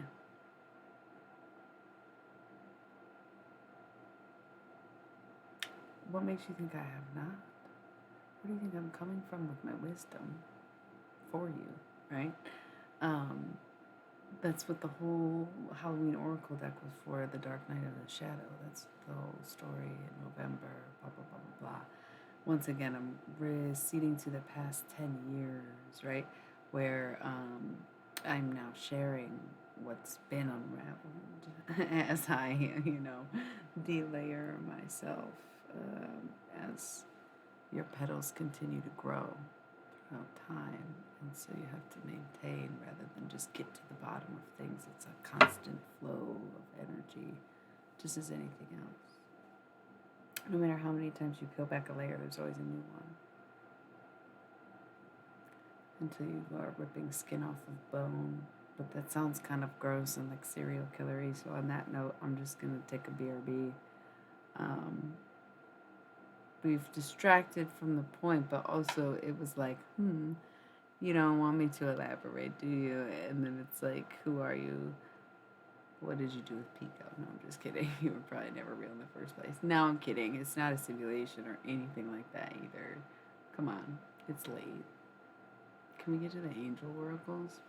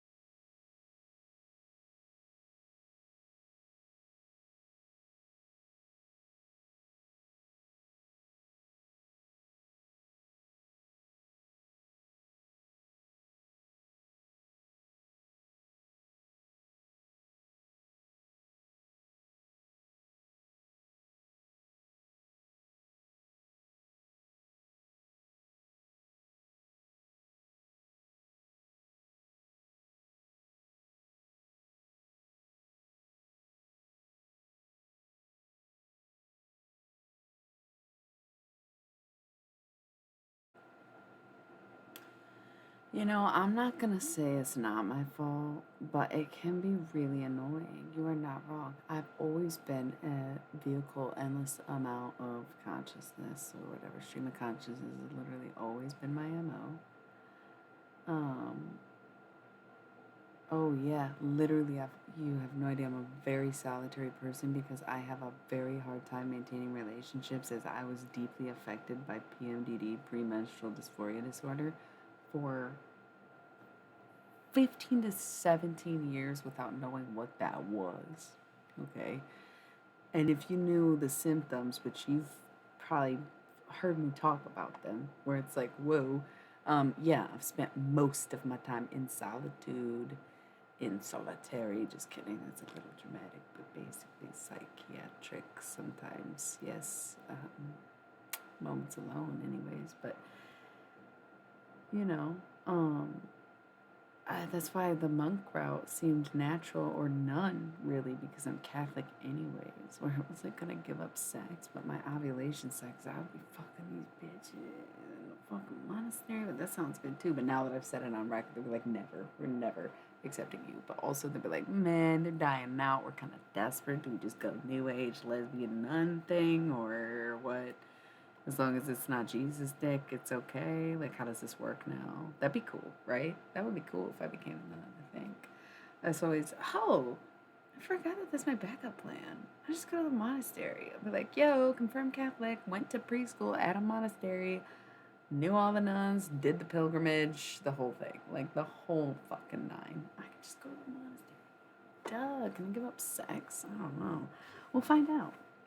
Okay, anyways. Number three, almost home, is that the lesson, I guess, without getting too into it, but because I've been so reflective on the past 10 years, having been Me too. Thank you. Good. Yeah. Thanks.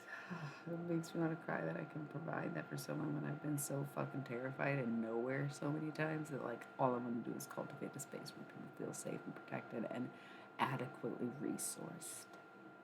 That's ultimately the dream. Is the American beauty, but the kind that's like, look out of any window, any morning, any evening, any day. Not the one where it's like, Elle, she's how old? Not that. Like the rose.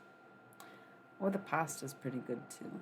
I've never tried the makeup, but American Beauty jokes literally for days because it's so cliche, but it's so true. And that's what I want for everybody and anybody is knowing that, yes, there is a beautiful side to things, even if they become ugly or obscene at other times, right? And that's sort of the dream, is that it's a waking nightmare that you just put your dreams into to get the best outcome that you possibly can before it's all over. And you got to start all over again, if you so choose to, so believe to, right? That's so cute. I guess I was thinking it was so obvious. Like, it was so obvious. It hurts my soul that to look back and see stupid shit like this, where I published this in 2013 and it became somebody else's title for something later. And of course, they had this. I know that they had a whole bunch of stuff, and I knew that. And I don't know why at the time it felt threatening instead of flattering. What's my signature though? God. Well, it's such a common phrase, but the rest of the titles are way too obvious, right? Like, except for something as vague as sunshine, which is not specific enough. Anything else, right? But almost home is so overused that you wouldn't even know what I'm talking about.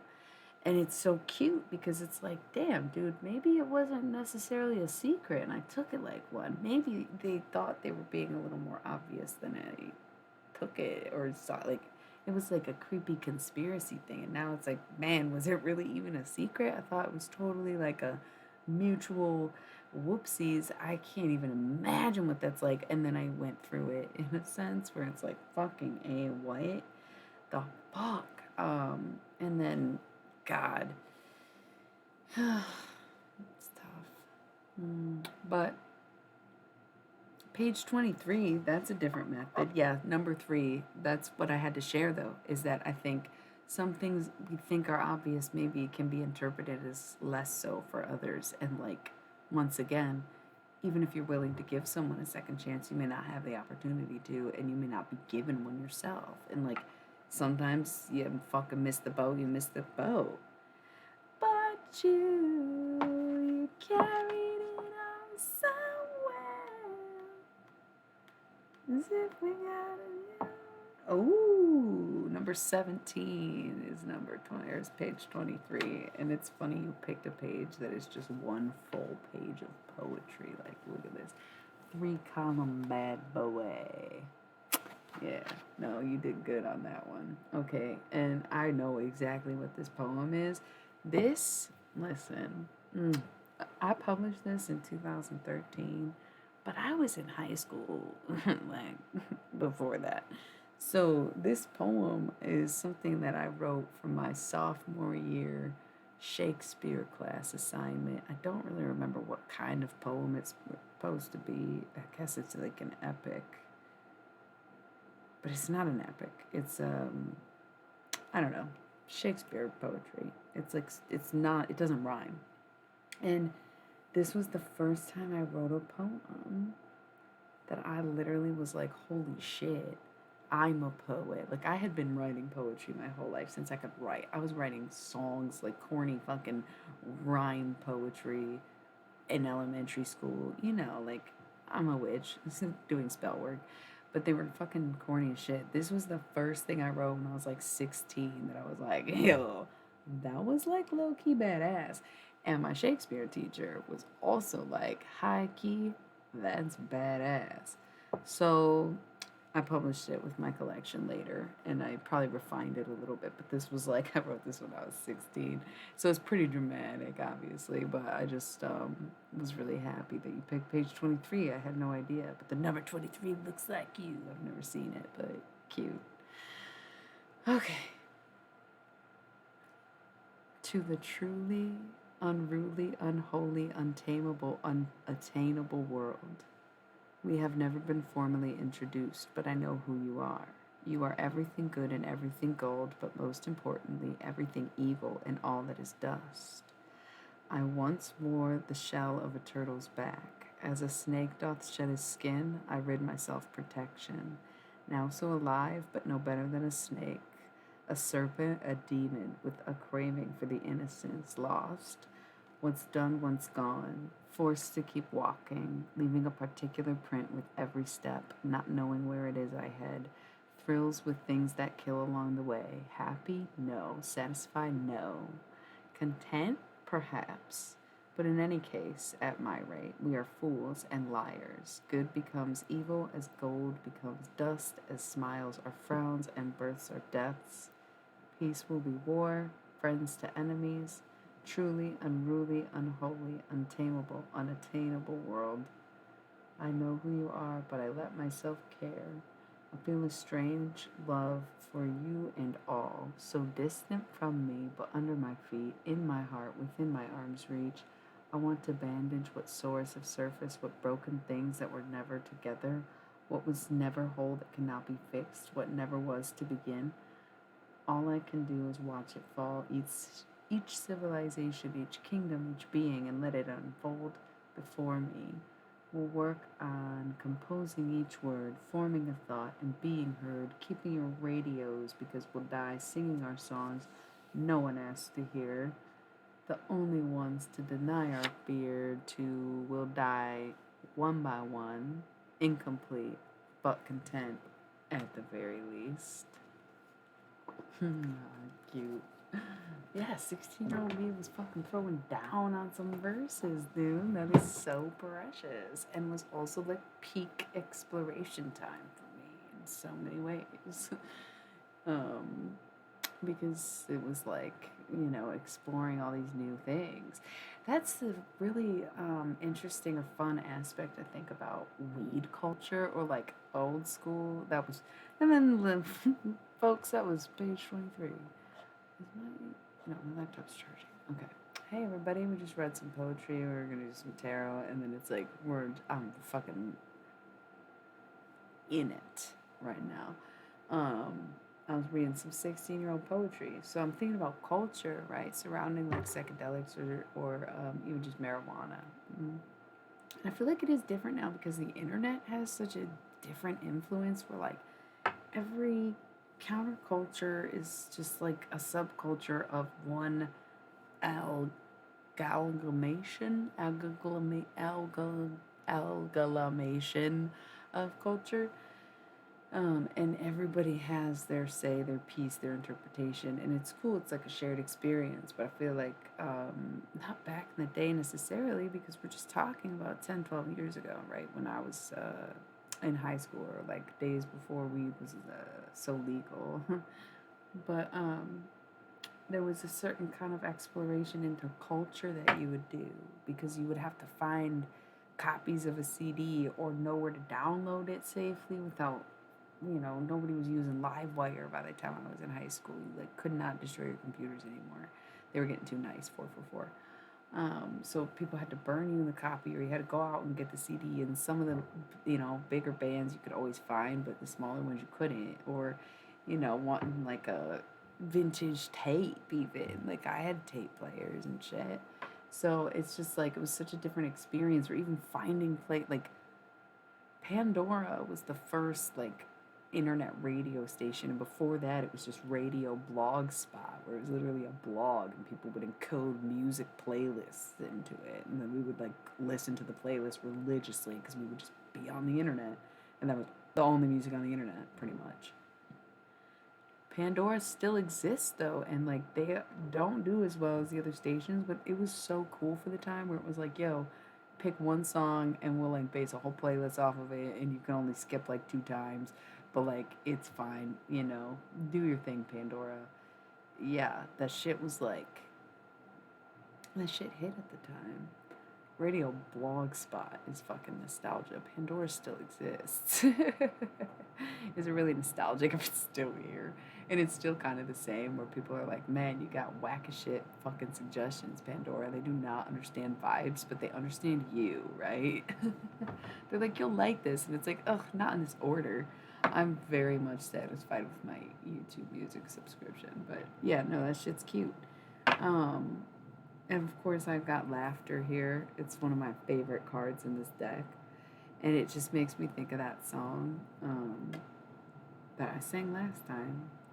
And when we mix your laughter with my spooky tune, if the world does end tomorrow, baby, you'll start again with you. It's cute.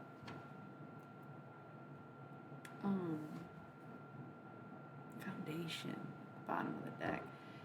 That's what I was talking about, American Beauty. That's like my hopes and dreams, but it's fine. Law of attraction. I've just been doing everything I can to align myself and to prepare myself and to make sure that I am a humbled and experienced person who can ultimately choose love and kindness over hatred and rage, no matter how tempting or hard or disabled I am. To overcome and to be able to help others, because I've so had to learn how to help myself. I've so had to figure out how to heal myself as the healer before I could ever heal anybody else. And sometimes I'd be healing so many people I'd forget to heal myself, but of course I've always been able to, or I would have never been able to heal anyone else in the first place. And I think a lot of healers need to fucking remember that, because it's like, who heals the healer? And it's like, obviously the healer. That's like how it works, you know. Sometimes if you get really depleted, you do need some outside reinforcements, but you have to learn how to heal yourself before you can heal anyone else, for sure. Whether it's an emotional thing or just energy work, like that is legit how it is for healers. So laughter is always the best medicine. The foundation at the bottom of the deck and the law of attraction at the top, I can see things work out. I can see how they work out. I may be able to see it. That means nothing on making it happen, because ultimately, as we always remind ourselves, Cancer, maybe Cancer season. Oh, a Cancer. And what I was about to say is we cannot manifest someone no matter how much we want them, and we have to accept that and preface rejection with acceptance. And just know that the outcome, no matter how much we want to will something, is going to be their own outcome, right? Universal truth. That is a universal truth. There's so many universal truths, but that's one of them. So we've got law of continuity, just being able to keep going. Hi, Willie Pie. Law of continuity, just to say to keep going, you know what I mean? It's like one of those things where the world is going to continue to spin no matter what you're doing, and the timeline has got to, thank you. I really don't understand the function of the exclamation point thing, but I really, follow age? What does that mean? I'm like 21 and up. But, I appreciate when people like try to get the shit hype. Look at the little marijuana. Hey. That's so fun. Yeah, like I said, I don't know what the exclamation point stuff is. I've seen it before, but thank you anybody and everybody who just like participates on my Twitch account. Cause like I'm doing the bare minimum on Twitch, but I'm doing the most with this shit. So welcome, Illuminati Mystics with the decks. How you doing? Law of frequency. We are pretty, I don't want to call us high vibe humans because I feel like it's so overdone. But at the same time, we are people who omit the highest, most delicious human frequency of love over here. And that is what you feel when you walk in. We have some elements of dark or black magic, but ultimately we do everything on this channel. Okay, so right now, these mandalas are little angel cards because they remind me of like biblically accurate angels without the eyeballs. Law of karma. We're big into karma over here because my name is Earl. His birthday is April 26th, like Jason Lee IRL and the character Earl, which is like, thank you. It's because I'm a Taurus. You know? I also look like a cult leader if I put too many layers on. So, it's like I am a good person, but universal freedom, you know? It's a choice to be a good person for sure. I know we all have the capacity to be horrible and even are pretty bad at times. And I am self aware enough to understand that that is the duality of man.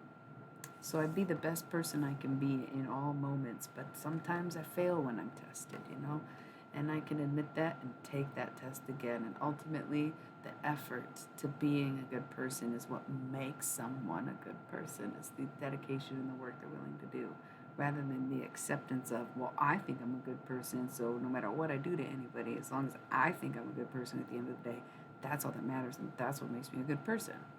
The fuck no. You have to put effort into that shit, and it's got to be pretty mutual decision where the people in your life actually feel that way too, right? Like, whatever. Giver of light. That's kind of where we're at over here, right? I said I do some, necromancy and black magic that they consider it dark or whatever. And I'm totally cool with that, and in fact, pretty well versed in it. This is my lightest deck. That's why, I got this as the cosmic deck of initiation, and I just connected with it. It just screams angels, but I also have my demons over there. So we got Leo DePico in the house. We loved fixed energy on this channel. We came back. I got affiliated in Leo season, so fixed energy is where it's at. I'm triple fixed, if you didn't already know. Taurus Sun, Aquarius Moon, Scorpio Rising. So triple fixed energy. And we've been digging on the fixed energy this year, but especially tonight on this very stream, we've been digging it. Always feel free to share your sun sign and remind me of your sun sign if I don't know it. I start to remember people's, I'm pretty good at that after a few times, or if we have a good enough conversation about it, but it's always fun to know. I don't really like knowing personal details about people's lives when I do readings, because all my readings are general unless stated otherwise, and it's never because somebody asks. It's simply based on the vibe and what we've got time and capacity for. So we got law of life.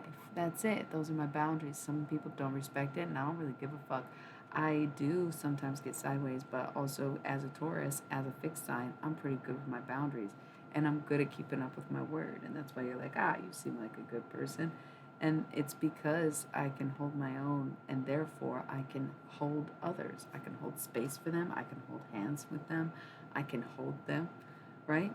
And some people are just at the point in their lives where they are unable to. And the best way to deal with people like that is to send them well, and to even remove yourself as to not enable their somewhat abusive behavior. I feel like that might be kind of specific, but kind of it's not just pray, but universal harmony. You got to find it deep within you to be able to forgive, in the sense that if you miss out on the closure, then sometimes you have to put it out in the universe in another way. Some people create. I've always created. But now I stream because I kind of, like I mentioned earlier, spun myself into insanity by journaling too much and writing down my feelings and never expressing it. Because I was trying to self-regulate and self-manage my difficulties with my mood swings, having PMDD undiagnosed for so long, not knowing what that was, that nowadays, I need to speak up more. But if you've always spoken too much on conflict and confronted people too much and, overshared your emotions rather than me keeping too much in, we're at different points, right? So imagine that if you've always spoken your mind, maybe it's time to write stuff down for yourself, right? Maybe you work in the phase of writing for emotional tailoring, and I'm bad with texting. I gotta stop texting and be more vocal because I'm a lot more eloquent almost when I'm speaking because I'll slow myself down. If I'm texting, I'll let it come out, or I'll let myself be mad and scream at my phone and do talk to text. Like, I gotta work on that habit. But maybe if you speak too much, writing it down, like handwritten, just any of your woes or how you're feeling. We gotta run a fucking ad break in a second here. Um, to see it for yourself, but also to feel it out and to release it truly by taking the time to make each letter. Because it's when it takes you longer, it gives you more time to work it out and process it while you are telling the story. So, good advice, good advice. I gotta run this ad. I love you all. I'll be right back with more of these beautiful discs.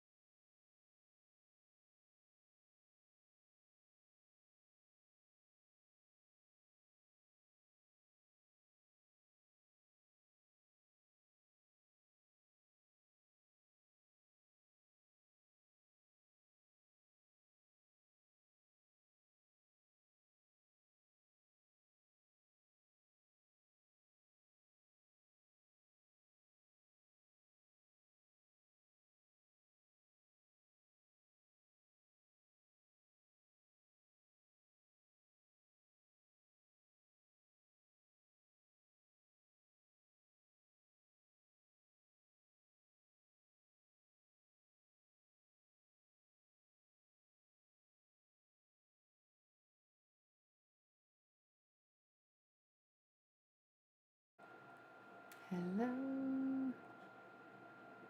is it me you're looking for? The girl with the mud dolls. Um, Love, life, and universal harmony. The thing is, when you let everything be, it will naturally come back into harmony, even if it's not the notes that you were trying to play. And of course, maybe you pull the strings and you get your way, you get your harmonies in straight. But if for some reason you don't and life has it another way, just know that it all comes back again someday. That's so beautiful. It's literally so beautiful. And I think it's like sometimes we like to think it all comes back someday in our lifetime, in our life, it'll come back to us personally someday. But we have to let that go and realize that we will never see everything meant for us unfold in one lifetime because some things take even longer than the human lifespan does.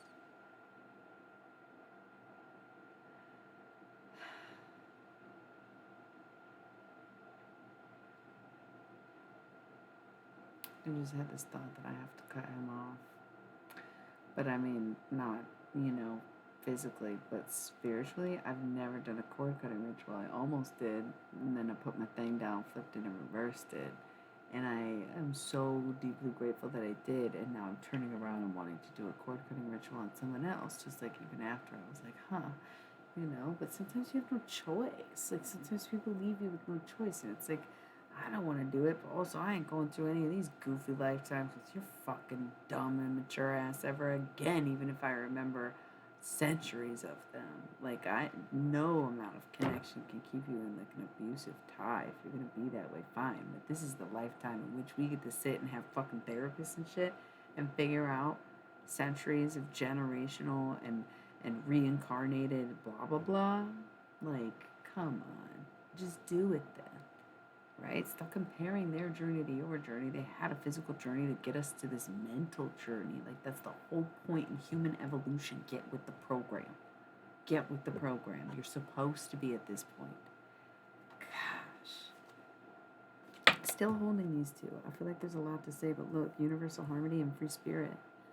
Law of life everything will balance, and that balance will set you free. It will invoke your spirit to find what calls it and to go where it's needed, rather than be tied down or restricted to any one thing, energy, person, place, etc.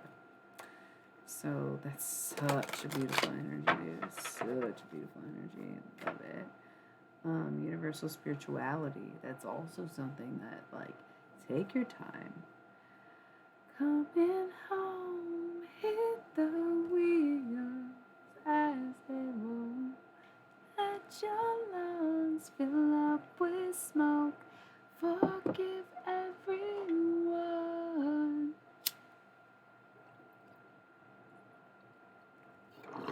And I take my song seriously. She is here and now. She is home.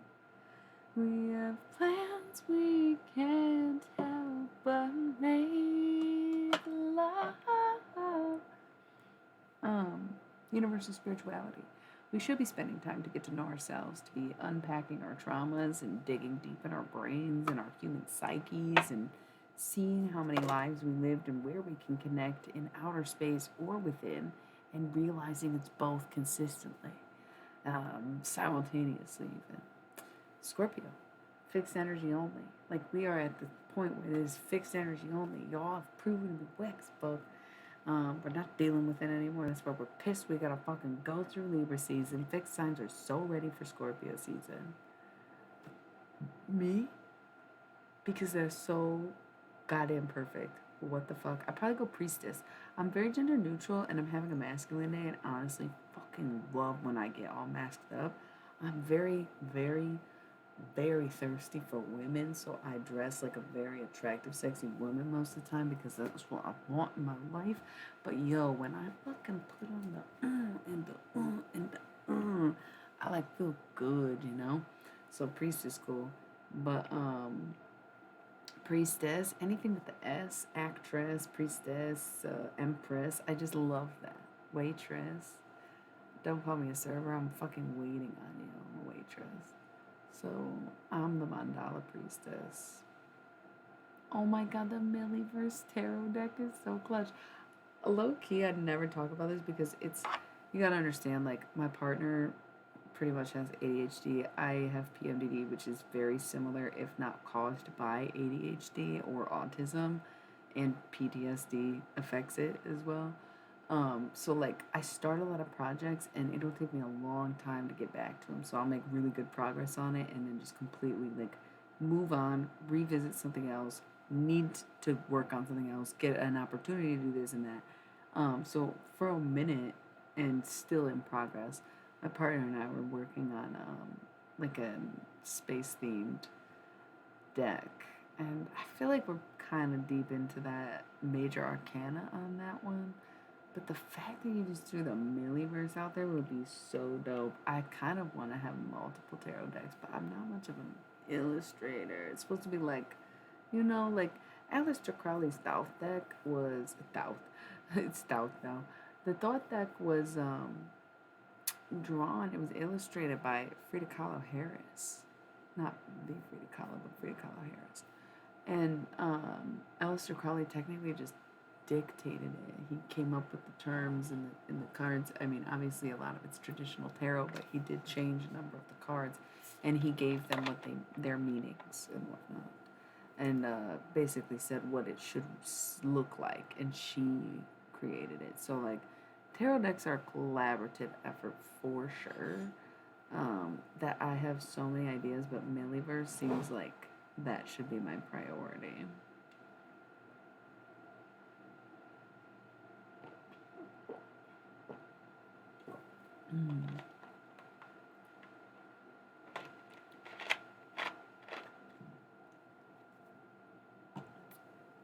What is that? Like a tornado? Okay.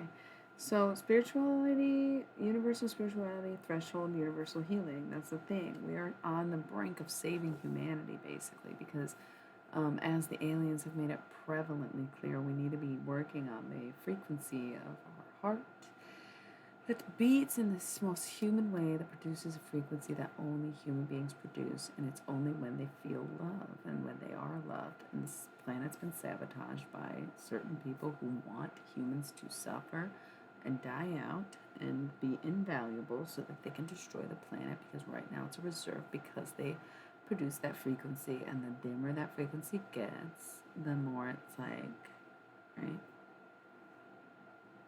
Um, So right now, it's about focusing on healing yourself, focusing on the micro. Don't worry so much about the macro. Forget the bigger picture. Even if these things are going on, the whole point is, the only reason to tell you these messages is to get you to see that you are worthy of love, and that you do have this natural love inside you, and you do have a gift to give, and you do have things that you need to get off your chest and share with someone, in the sense of like sitting with a therapist or fostering deeper bonds with your friends and being able to openly discuss things like your emotions, right? Because we are afforded that, not necessarily afforded that luxury, because life is a lot of pain and suffering, especially these days in this strange time, economically and in the timeline of things, where it's like technology and the connection, I don't know, everything's really out of control. So it's very hard to say luxury, but also if we could collectively realize that we are meant to be doing the work of the healing of the mind and focusing on the brain and the body and the heart and the gut being one, and it's all micro, instead of this narcissistic mindset of my life must go my way, and the macro being fixated on the self rather than the micro being focused on the self, okay? That's what this is about. That's what this breakthrough for people is going to be, is this realization that they are going about things in the wrong way, okay? Foundation again, Taurus, more fixed energy. That's me. We got Leo, we got Scorpio, we got Taurus. 3 fixed signs, no other zodiacs that I recall. How about you? All about that fixed energy. We are so ready for Scorpio season. Please don't talk to us. Please don't bother us if you're gonna slow us down. Because there's a new bull in town. She's a Betty. Oh, wow. I don't want to start all that right now. It's late, and I could, but I shan't. We're focused. Foundation, Taurus. Law of cause and effect. I have a cause. What's the effect? You know? I'm a rebel with a cause, baby. That's my Aquarius moon. So that's so me. I want to build this foundation. I am a Taurus, and I have decided that because of the law of cause and effect, via the law of free will, right? Libra, cardinal energy, but also coming up in a few days, the unity. Libra season, although it has been very elusive, very mysterious, it's coming up in a matter of days. And we are all very much freaking out because we have no idea how things are going to play out. We have no concept of like what's happening behind the scenes, even though we know something's happening. They've showed us that. They told us that. We've been hearing it, some of us for years, some of us even for decades, where it's like always been close, but never this close, or there's always been some kind of missed connection or part you didn't finish, and it's just kept building and building and building, and now it's like, okay, it's all built. What is about to break down? What's happening? What's about to go down? What's going down for Libra season right now? Like, we're trying to figure it out. And as long as your cause was worthy of positive effects, rather than your cause being selfish and having negative effects, then you will see that the law of free will draw people to you rather than you needing to attract them anymore, because you are already put in your right place. And so Libra season, you'll see unity, you'll see people come together, you'll see people work things out, you'll see people like you've never seen them before, even though we talked about the false approach of Libra season. But you have to know when, I think Libra season, you'll see progress with people more than you'll see reconciliation with people. And I think that's the whole point. That's like we were talking about the Tinder dates. Stop going to meet people immediately. Don't match with someone and go up for a date or a drink. What the fuck? Talk to them for a few days, a few weeks. If you don't fucking entertain them or they don't match your energy in a fucking text conversation for 3 days, why would you, one, want to commit to seeing them face to face, and two, potentially sleep with them, okay? Come on. He said retrograde, that's why. Universal wisdom. You're welcome for the game. That is free of charge on this channel because not the point, but I am sort of a notoriously known matchmaker and dating coach or whatever the fuck you call it. It's very much the old Italian woman in me, I suppose. Universal wisdom, though. Everybody knows that. Oh my god. If Pisces doesn't get their ass out of here. Free spirit. I'm a free spirit, said every Pisces ever. Who? What? So, what? No, we're not even focused on that. You're too focused on that. This should be your whole lesson out of this is you gotta let it go and take a step back and embrace what comes and stop thinking about it, but also hoping for the best outcome and rationalizing that you may get the worst outcome, and know that even if she feels some way right now, and I give you insight right now, we can't track her every move up until October 10th. And so we can't. You've made your decision, you gotta go with it and just have faith and see what happens in those next few weeks. Free spirit, top of the deck, Pisces right here. Come back or what? An initiation. I love this card. This is easily my favorite. It's so cool in the rainbow lighting, but this is at an angle. Oh yeah. It's so dope. I love this. Initiation, though, like, things really are changing and people are becoming, right? You're getting the promotions, you're getting the raise, you're getting the recognition, you're getting the pay, you're getting the praise, you're getting everything that you wanted, essentially.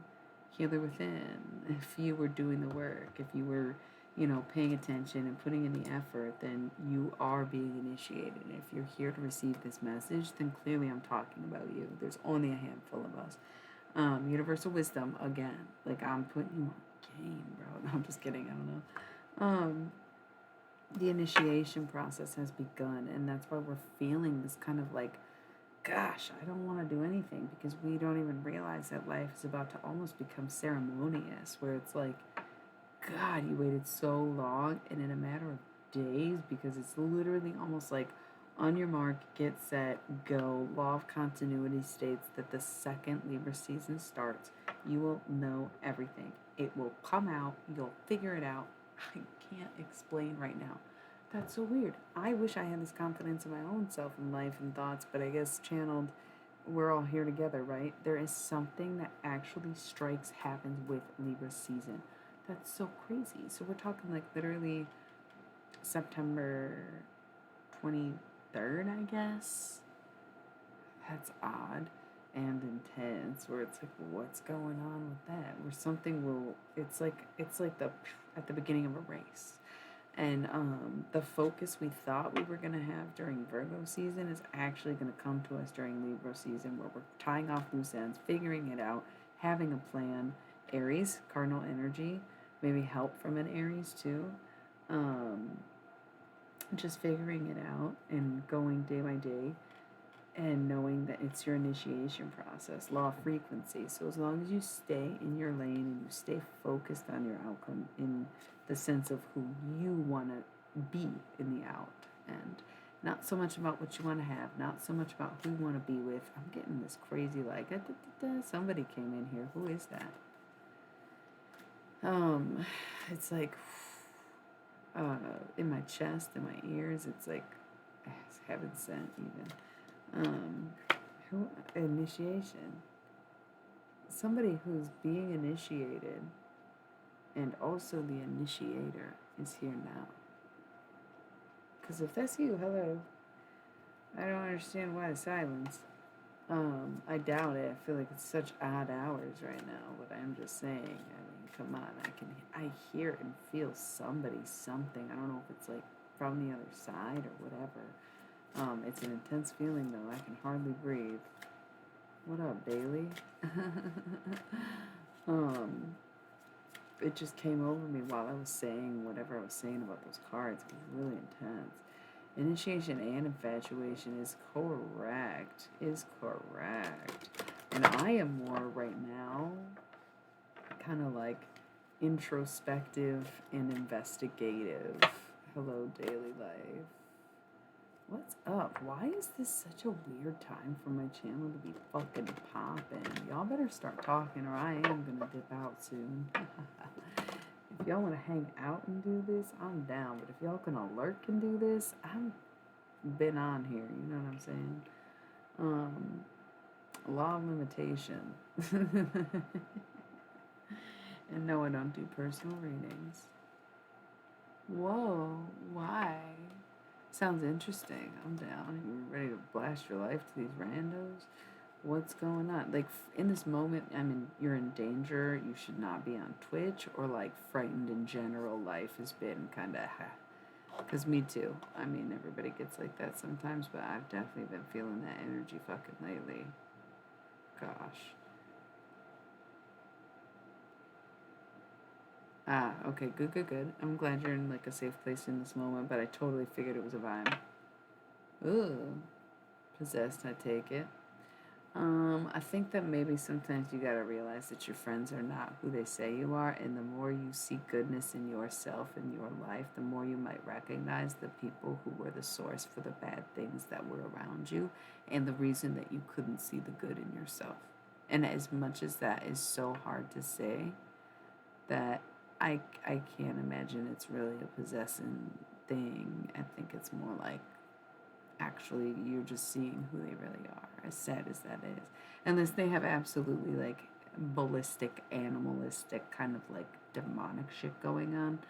Um, I think it's just that the more goodness you see, the more you realize people who are holding you back, basically. That's just kind of the laws of life, Taurus, right? Because, yeah. Anyways, glad you're okay. Calm down. Probably don't need like an exorcism. I can find out. Hold on.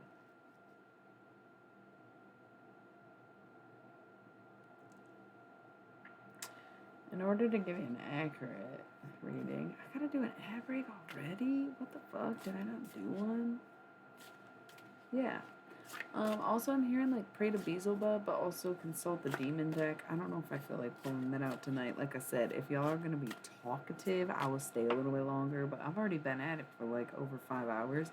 But I'm having a good time. I'm loving the vibe. I'm digging the readings. I got a fully personal introspective reading all evening. I'm happy to share. I've been blessed like several times over. It's been such a fun night on my channel, getting rated, getting new subs, like having so many new followers and new views. Like I'm down to clown.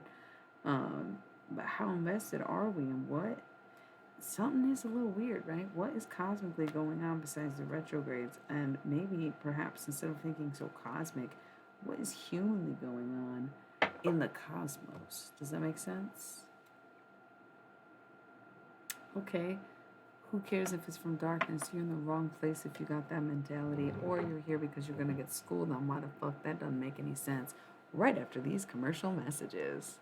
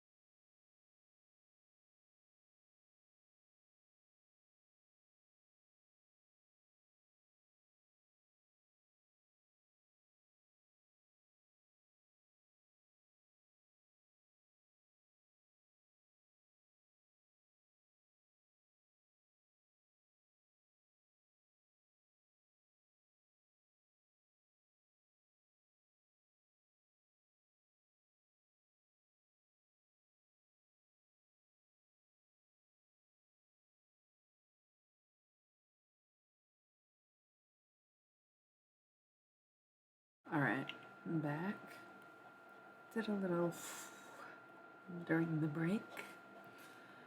All right, let's see. Okay, from light and not darkness. Hated that. Almost like everything that's in our minds is mad. Dude, somebody said that in one of the readings, and like I have been trying to curb my thoughts because it's almost like it's not necessarily what's in our minds is manifesting. It's almost like ideas are being put in our minds to be manifested. And that's what we need to look out for is like recognizing like, hey, far from what I want, stop using that as an excuse to manifest through me. Right? It's like being harvested. You need to harness your power so they do not harvest your power. And it means you need to kick into overdrive what you do want and focus on that and allow your mind to be occupied by good things and watch what you watch. Like pay attention to what you stream, what you consume, like, you know, just certain content, you know, if you're watching violent fucking crime documentaries, we're fucking just manifesting crime, right? It's essentially how it works. So just like pay attention to what you're consuming, you know, don't listen to so many sad songs if you're having like dark thoughts. But there's like a difference between evil and darkness because you got to be able to sit with darkness and realize that creation begins from darkness.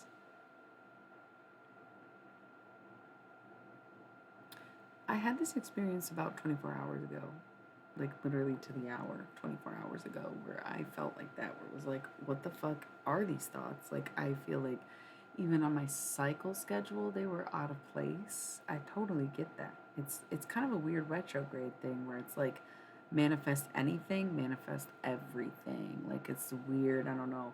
Or they're adjusting some kind of fucking thing with the whatever. And then looking for the strongest minds, most likely. And it's like also using you to manifest violence because it's suitable for the agenda, blah, blah, blah, blah, blah, whatever the fuck's conspiracy nobody cares about anymore because it's like we're too focused on trying to heal ourselves and save ourselves because y'all are clearly not fucking doing anything. And the more we know is, you know, not for the better. It's the less I know, the better, right? So, like, we honestly aren't even interested at this point. You know, we're just trying to live our lives. We're just trying to do the best we can and work together. You know what I mean? Because, like, what choice do we have? Oh, the less I know, the better. Yeah, you gotta learn to curb it. And it's a challenge, you know. Sometimes I feel like maybe it's not that we have an operative working against us, but maybe we are being trained. Think about 11 and her little stranger thing. Um, golly, my problem is never that I hold on to something for too long, or rather, that has not been a problem for a long time. I did go through a period of extreme trauma in my adolescent, late teen years that I was a little more clingy than I typically am. My problem is not that I hold on to something for too long, other than physical items, which still I don't think is too long.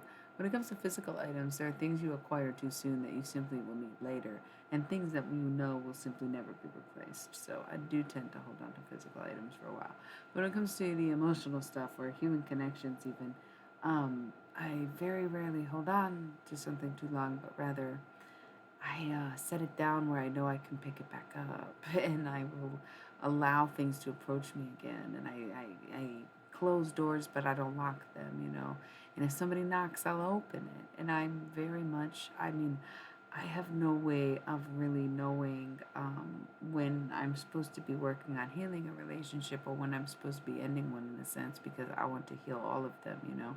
I wanted to invite everyone I've ever encountered in every century of the world here and see if I couldn't love them all, you know, in their own capacities, in their own ways. And it turns out a lot of them don't love me back, is what I'm finding. So, you know, that's when you stop holding on and you let it go. But once again, my problem is I pick it back up and I need to figure out when it's time to cut, right? There's a difference. Even a physical spiritual practice or aka ritual that you might do for such thing I've never done.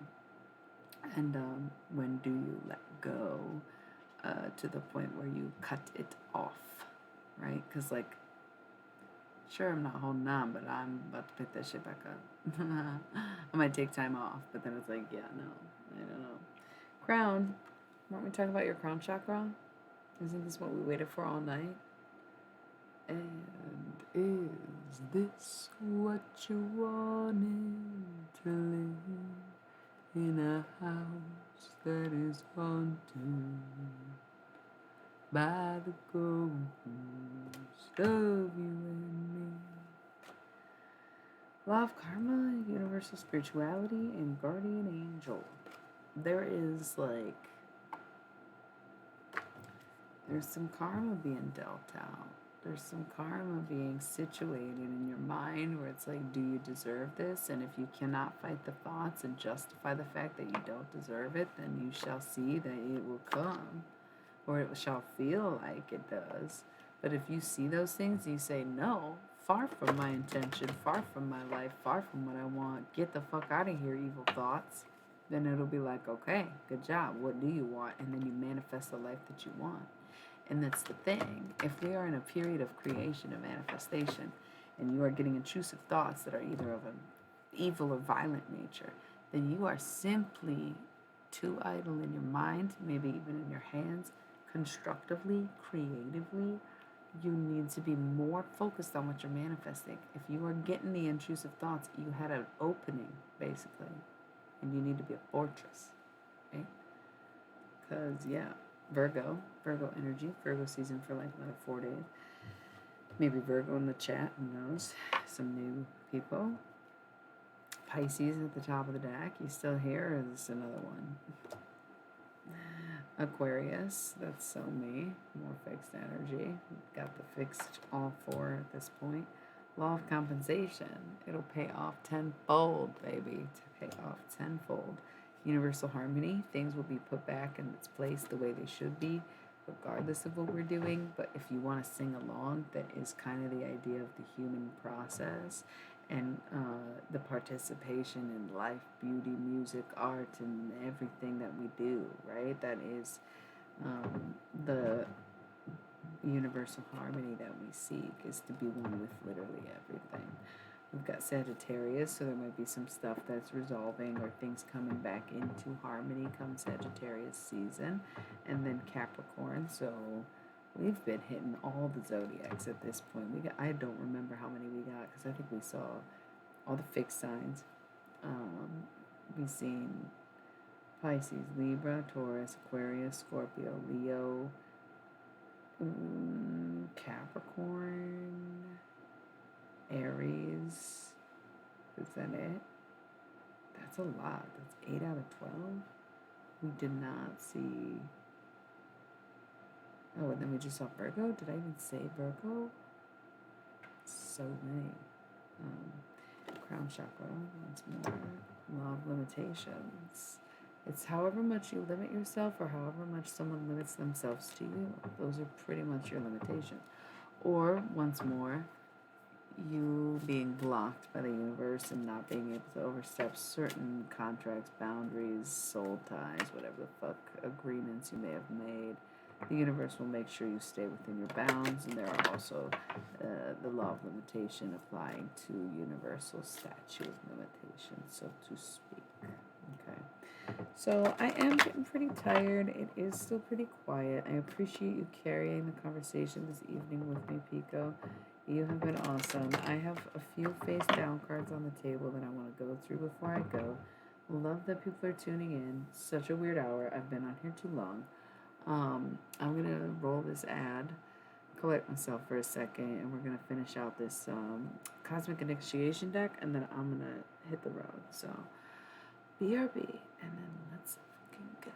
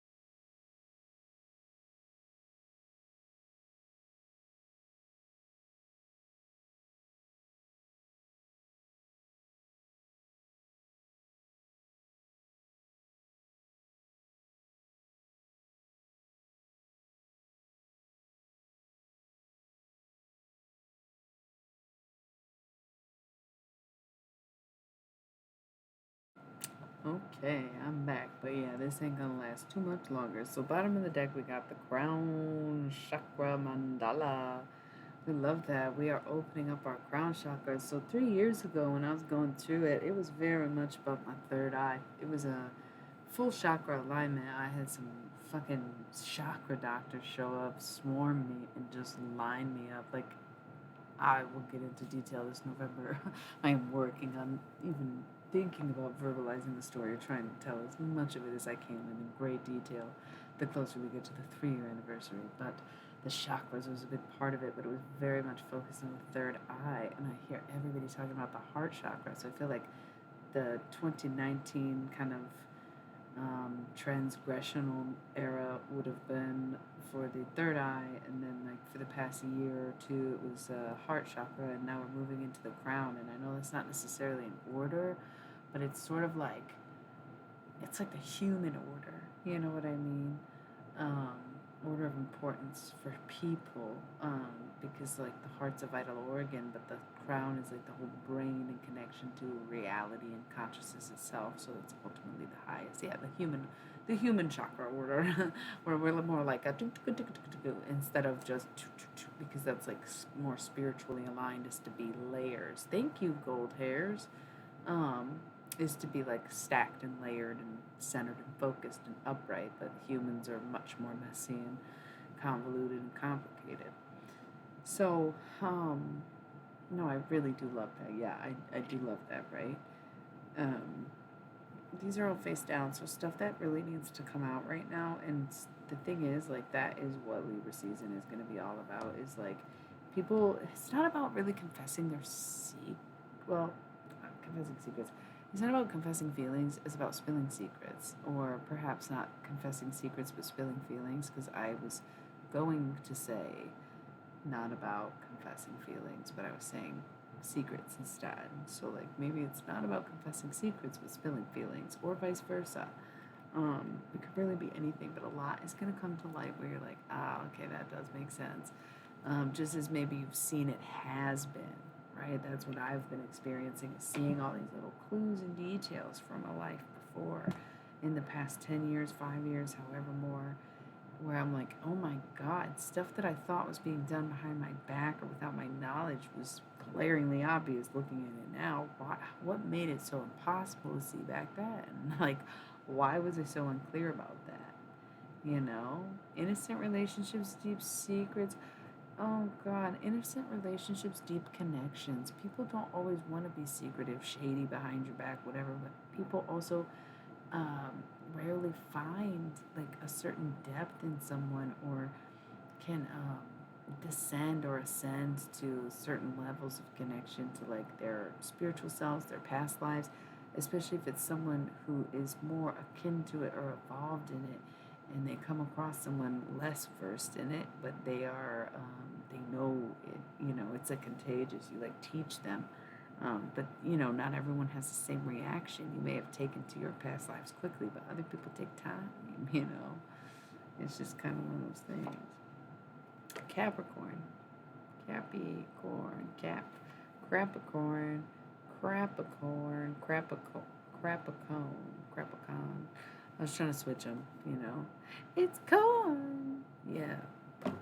Um, More cardinal energy. The devil, so to speak. But it's okay. I'm Satan's wifey. Law of transmutation. Taking all energy, especially that fixed energy, and transmuting it into something like gold that you can use, like having the Midas touch, crossing over the threshold. The transmutation is such an interesting topic to put in these cards. Cancer energy, more cardinal energy. Just because it's like, you know, when you, it's not quite alchemy, right? Because it's more like alchemy of energy, if you will. So it's got this power of not necessarily God, but being able to influence to the extent of Tesla, who could have completely revolutionized everything that was, but instead it it in itself was transmuted into some other system and just swallowed away in a sense. I'm not really sure why that particular kind of analogy came up, unless someone's a big Tesla fan, or maybe we'll talk Tesla sometime. Leo again. Universal forgiveness. I think the most important thing to remember when I see universal forgiveness, I like to remind people that, when they say you can forgive yourself or forgive the other person, you can maybe never get closure and still forgive them. Forgiveness is for you to release a burden. All those rules apply to you. Maybe someone has forgiven you and they just don't want to confront you about it. You have to release that and just accept that even if you never know, maybe you can apologize, you get no response, you can pray in your heart that you're forgiven, because universal forgiveness applies to you too. You know that person will be free, so accept that, or give your apology and just accept their forgiveness, even if they have not physically given it to you yet. Sower of seeds. You reap what you sow, so make sure you're putting in what you want to grow. Make sure that when you are sitting there and conspiring, what you're building, what you're writing, what you're saying, speaking, thinking, doing, it's all adds up into this ritualistic movement to conjure up this life that you're going to have. Universal love is like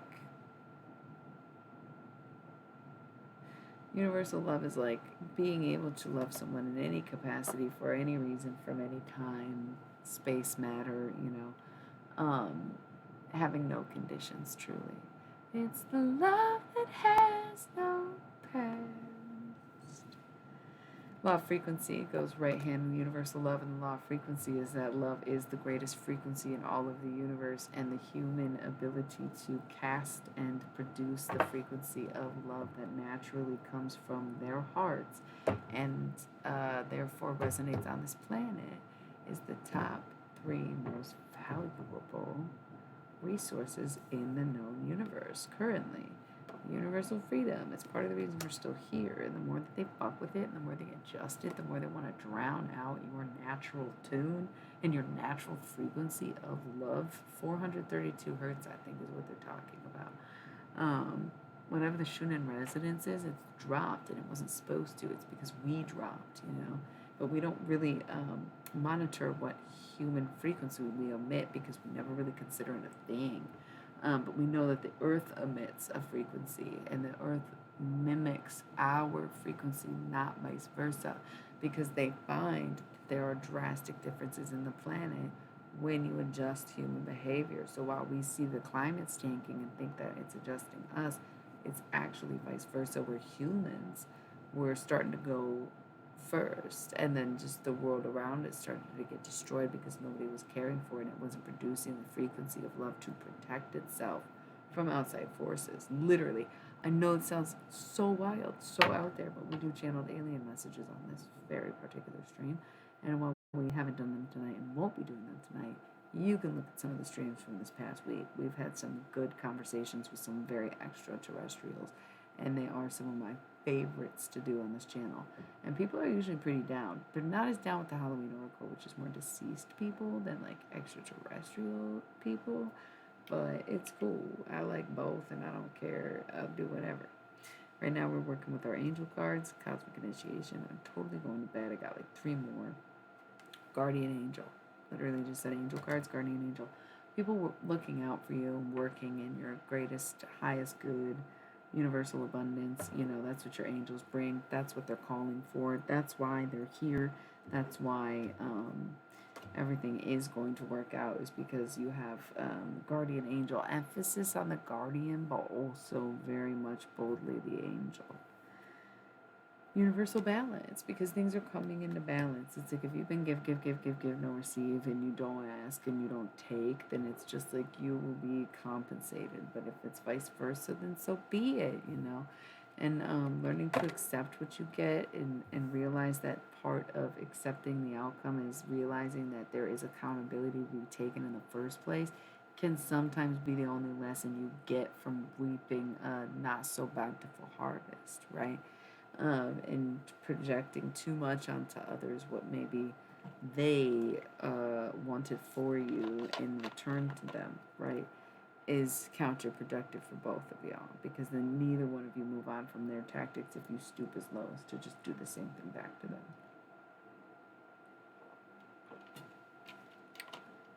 Listen, Libra season ain't dropped yet. We don't know who's bountiful and who's this and that. We have yet to see the fruits of our labor. It is not yet harvest season. The next 4 days, we have to be patient. We have to bide our time. We have to have our plans and have our shits lined up or whatever.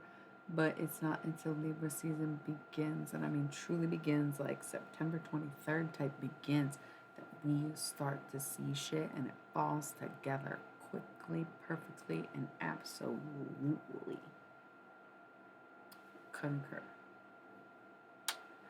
Okay, so universal compassion, the last card. Try to walk with faith. Try to walk with light. Well, not just light, but also, I meant life. Walk in love. Walk in peace. Walk in universal everything. You know, walk in your truth.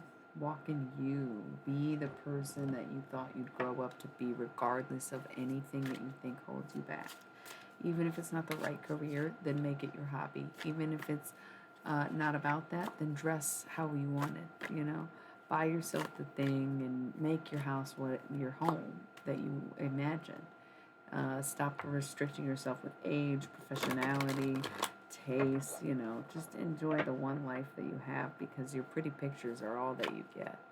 And in the end, you'll be so lucky if you get to watch them play back. God forbid they be boring, empty, and lack of color. So that's what I have for you.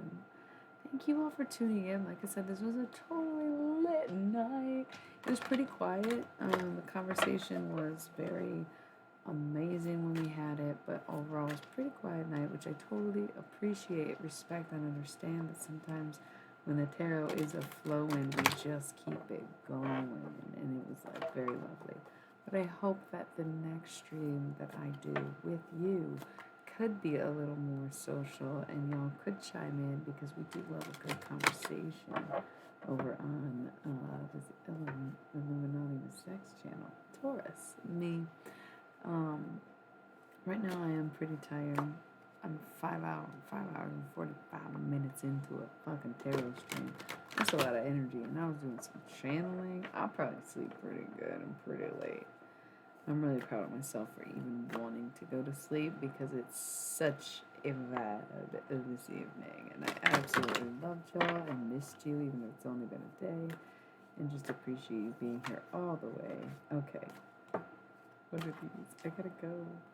Duality of man is to want to sleep but also be awake at the same time. Universal love, universal frequency, and crown.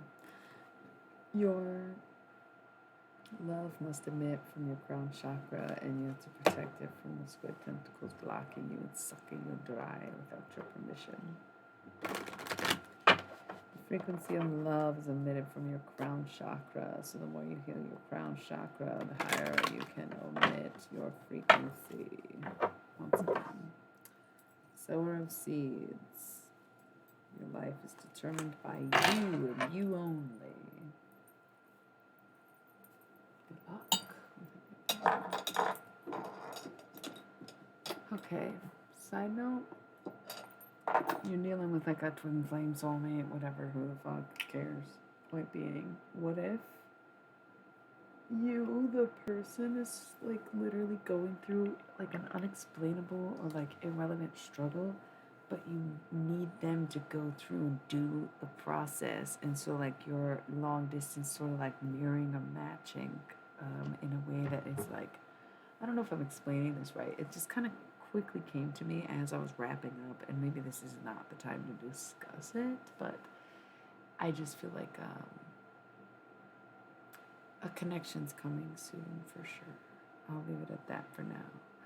I'm going to roll out with an ad if I remember. I usually say that and forget, but it's been so lovely tonight, you guys. Happy birthday to Ken Casey, you married fucking pranksters and you married fucking psychics.